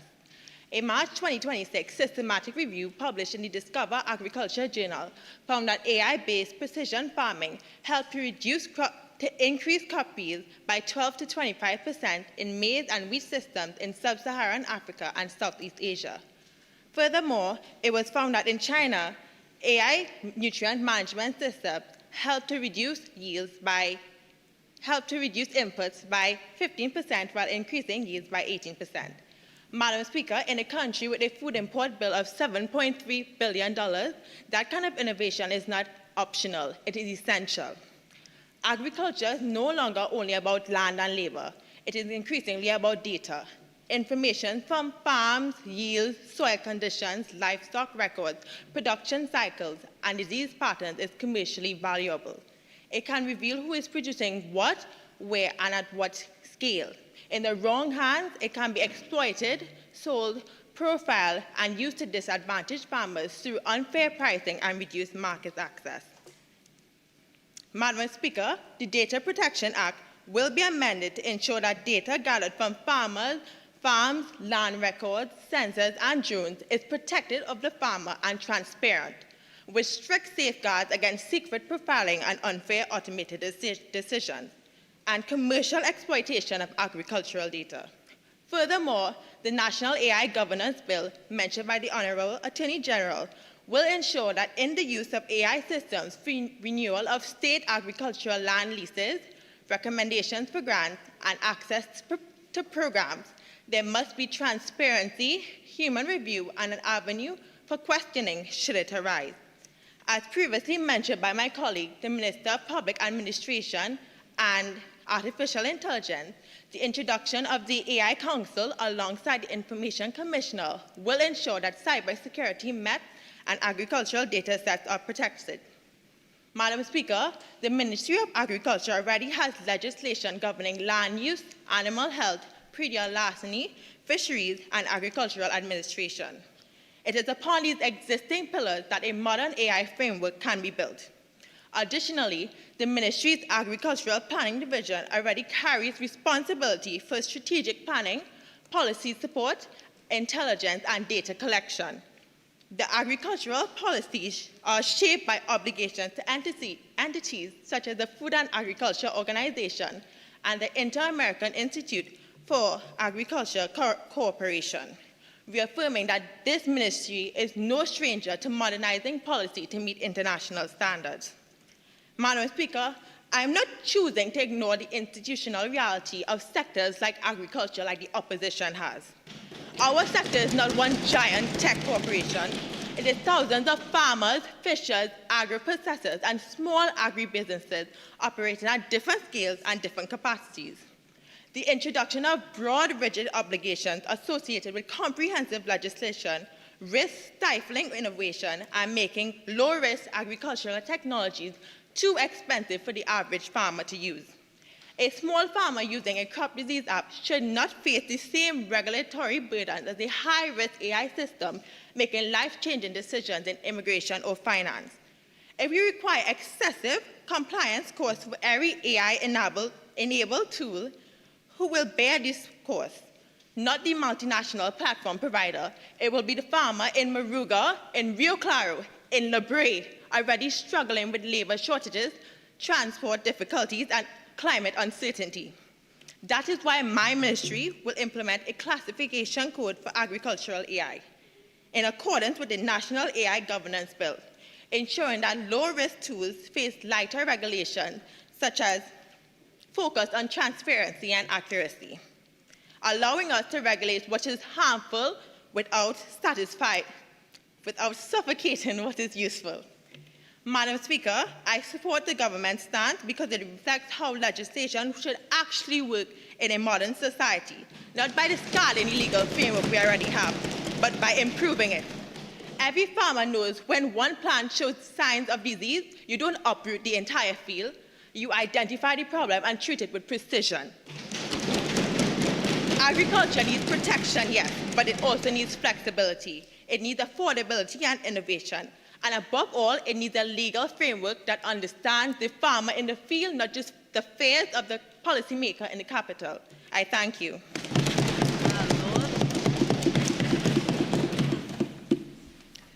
Minister of Environment and Climate Affairs.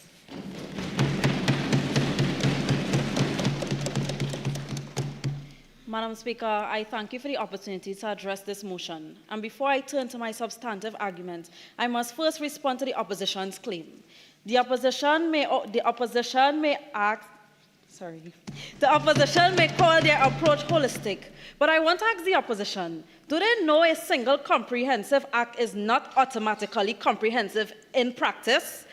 A law can be broad and still be blind in all the relatives of each sector. As a small island development state, Trinidad and Tobago faces increasing climate risk. Artificial intelligence has the potential to strengthen our flood forecasting, pollution monitoring, and disaster preparedness, making its responsible use essential for environmental governance. And in that regard, I agree with the Honorable Minister of Public Administration and Artificial Intelligence that where the European Union's legislative model may suit them, it is not one Trinidad and Tobago should replicate. Instead, we could adopt the underlying risk-based principles through targeted safeguards rather than a single legislative framework. For the environmental sector, that principle means safeguards should be applied where environmental risks arise. Where AI informs about coastal erosion monitoring, pollution response, or even water resource management, oversight should remain with the environmental authorities already responsible for protecting our people and our natural resources, Madam Speaker. Because what will work for my ministry may not work for healthcare, tourism, or financial services. When an oil spill threatens Tobago's coastline or severe flooding endangers Penal and South Oropouche, communities depend on official warnings to protect their lives, Madam Speaker. If these warnings are replaced by AI-generated deepfakes, those manipulated emergencies can direct persons away from evacuation routes. Emergency responders could be diverted, resources wasted, and public trust undermined. And imagine an AI-generated video falsely showing me, the Minister of Environment and Climate Affairs, warning of a catastrophic disaster plunging this nation into chaos. This is why my ministry is pursuing an environmental AI research unit to work alongside the EMA and the ODPM for us to be able to detect AI-generated misinformation, issue verified environmental warnings, and educate the citizens to be able to recognize false emergency warnings. Where AI supports ecological assessments and climate remodeling, modernizing the Data Protection Act will safeguard environmental data, ensuring decisions are guided by accurate and reliable information. Where manipulated environmental content misleads the public, the proposed Digital Identity and Deepfake Protection Bill under the Attorney General will complement my ministry's efforts by protecting the integrity of official environmental warnings and holding those who share and contribute to malicious synthetic data accountable, Madam Speaker. When malicious actors target emergency alerts, meteorological networks, or even the environmental systems that we have, the proposed Critical Infrastructure and Cybersecurity Bill under the esteemed Attorney General will help ensure that essential services remain secure and operational when communities need them. These protections must extend to every citizen. From Matalas to Ikakas, people depend on timely and reliable information during environmental emergencies.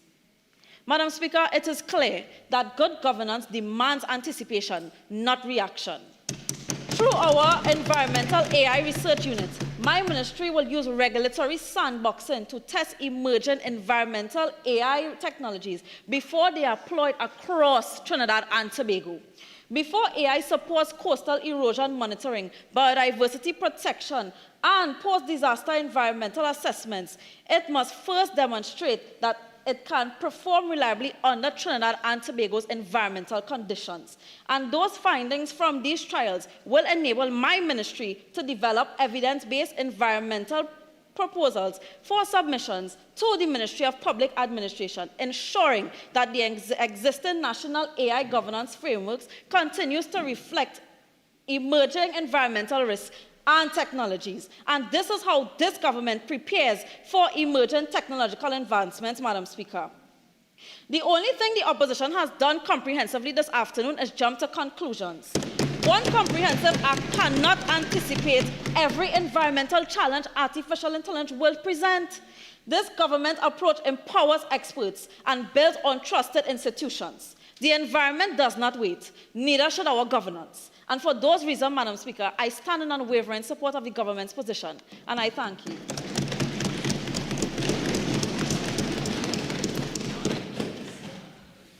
Member for St. Anne's West. Madam Speaker, it is my pleasure to contribute today as I stand in full support of this motion aimed at introducing comprehensive legislation to protect Trinidad and Tobago. When applied correctly, AI can be used as a catalyst for environmental change and agricultural innovation. It is dependent upon how we manage our natural resources and not being part of the AI environment paradox, but rather remembering our 2030 Sustainable Development Goals, as well as our global commitments, such as the Paris Agreement. Hence, a concern that firstly arises is the inefficient use of AI, which contributes to global warming and the depletion of international or potentially local freshwater resources. Our current use of cloud computing still has a carbon footprint far less for if TNT decides to transition to cloud sovereignty or even introduce a data center. So dare I say, Madam Speaker, is it okay that 3 memoranda of understanding was signed with the US on behalf of the government by my friend, the Minister of Foreign and CARICOM Affairs, do we have enough resources, particularly water, and did we capacity build enough in order to facilitate this, Madam Speaker? Especially if commercial operation is really targeted for the early part of 2028. Simply tasking AI to write a 100-word email requires 519 ml of water, according to Samantha Gibbons et al. 2025, which is a little over 1 bottle of water. So imagine for larger tasks.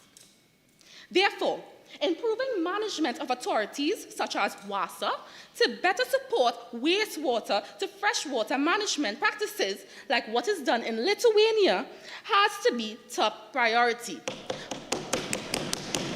But unlike Lithuania, we would use the water to cool servers so that we would not place further strain on citizens who already face significant challenges for water in areas such as Barpo, Lasaiva, and parts of Arima.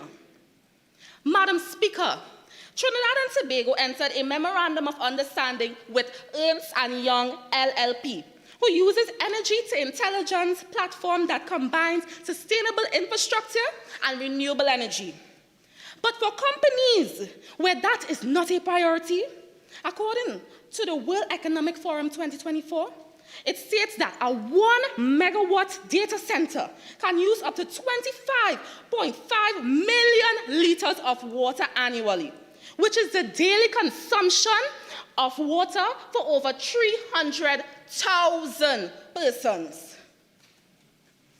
Madam Speaker, imagine if in the future, Trinidad and Tobago is to introduce a 300 to 500 megawatt data facility and even partner with third parties who might not put TNT first.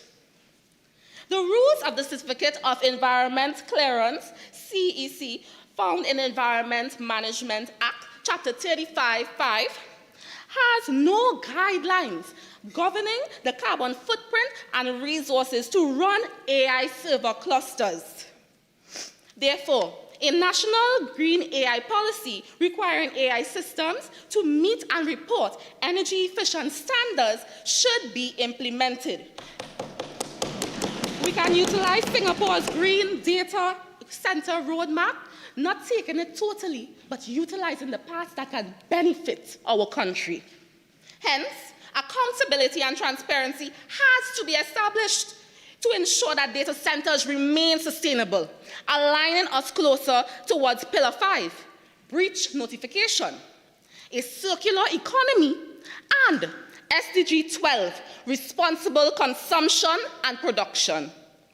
Furthermore, Trinidad and Tobago has to develop low-energy AI solutions that improve agricultural productivity. And as the Minister of Agriculture would have mentioned, we have to implement precision agriculture, which is beneficial, and also I would recommend AI-driven urban agriculture, as seen in Singapore, which boosts food production.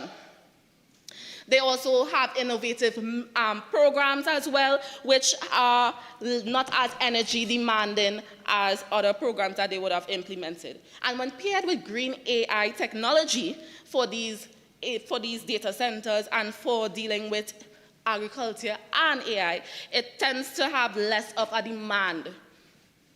When AI is used in agriculture, then data will be collected. Hence why agricultural data should be protected as critical national infrastructure. Sensitive data on wetlands and protected areas can be exploited, as the Minister of Agriculture would have mentioned, for poaching, quarrying, and manipulating AI recommendations. Now, I would applaud the Minister of Agriculture for saying that they would have updated, or they would be updating the Data Protection Act. Because at present, the State Lands Act, Chapter 57, 1, leaves local farmers' yield and supply chain and farming technology volatile to foreign companies assessing and exploiting local land use data for cyber attacks that can impact food security in our nation. Therefore, implementing like Australia's Farm Data Code, which promotes transparency, consent, and also the ownership of data is vital, as it aligns us to Pillar 4, which is sovereign data, infrastructure, and governance. I would say, though, from the government's bench, what is your true stance? Because are we taking from foreign companies, as some of you from foreign countries, as some of you would have said with the EU Act, and implementing them in a hybrid manner? Or are we not taking from these foreign countries, as some of you would have also mentioned? Member, Which is it? time has I thank you, and I leave you with this thought.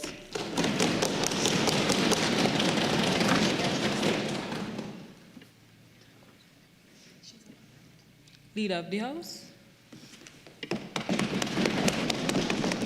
Madam Speaker, I thank you for the opportunity to contribute to this debate. Mahatma Gandhi once said, "True development of a country lies in the village." And the development of the villages will start there. That is the test that every clause of this government's hybrid framework will test. And it will work, because guess what?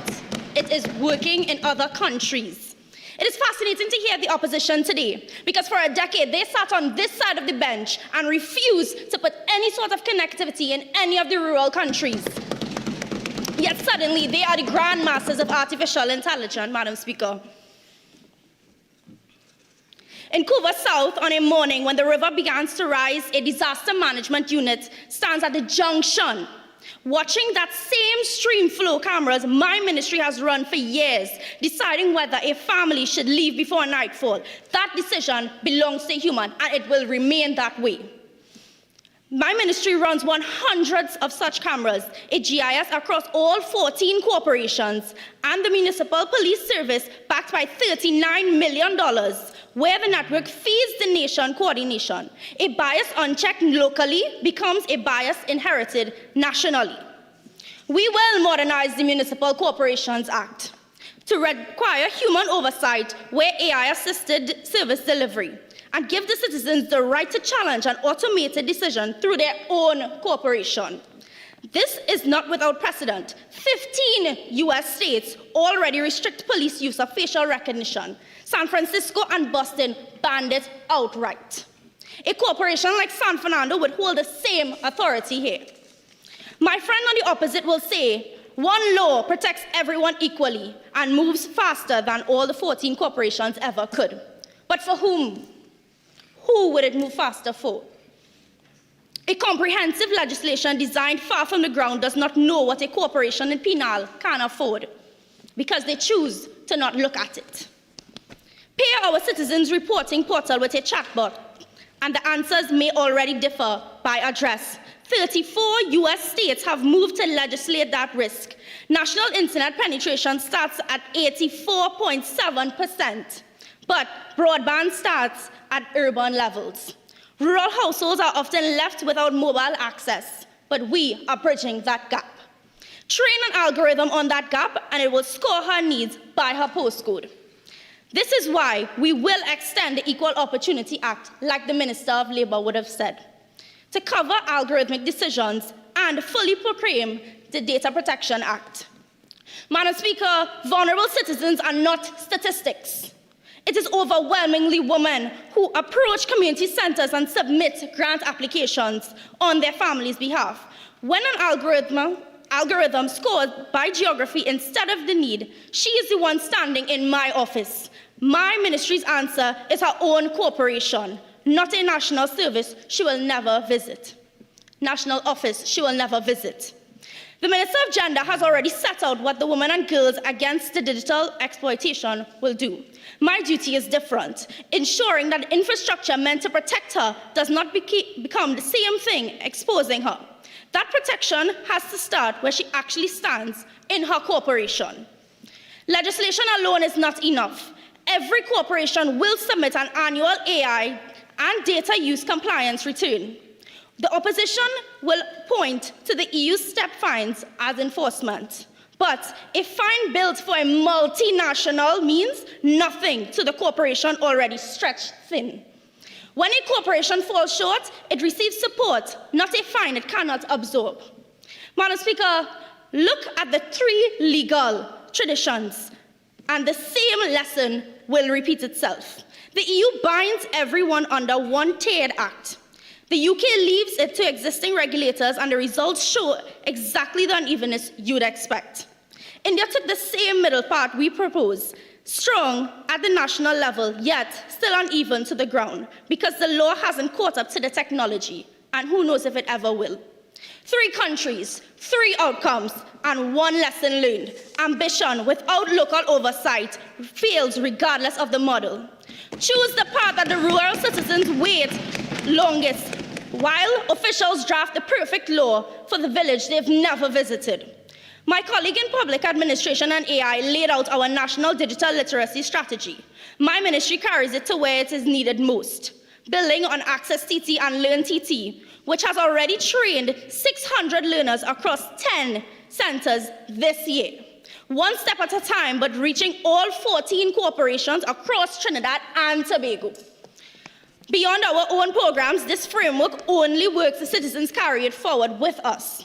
We will equip corporation offices with Know Your Rights sessions in schools and village councils. Youth ambassadors will help us run seniors and recognize the reports AI-enabled scam calls at the community centers with our guidance. And the rural grant application will receive a simple checklist to appeal their score and be able to test to see if the algorithm will work against them or for them, and we will assist them throughout that process.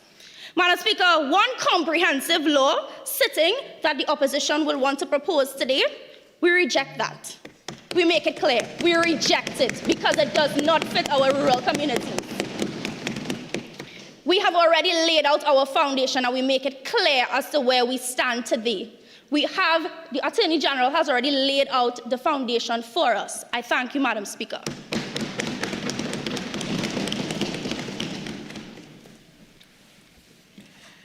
Minister of Energy, Industries and Public Utilities.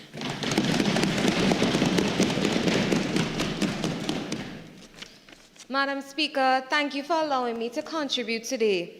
The oil and gas industry has always been at the forefront of technological change. The energy sector alone accounts for 34.9% GDP and 39% revenue for Trinidad and Tobago.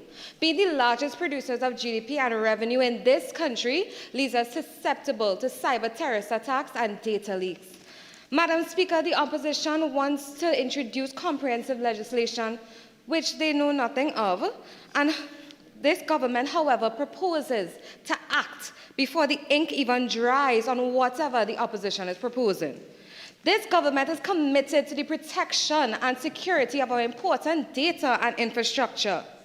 Confidentiality is of the utmost importance in my ministry. Confidentiality protects our critical infrastructure. It prevents the theft of valuable geological and commercial data, and it ensures consumer data privacy. The member for Dago Martin Northeast mentioned the 2023 TSTT breach. However, in recent times, TSTT has become one of the most secure and reliable data centers in Trinidad and Tobago, in the region, and even in Latin America. The reality is, breach of confidence and the improper use of sensitive information is a national security threat, and AI is changing the game for cybercrime and data exploration. That is why, in conjunction with the Ministry of National Security, we will modernize the Computer Misuse Act and add provisions for strengthening confidentiality. To ensure protection in our data and bilateral contracts, we adhere to strict data room confidentiality agreements before accessing seismic data in our deep water bidding rounds and protection sharing contracts. In compliance with the Data Protection Act, TNTech uses encryption to prevent unauthorized access, protecting citizens' financial information and daily consumption habits. TNTech and WASA both utilize SCADA, which is the supervisory control and data acquisition systems, to prevent hostile actors from executing cyber attacks that could potentially cause a total blackout. However, Madam Speaker, we understand this is not enough, but the opposition's hasty approach is not the solution.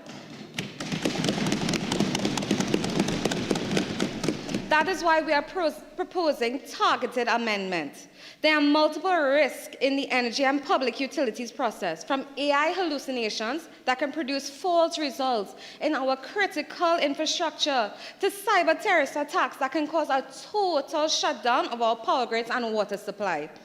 In 2021, the Colonial Pipeline, which is the largest fuel distributor for the U.S. East Coast, was hit by an AI-enabled ransomware attack, which caused operations to shut down, which sparked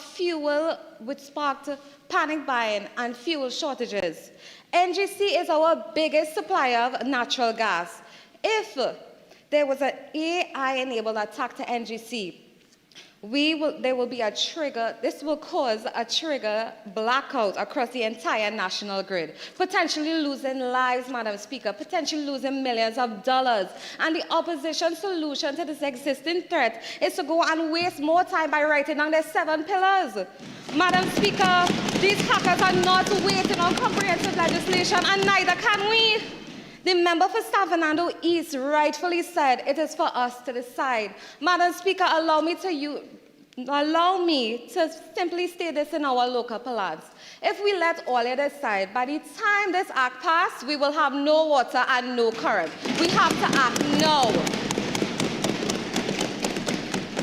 Let me make this very clear. This government is not against legislation. My colleague, the Attorney General, has already proposed the introduction of a new piece of legislation, the Critical Infrastructure Cybersecurity Bill. This legislation is more than broad abstract policy. It's about protecting the lifelines of our modern society. This bill will mandate proactive, not reactive defenses, so services such as water treatment, telecommunication, and waste management systems remain reliable even under cyber attack pressure, and will align with international best practice standards. This act will reinforce confidentiality in our telecommunication and energy systems. This legislation will enact provisions for our refinery, power grid, and pipeline operators to adopt strict cybersecurity standards, ensuring resilience against ransomware attacks and even any extra-jurisdictional sponsored sabotage. We can take inspiration from the EU AI Act, which has an extraterrestrial reach.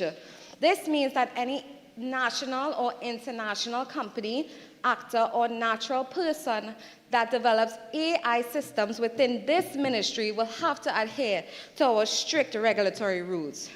This approach will better safeguard the infrastructure that is at the forefront of our industrialized country. Madam Speaker, I beg, reiterating what my bench has already lamented, an all-encompassing bill cannot be the solution. Good governance is protecting critical infrastructure. Good governance is protecting citizens. Good governance is acting sensibly and responsibly through hybrid legislative framework. This will better prepare us and our citizens. I urge this House to move against this motion. I thank you.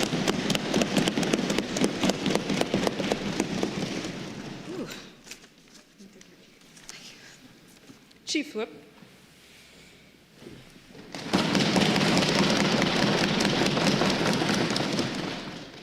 Thank you, Madam Speaker, for allowing me to contribute to this debate. I rise today in full support of this proposed motion.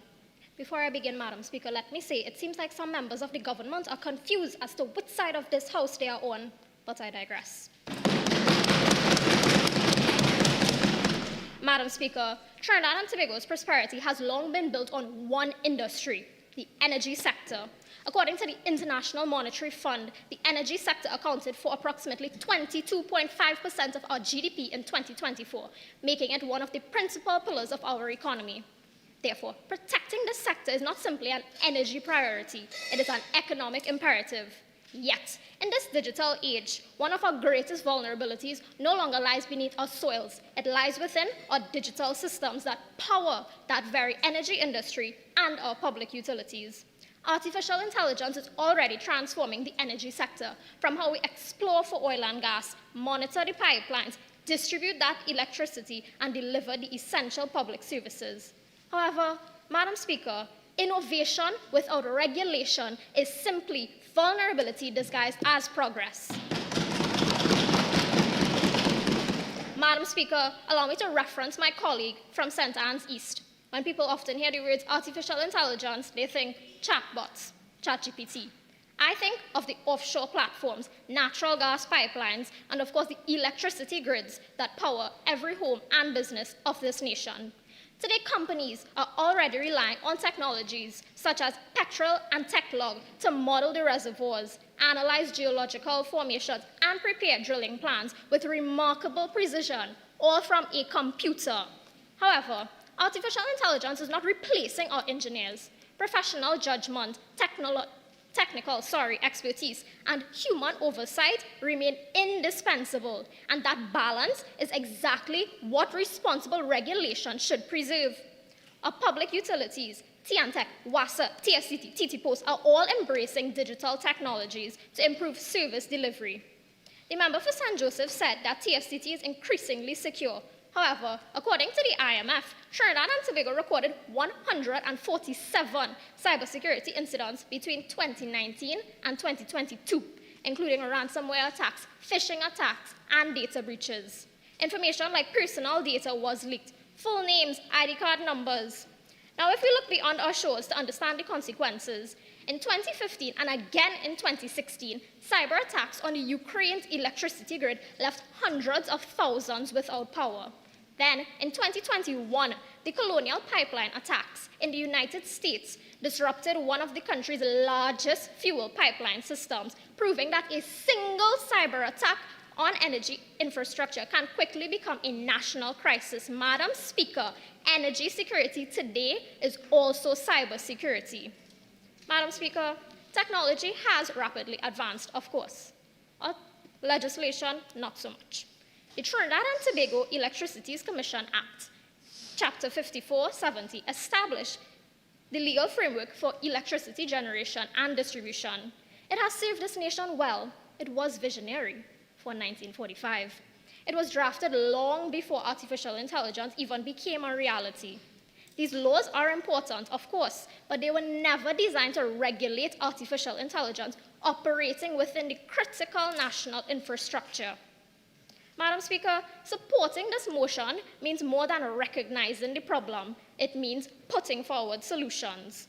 I therefore propose comprehensive AI legislation should require mandatory cybersecurity audits for AI systems used in this critical infrastructure, a minimum cybersecurity standard for state-owned utilities and critical energy operators, speaking directly to our pillars 4 and 5, and of course, meaningful human oversight over AI-assisted decision-making, speaking directly to our pillar 3. Madam Speaker, allow me to leave this honorable House with one final thought. For decades, the greatest threat to our energy sector was believed to be declining oil production. Today, one of our greatest challenges is protecting those systems that produce, transmit, and distribute said energy. The next national emergency may not begin with an offshore accident. It may begin with a malicious line of code. The question before this House, therefore, is not whether Trinidad and Tobago should embrace artificial intelligence. We must. The real question is whether our laws are evolving as quickly as the technologies we are adopting. If we fail to act today, we risk protecting tomorrow's infrastructure with yesterday's laws. And for that reason, I wholeheartedly support this motion. I thank you, Madam Speaker.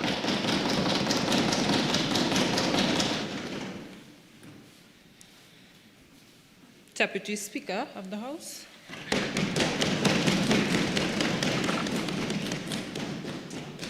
Madam Speaker, by the hour we have reached in this debate, this Honourable House has heard a great deal. Section numbers, bill names, dates. I don't intend to repeat that back to you. My exceptional colleagues did that work and they did it well. What I want to do from where I stand is point out the shape of what you have heard today. Let us actually recount what has been placed before the House. The Minister of National Security didn't come with a slogan. She came with a commitment to amend the Computer Misuse Act itself, to create specific offenses for AI-generated deepfakes used in fraud and extortion. The Minister of Justice came with Section 14B of the Evidence Act, and a plan to turn this country's own courtroom precedents on digital evidence into permanent statutory protection. To the member for Laventille East, who was clearly distracted in the chamber, the Minister of Gender Affairs came with a 48-hour takedown standard for non-consensual deepfake imagery built into bills this House has already been shown, just to name a few. This is not one argument dressed up in different ways to specific members. It is specific sections and specific bills. Madam Speaker, I urge this House to look again at the very motion presented before us. It warns us that these platforms expose citizens, institutions, and the state to risks and threats. Read closely. That is a three-part test, and this bench has aced it with 4 targeted bills rather than one big, blunt piece of legislation. I remind the House of the words of our Attorney General.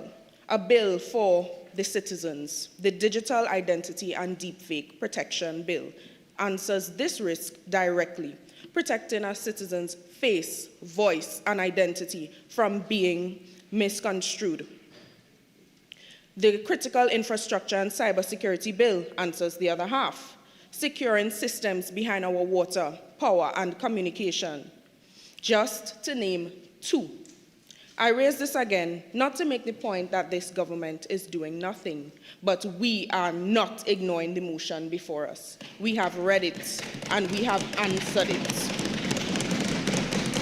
However, on the other side of the House, we have been offered exactly one word to weigh against all of that: comprehensive. Madam Speaker, comprehensive is not a plan. It is the absence of one. It is what you reach for when you have not yet decided what a law should actually say. So you promise instead that it will say everything. This House does not pass adjectives, Madam Speaker. It passes sections, clauses, schedules. My colleagues have spent this entire sitting handing you exactly that. The opposition has spent it handing you a dream. We have heard it all day, the same tedious, repetitive argument of no, no, no, fast, fast, fast. Madam Speaker, the opposition didn't know about no and fast for the last 10 years. We have been here, this government has been here for 1 year and some change, and have done more for AI development than they have ever dreamed of doing.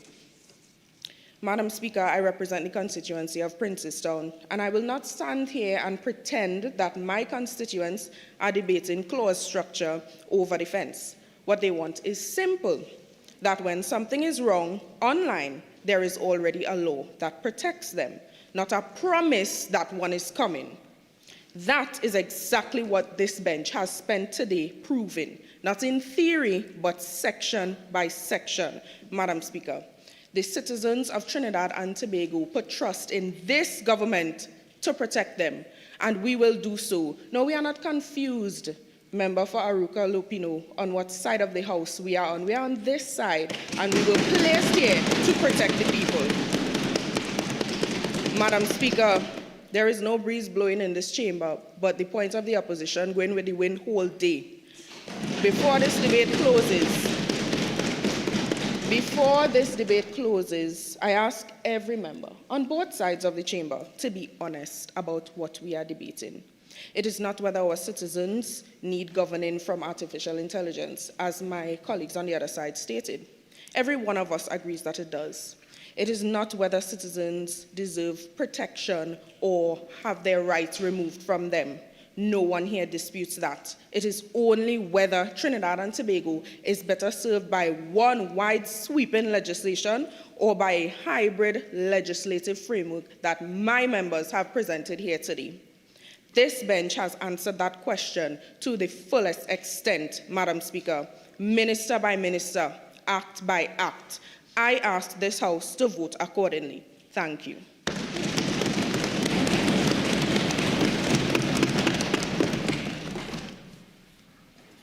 Madam Prime Minister.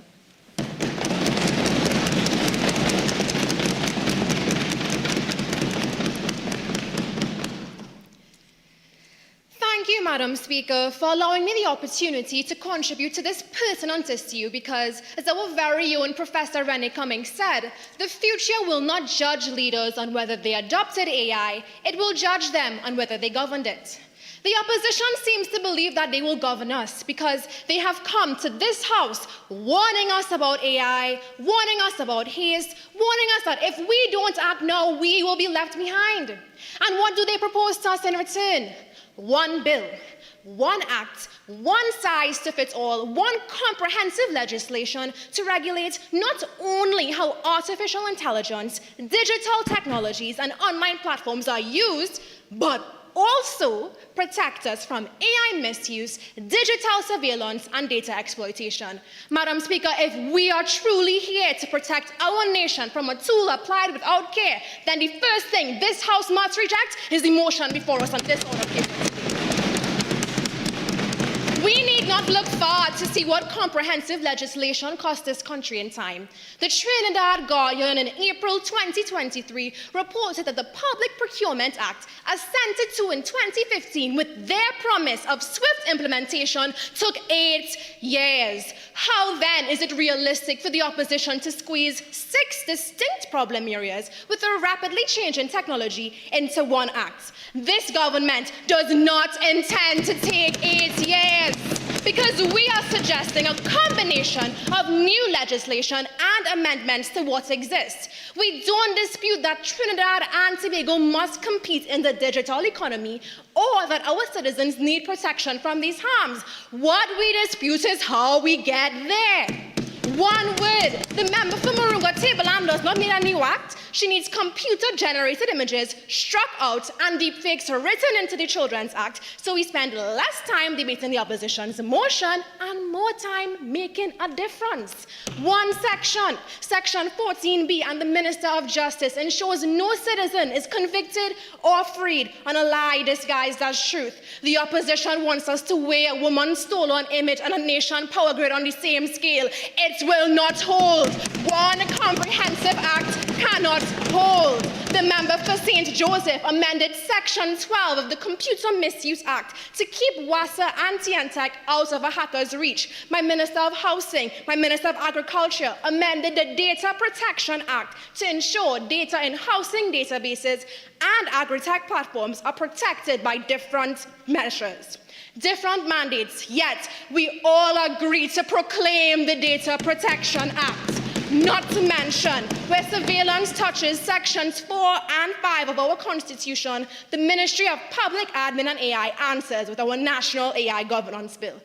Madam Speaker, everybody want to talk about the EU today. I was assigned to the EU, I saw the map. The EU spans 4 million square kilometers with 27 states. Madam Speaker, Trinidad and Tobago could fit inside it approximately hundreds of times over. But we're not at price mats. We're not shopping for one omnibus bill wholesale, so that's not going to work. And here's what humbles me. The parliament we inherited voted in 2016 to leave that very union. If the country whose system we inherited walked out that door, what are we being asked to walk into? Now, let me be fair. The EU AI Act has real merit. Risk-based safeguards proportionate to harm is a principle this government does not reject. We already practice without Brussels needing to hand it to us. Where their act flags biometric risk, our National AI Governance Bill scopes public and private sectors' use of these tools. Where it demands oversight, our Interception of Communications Act amendment delivers it. And where an algorithm might one day decide whether a pensioner keys her grant, the member for Couva North answered plainly. No automated decision stands without a human behind it or a citizen's right to appeal. But some wounds, as my AG outlined, need more than an amendment. Your face, your voice, cloned into a lie, meet the Digital Identity and Deepfake Protection Bill.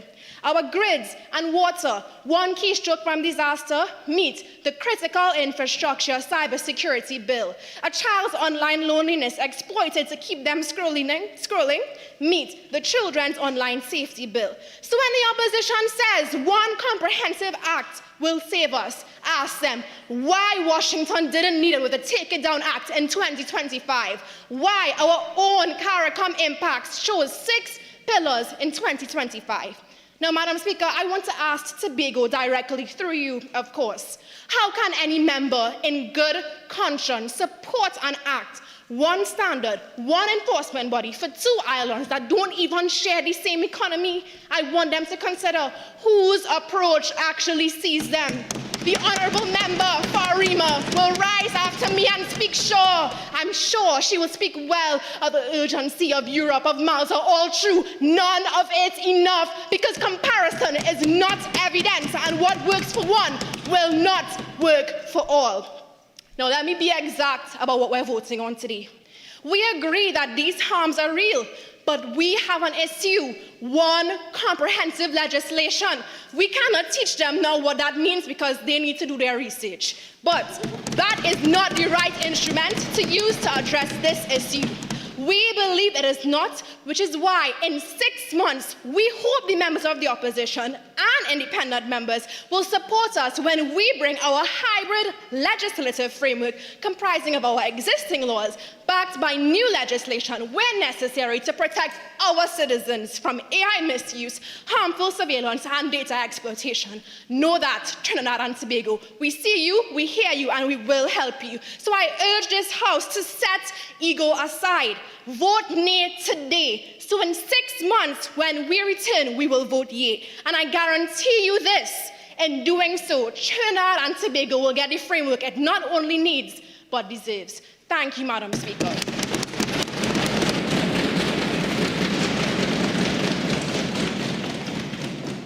Leader of the Opposition.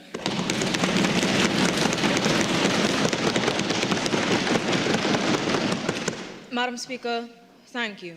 Before I begin, I would like to address the member for Princestown, Couva South, and our Honourable Prime Minister. 10 years, and yet still we are both here today. Madam Speaker, as the youth have said, I fear we have lost the plot. It sounds as though the government has come prepared to fight our battle for us. Is it that the government has an issue with the Data Protection Act? Do they know that comprehensive legislation is the introduction of a new bill to deal with specific frameworks? For example, the Honourable Minister of Education mentioned her framework to deal with children's safety, but doesn't that deal with a specific issue within a specific framework? Okay. Madam Speaker, they talk about us proposing a one-size-fits-all, but we proposed a framework of 7 pillars to guide this legislation and override over all the statutes and amend and address the gaps that all outdated laws have. My members stood today and explained how each pillar would address each sector. So I don't understand how this is a one-size-fits-all. Madam Speaker, is it that they also have a problem with the Constitution of Trinidad and Tobago? Is that not omnibus? Isn't it comprised of various acts addressing various sectors? I also ask, how could the issue be time? Which takes longer? Drafting a new comprehensive legislation, or drafting or sifting through stacks of legislation to amend on top of introducing not 1, but 4 new bills? Madam Speaker, I think the Minister of Justice meant to ask her own bench if they're trying to fit 10 minutes within 10 years. Also, Madam Speaker, I ask, is the issue our framework?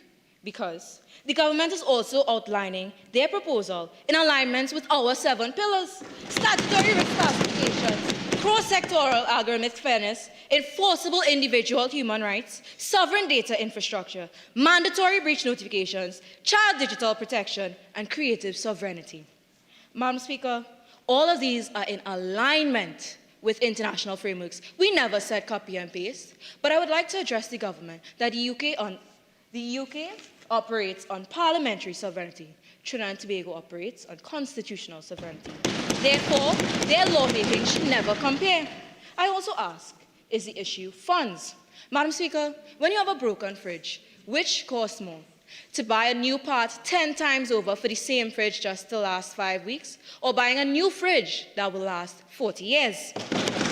The Minister of Finance confidently quoted figures whilst their own Ministry of Housing mentioned that the HDC is owed billions.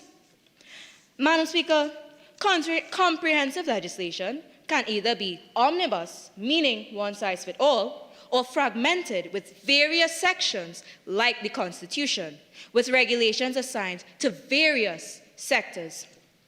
And we propose this because rather than reacting defensively to isolated crises with narrow fixes, a holistic legislative package allows lawmakers to systematically address complexities cohesively.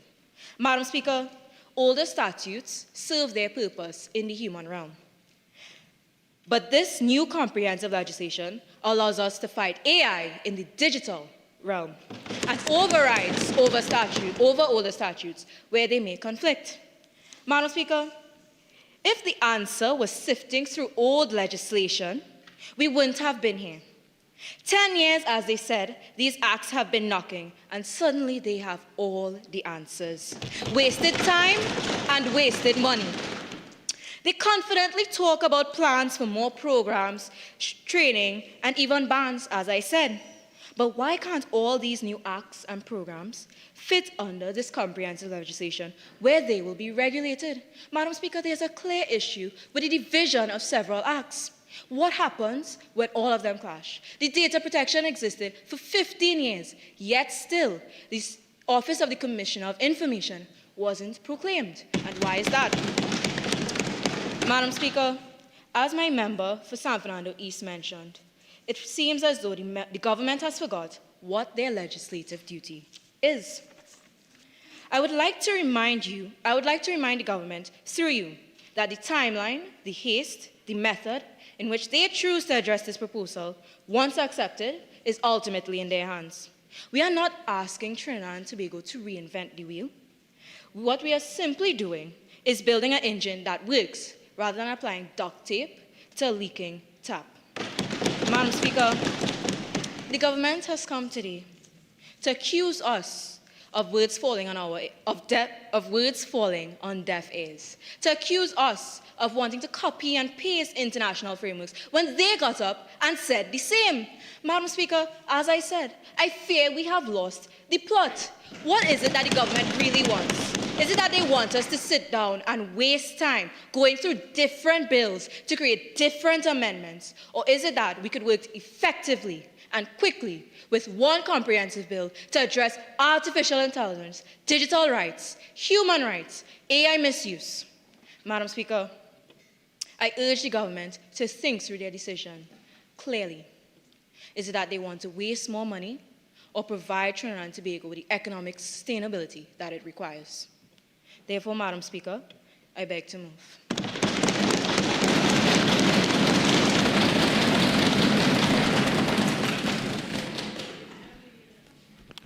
Honourable members, the question is, be it resolved that the government introduce comprehensive legislation to regulate the use of artificial intelligence, digital technologies and online platforms, as well as protect citizens, institutions and the state from AI misuse, digital surveillance and online data exploitation. All in favour, say aye. Aye. Any against? Nay. All right. I think the nays have it.